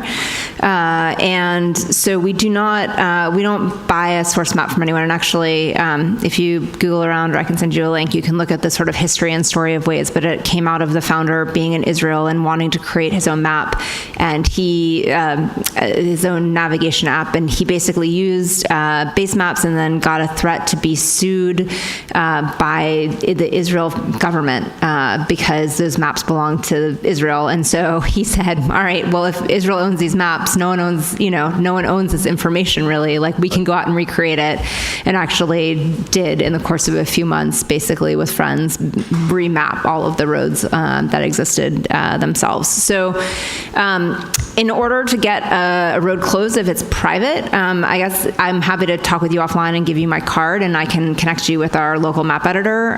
There is a way for us to designate private roads that won't be used as part of navigation. So if the roads on your property are showing up and being used for navigation, that shouldn't be. So we're happy to help you get that resolved. Secretary. Ms. Hines. Several years ago, I became aware of the fact that van pools contribute to our transit ridership numbers and make us eligible for reimbursement from the federal government. My question is, does Waze Carpool qualify? Do these kinds of activities, particularly, ones that might be coming from not the, they're going a mile from here to here, but the ones that are more long distance, is there any way to pull that into our data collection and actually turn it into money? At this point in time, no. That's not that these privately sponsored TDM programs don't get calculated into, and this is a debate that's happening at the federal level. It's not just here in Virginia, but questions about how to incorporate things like Waze or other TNCs or carpooling applications in the formula that the feds use for distributing funds among transit agencies. So I just say I'm not quite sure where that's going to land. I don't know if Waze is weighed in on it, but it is a debate that's occurring at the national level. Yeah, we would love it, and people ask us all the time if they can take advantage of, commuter benefits, basically, as part of how they cover costs of carpooling, and the answer right now is no, but we would love to see that change. Couldn't, be sponsored by an entity?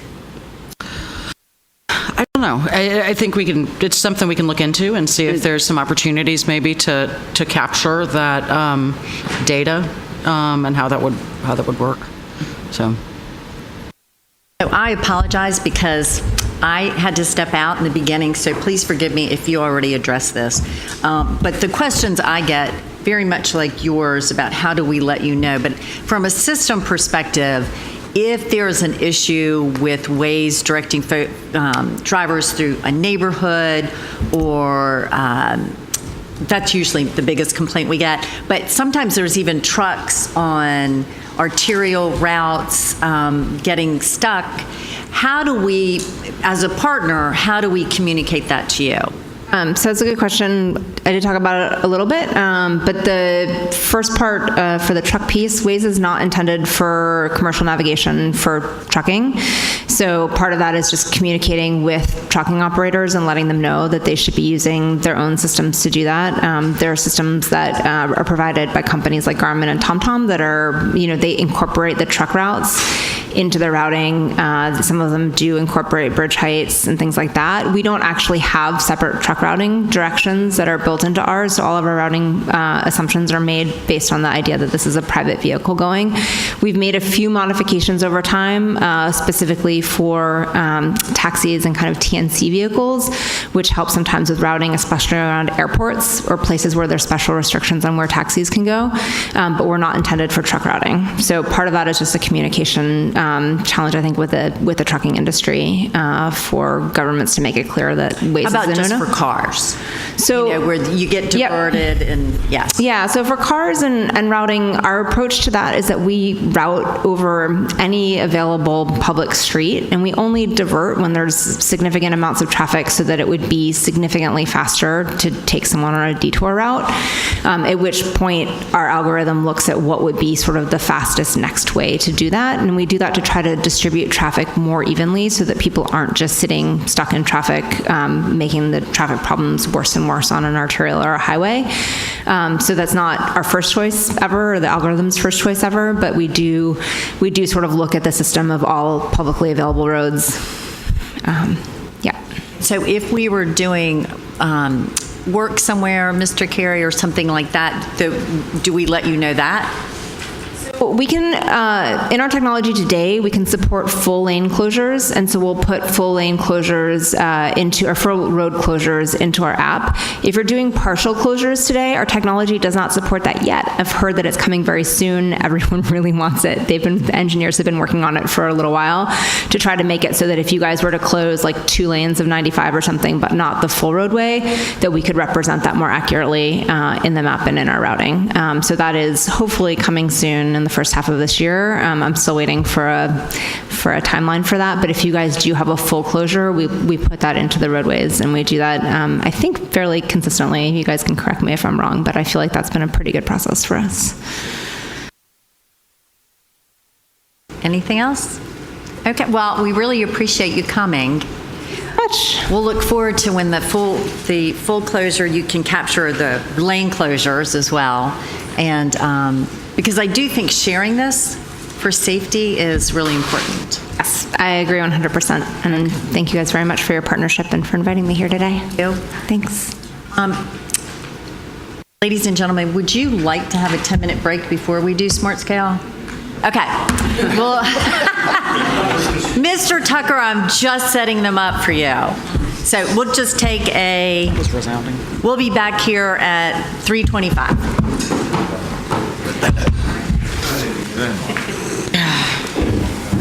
Maybe smart up there, but they don't have.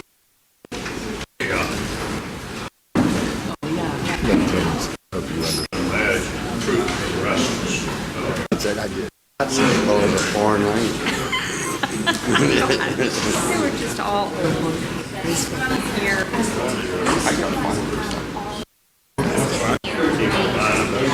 No.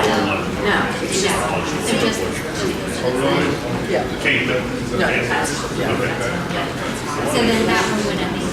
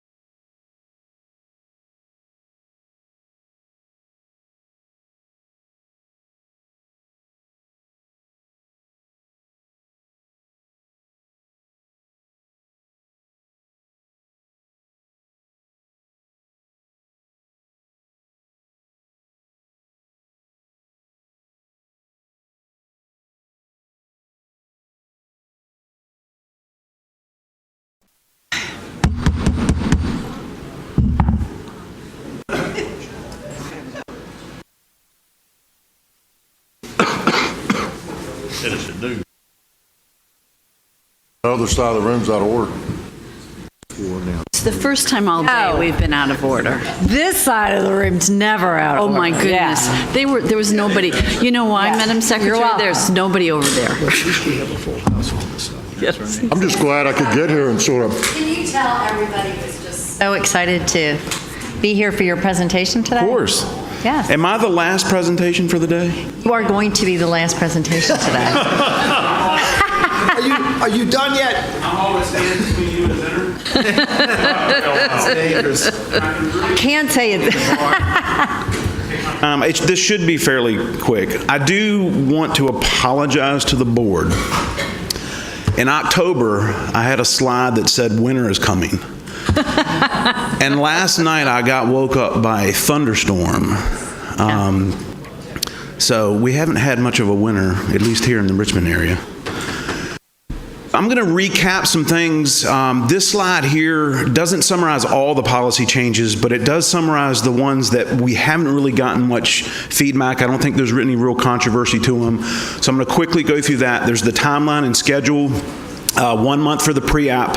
Remember, the pre-app is the abbreviated, smaller version of the full app. We will give the applicants their cap limit +1 if they're capped at 4, or their cap limit +2. This is just in case any of their pre-apps get screened out. They've got sort of a fallback. They'll still be held to the cap limits when they submit the full apps. Project eligibility, the transit maintenance facility expansions must also include the capacity expansion or the service expansion that would take advantage of that additional capacity, and then prohibit system-wide projects. Project readiness, slightly raising the bar as we have each round. So adaptive signal control projects must include a quarter study or an operational analysis. And then any major transit investments, bus rapid transit, light rail, is going to require a planning study that shows the alternatives that are considered, and that project must be referenced in the transit strategic or development plan. Again, these are requirements that are already being met, but it does put those modes on the same footing, or those major investments on the same footing as requirements that we have for major highway investments. We have gotten public feedback through the fall meetings, as well as since the last meeting. Mr. Whitworth, you had raised a good point. There were some things that we proposed last round that we took the time to send out to the applicant community. We had a sit down with each of the districts and DRPT staff and got some feedback. We haven't gotten a lot of feedback. We've gotten a total of 18 comments. Concerns, the most common concern, and a lot of this came from Northern Virginia, was related to the proposed changes to land use. We were proposing, if you'll remember, eliminating the L1 measure and putting all the weight on the L2 measure, and reducing the weight in area type A for the land use measure from 20% to 15%. We got a lot of feedback from the applicant community, particularly in Northern Virginia, expressing some concerns about that, and really recommending that we consider a 50-50 split and not adjust the land use factor weight. Several comments related to not supporting the proposed change of going from the safety factor from the 50-50 current split that we have between reduction in frequency and reduction in rate, and our proposal to increase the frequency 1 to 70%. Staff still stands behind that recommendation. The board adopted safety policies to look to reduce the total number of fatalities and injuries, and we feel like this change in weight would support that board stated goal. Several comments regarding just in general, and this is a common theme that comes up each round, look for ways to reduce the complexity of the smart scale process, the application process, and look for ways to extend the submission deadlines, give folks more time to do the applications. We will be providing the board with a full summary of all the comments that we received prior to the February meeting. There's no action requested this month, but next month we will bring a resolution, a smart scale resolution for the board to consider and take action on. So No changes in the environmental resource measure. If you'll remember, this is just going from giving points to making the measure more what you would anticipate it to be, which is subtractive. So the more impact the project has, the more you would subtract from the project score. For congestion, we had one proposed change last month, and I committed last month that we would come back to you and present more information on exactly what we're proposing. So we've received some feedback that our current method for converting our peak hour analysis to peak period only looks at Monday through Friday. And I think the concern is facilities that experience congestion on the weekends, our method wasn't taking that into account. So the best way to think of this factor, which we call the peak period expansion factor, is it's a calculation of the average congestion duration. It's calculated in 15-minute increments, and we look at what are the highest number of consecutive 15-minute increments where the TTI exceeds a set threshold. And that gives us an indication, is the peak period more of just an hour or 30 minutes, or is it 2.5 hours? And allows us to take that into account because as the board has adopted for the delay measure, it's the peak period delay reduction and the peak period throughput increase. So how this has worked in previous rounds, we use a data set called NRIX, which is used for VTrans. It's used for travel time, variable message signs on the interstates. And we use it to calculate this peak period expansion factor. And it represents, historically, over the last several rounds, has represented Monday through Friday from 8 a.m. to 9 p.m., which tends to be your period where you've got the most traffic. And we also thought that it would void nighttime construction zone congestion that may occur in the evenings. And so the graphic below sort of illustrates, you count up those 15-minute increments and you get a peak period expansion factor. So a 1.75 would indicate that there's an hour and 45 minutes of congestion where the TTI is elevated above a threshold. And we have an AM peak period expansion factor as well as a PM. And we'll look at what direction. If it's a directional improvement that's only northbound, we'll pick whichever peak period expansion factor reflects that peak direction of travel. What we're proposing in the new method is the exact same calculus. The main difference being we would look at Monday through Sunday, so we would look at all 7 days of the week, and we would sort of do a weighted average of that 6 a.m. to 9 p.m. period. So if you do have a facility that has congestion on the weekends, you would anticipate, particularly if it's bad congestion, you would anticipate an increase. So the following is what we anticipate, or what the changes would be. If you've got congestion during the work week and on the weekend, it could increase or decrease slightly. If you've got a lot of congestion, it's actually worse on the weekends, you could expect a little bit of a bump. If it's a little bit less, still congested, but a little bit less congested on the weekends, you might expect the peak period expansion factor would go down a little bit. If it's only congested on the weekends, you would anticipate an increase because now we're taking into account the 2 days where it's actually congested. And then if it's congested during the work week, but not congested on the weekends, you would anticipate a slight decrease in this factor that we use. So before I move on to safety, does anybody have any questions about that? Thank you, Madam Chairman. How do we care when it happens? So we listened to our audience and we changed it to 7 days a week. Other than the cost of collection of data, why do we look at 6 to 9 versus 24/7? Why do we care when it happens? I mean, I recognize that it probably isn't going to happen very often, certainly without a lot of frequency from 3 to 4 in the morning. I just don't know why we restrict ourselves on what we look at other than the cost of data collection. The main rationale for picking 6 a.m. to 9 p.m. really was to avoid nighttime work zones skewing the results that we were getting. because typically between 9 p.m. and 6 a.m., that is the least congested. That's where you have the least percentage of daily traffic occurring on a particular facility. Wouldn't you take out work zones anyway because it's artificial? I mean, a work zone, by definition, you're not going to fix the work zone until the work's fixed. And when the work's fixed, it's over. So why would you even consider work zones? I mean, I just eliminate work zones out of the entire calculation, look at 24/7, and move on. Whatever it is, it is. I just don't. I guess as it stands right now, there's no automated back-end database way that we could automatically discount facilities that have work zones that are occurring in the evening. So that is skewing the data then. It doesn't matter whether it's whenever it is. True. You ought to be able to eliminate the work zone data. Yes.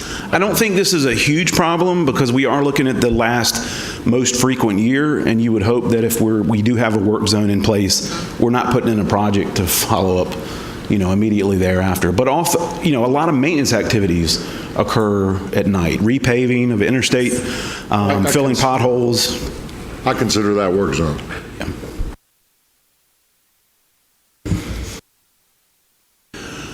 For the safety factor area, we were proposing two changes. One was the targeted crash modification factor. So if the project is doing roadway lighting, we would only be reducing crashes when it's dark. And the other is a proposed change to the weighting. Currently we have, or previous 3 rounds, we've had crash frequency and crash weighted at 50%.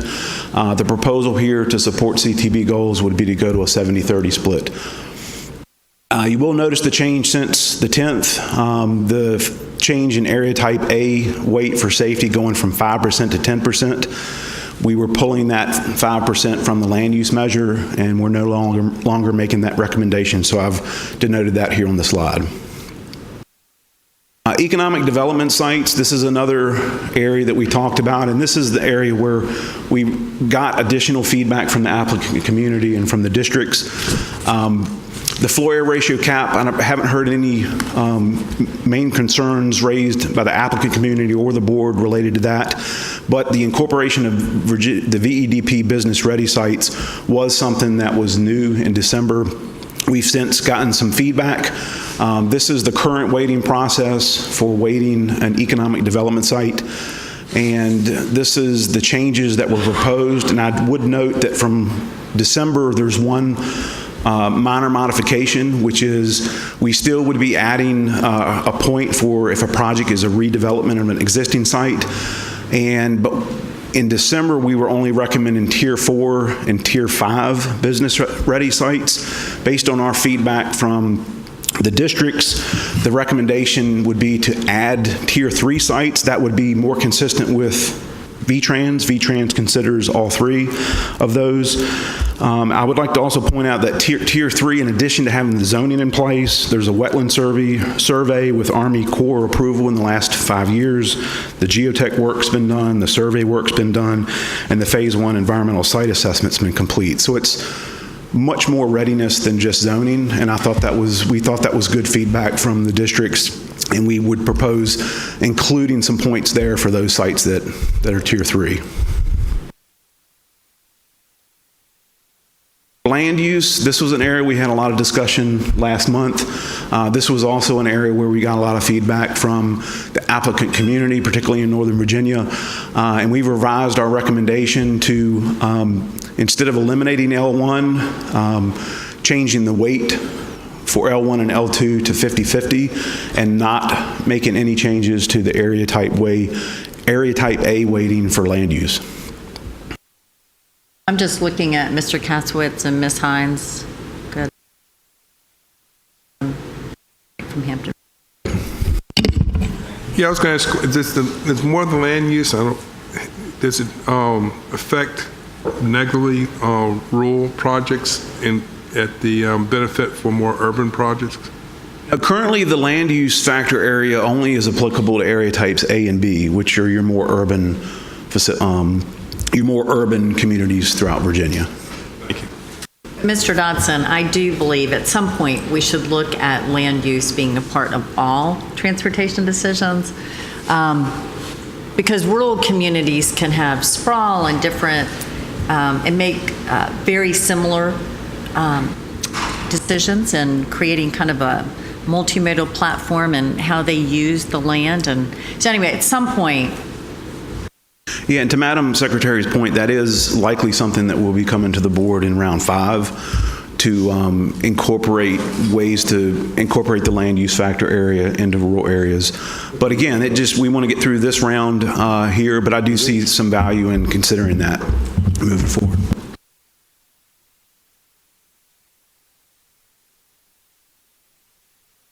All right. May break a record here because I think I'm pretty close to the end of the presentation, but the clicker's not working. Wouldn't that be funny? Yeah, it's not. It's never ending.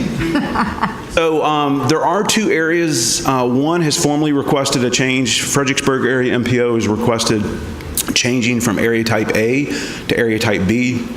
The New River Valley Regional Commission has expressed desire for the rural area, the non-MPO area, to go from area type C to area type D, and I believe they are slated to take action this month on that. The proposed policy resolution in February will also do some minor cleanup to some of the language, just make things clear. It'll include some language regarding the project cancellation policy that's been in place since round 1, that once a project's selected for funding, only the board can cancel that project moving forward. And then last but not least, I know this is something that I have mentioned, I believe, in the last 2 presentations to the board. Ben Manel mentioned this as well, and when presenting the I-95, we've gotten a lot of questions about how does the interstate money play into smart scale. You know, what should the policy be?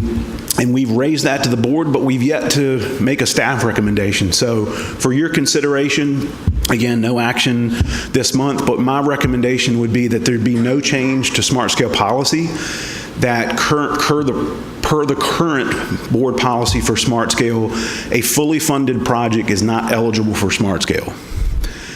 Any project included in the board's adopted quarter plan or program at the interstate level, so what was done for ID1 and what's being worked on for I-95, that once those projects have been selected, based on how much money is anticipated to be available, that those projects be considered fully funded and they wouldn't compete for smart scale.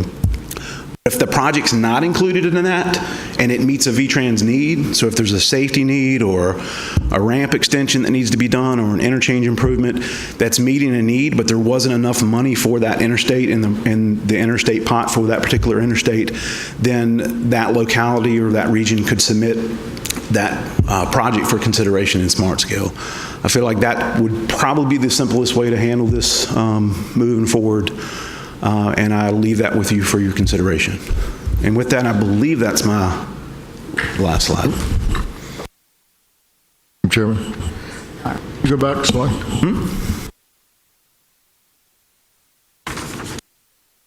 Maybe not. So when you're talking about a fully funded program, or a fully funded project, I should say, and you have these 2 regional authorities that have independent money. What is it in your mind, since it's not all state money, it's local money, it's regional money, it's federal? When is a project fully funded? I mean, if they have the money, but they don't vote to fund it, it's not fully funded. Is that correct? True. It would not be considered. It would have to be similar with the ID1 study. There was a universe of projects that were considered, and we ran through a smart scale light analysis, and there was an estimation of how much money is going to be available over I believe it was 20 years to be able to implement improvements. And then based on that smart scale light analysis, the board adopted a project list that met that amount of money that's anticipated to be available.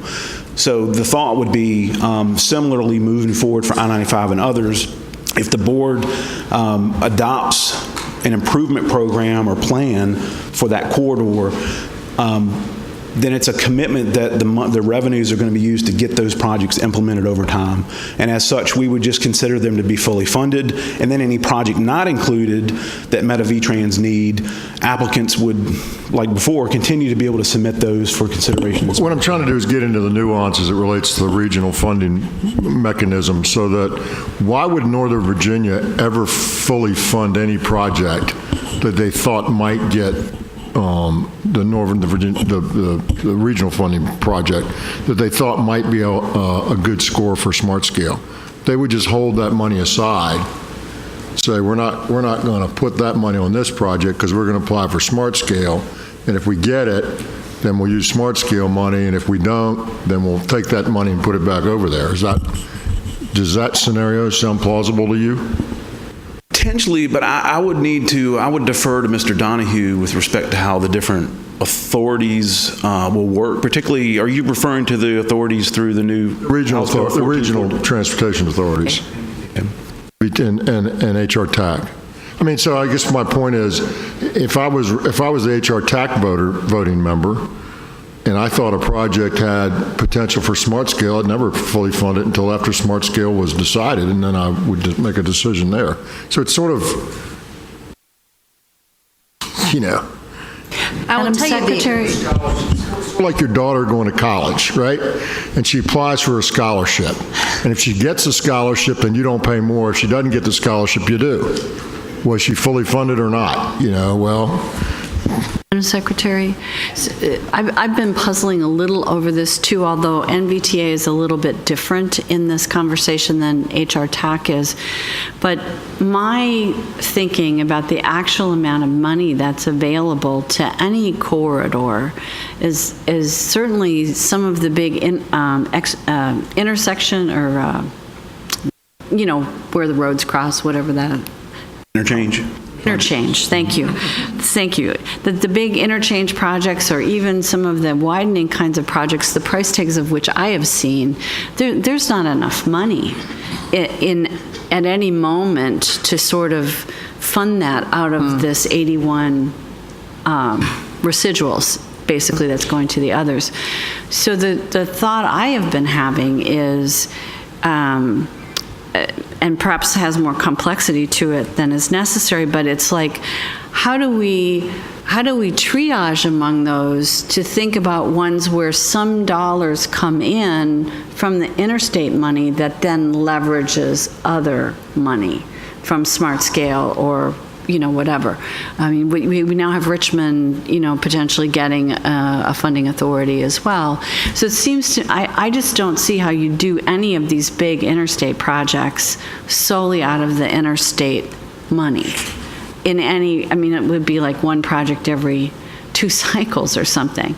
So I think you all need to think a little bit more about that question of who gets to decide they're going to leverage some piece of this into a project that then could also get supplementary or additional funding through smart scale. Yeah. I think the rationale or the thought was the board has definitely over the last 5 years expressed a desire to fully fund projects through policy, and it's even being considered in legislation.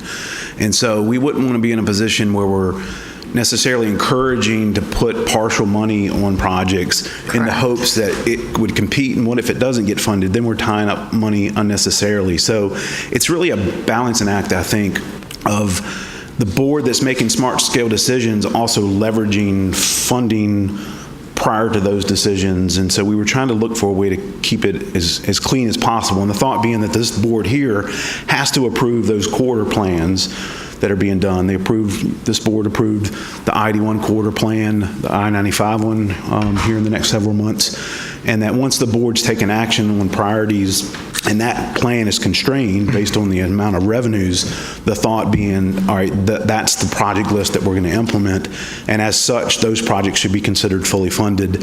Other projects that aren't included in there can compete, assuming they're meeting the V-Trans, identified V-Trans need. So it's not NVTA approving that project list, it's this board approving those quarter plans. So in theory, Mr. Tucker, we could have a big project on 64 that's part of this plan that's expensive. And I'm making up these numbers. There's 20 million a year on 64, on that section of the six. So we could decide that over 4 cycles, we're just going to put that interstate money. That's what you're saying, is that this board would decide? I think the quarter plans, like was done with ID1, there were more projects than could be afforded with the new revenue stream. And the board considered sort of an abbreviated version of the smart scale analysis to sort of inform that decision on where do we put those limited resources. For just using ID1 as an example, projects that are in that quarter plan or quarter program would be considered fully funded, and VDOT is moving forward with all the deliberate speed to deliver those projects as quickly as possible. Projects that weren't included in the plan or program would be able to compete for smart scale through. I understand that. The place I'm struggling is that the actual amount of money that's available on any of the other interstate corridors isn't likely to be able to fund a very robust program, right? And I think Mary's point is correct. It gets 39 million to 95. It gets 27 million to 64. The 20 million to MVTA. There's 42 million that also can be used among the other interstates. So you look at it over a 6-year period, and that money can also be financed. So you can do larger projects with them. What we're doing with the corridors is along 81, there were actually $4 billion of needs identified, $2 billion recommended, and we were able to find a way to fund them that has a funding stream along 81. The other interstates, we may not have enough money to do certain things, but we would identify the need, we will prioritize them, and then determine, how those funds could be distributed. So right now, you did the 95. So we're making a decision, the board made a decision, we're going to prioritize the operational improvements, we can move that forward as the interstate funding is fully implemented over the next 3 years. But if you look out over 6-year periods, we're able to do more. I think that it's really important to recognize that today we have very limited resources. So, what has happened more with the regions in Northern Virginia and Hampton Roads in particular, you all are able to bring money into the smart scale process and compete so that your cost-benefit score is better because you're not asking for the full amount. The project will be fully funded, but it also includes regional funds. And so other regions in Virginia are recognizing they don't have those funds to bring into the process to compete.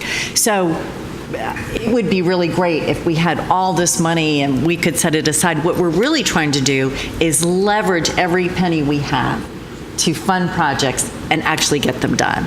And so that's what we're trying to do.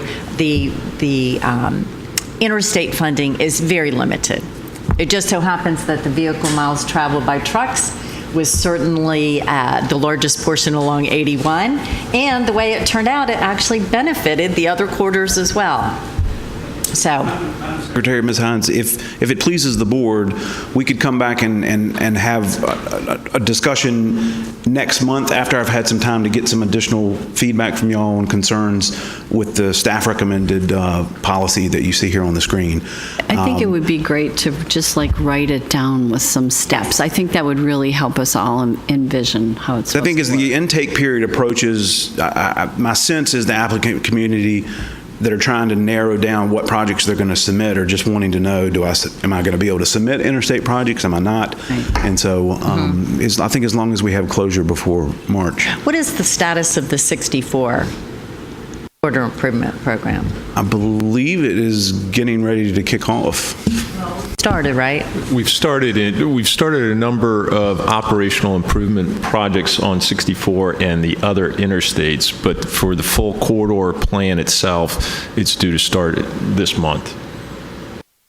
Okay, because Mr. Minnell did send some data over, and they're doing a lot of data collection now. So they've actually started implementing the program, but they've started the project, but certainly we have not had any outreach or the full data analysis done. said, they're using that data now so they can go and do some public hearings in the spring. That's right. So we're really just kind of launching that, and I think until we get it all, the improvement programs completed, very hard to know because we still have that 42 million.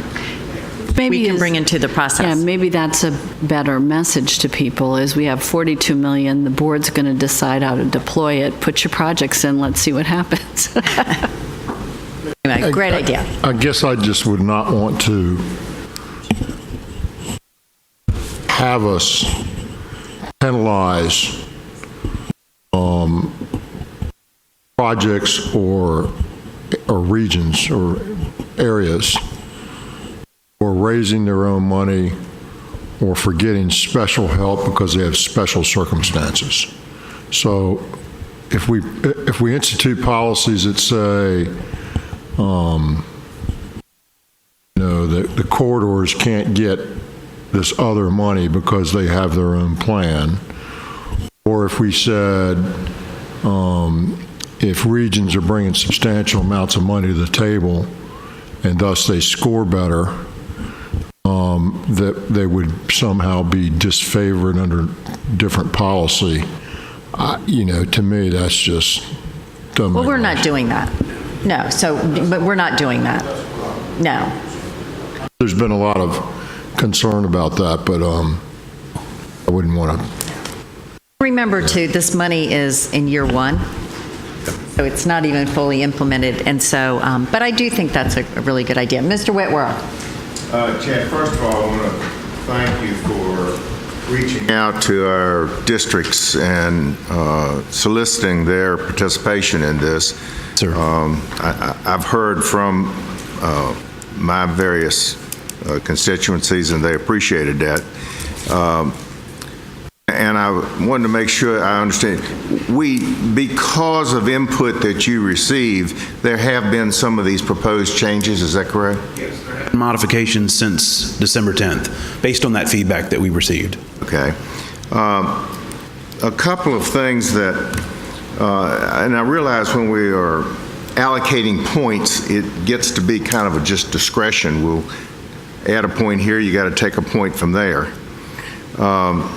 Couple of things that has created some heartburn, having to do, for instance, and I'm now talking about economic development, which is the area that is most sensitive and most important to your rural districts, your 3 and your 4 districts, as C and D districts. We've reduced the detailed site plan approval from, there were 4 points, and now we've reduced that to 2 points. What's the reasoning for that? I think the rationale was, one, we did want to give some weight to these VEDP sites. Just as a background, the Virginia Economic Development Business Ready sites, those are 100+ acre sites that are meant to be sort of drivers of economic development and jobs. And they have to go through various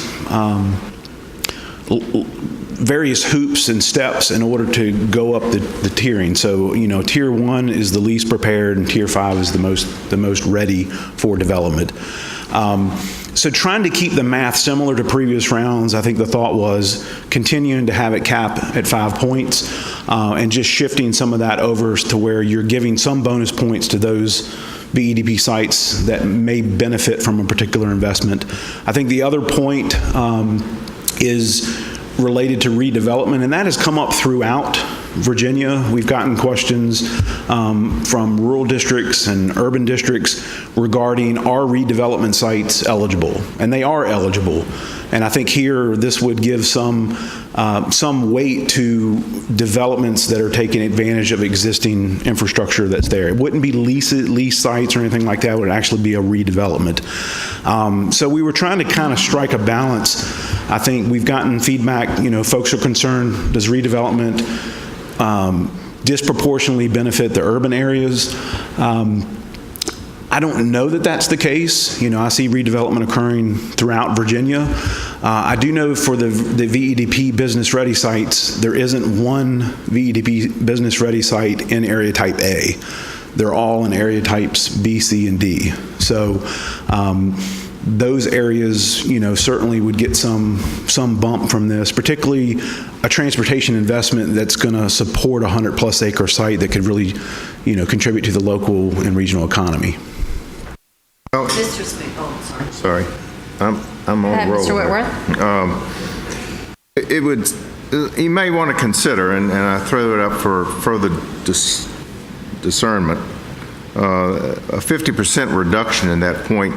Maybe that could be mitigated in some way, 2.5 or something like that, because I am aware that has, and as it stands, would negatively impact several applications that are in the process already.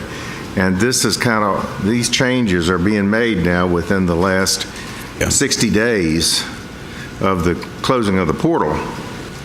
Well, not the closing of the portal, but of the whole process. And I've always been a champion of not changing the rules at the end of the game or in the middle of the game, and so that's kind of some feedback I have gotten. You say the two, you mean go from two, rather than cut it, rather than having 2 points, say 2.5 or for detailed site plans? Detailed site plan, yeah, approved. Not to make it so drastic a cut here in the first round, and the first time we've had a look at it. And another point where we are, and we applaud the inclusion of Tier 3 sites. That's a change since, and we think that's good. But it could well be that sites 4 and 5, there's very little difference between a 4 and a 5 site in investment and in commitment. And maybe those two sites, 4 and 5, could be 1 point. And then a Tier 3 would be 0.5 or something like that. Something to give a little more encouragement there for the Tier 3, and also to recognize that Tier 4 and Tier 5 are fairly equal in commitment and reward. I'm not pushing this, I'm simply offering this as feedback I've gotten from my area. I don't know whether you've gotten that in writing from some of my districts or not, some of my folks or not, but I have, and I would just throw that out. Okay. Mr. Smoot. Madam Chair, I've had a small amount of feedback that the proposed change in safety, which will give more weight to frequency, will disadvantage less urban areas. Do you think that's an accurate assessment? I believe that your lower volume roadways typically will have higher crash rates. I do think that's offset by the fact that in area type D, for example, your safety is weighted at 30%, and in area type A, it's weighted at 5%. So point for, crash for crash, rural areas are deriving 6 times the points for safety. So I don't think this would have, none of this has a tremendous impact. We provided that back, I believe it was in October, of each one of these changes individually, and it doesn't move the needle significantly. But to answer your question directly, lower volume roadways tend to have the higher crash weights. But we have seen the issues that's caused in previous rounds. I believe there was a project in round 2 that was at an intersection to put in a roundabout, and there was 1 injury crash in 5 years. But because its volume was so low, it had a really high score. Thank you.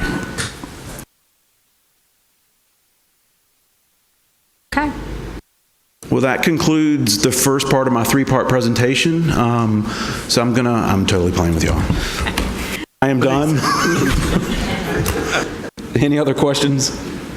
I'll just make the point that the comments I've received, first of all, people are very grateful for the outreach and how much you have listened and worked with districts, taken in the comments and really considered them all very seriously. So I really thank you for that. People seem very pleased that these VEDP sites are being included. There's such a need for them in Virginia, so I have heard very good feedback about that. And I, again, thank you for that outreach. And I appreciate that. I certainly can't take full credit. There's a great team over at VDOT and the districts with the various divisions and the central office, DRPT. The Smart Scale office has a tremendous amount of support Yes, and in administering this program. The entire OIP office over there. See, I do see Ronu Day here with us today. So anyway, thank you really for that leadership on there. Mr. Kaskowitz. Your sentiments, Madam Secretary. I've gotten pretty close with Chad in the last month as we've talked through some of these. Close to a lot of I have in fact. And I found both Chad and his staff to be just very collaborative and responsive. It's a great interaction. And that's exactly the type of group that we need to move this forward in a positive way. And I think we've done that. So thank you, Chad. And thanks to your staff as well that have helped out with us. Thank you, sir. Appreciate it. And for those of you whose jurisdictions have contacted us and everything, I hope that they are aware of how much work has gone into getting to where we are. So, thank you. Thank you, Madam Secretary. So with that, we're going to do Jatinder in the morning, and then we'll finish that up. We'll do the action meeting. So what are the plans for this evening? The plan will pick up from the hotel at 6 o'clock. Dinner scheduled for 6 Salida. For those of you driving, that's at 123 West Broad Street. 6 o'clock in the hotel lobby? So, and I did hear that you all had an alarm clock this morning. Yes. It wasn't in the hotel company to 2:30. Yeah. Mine was.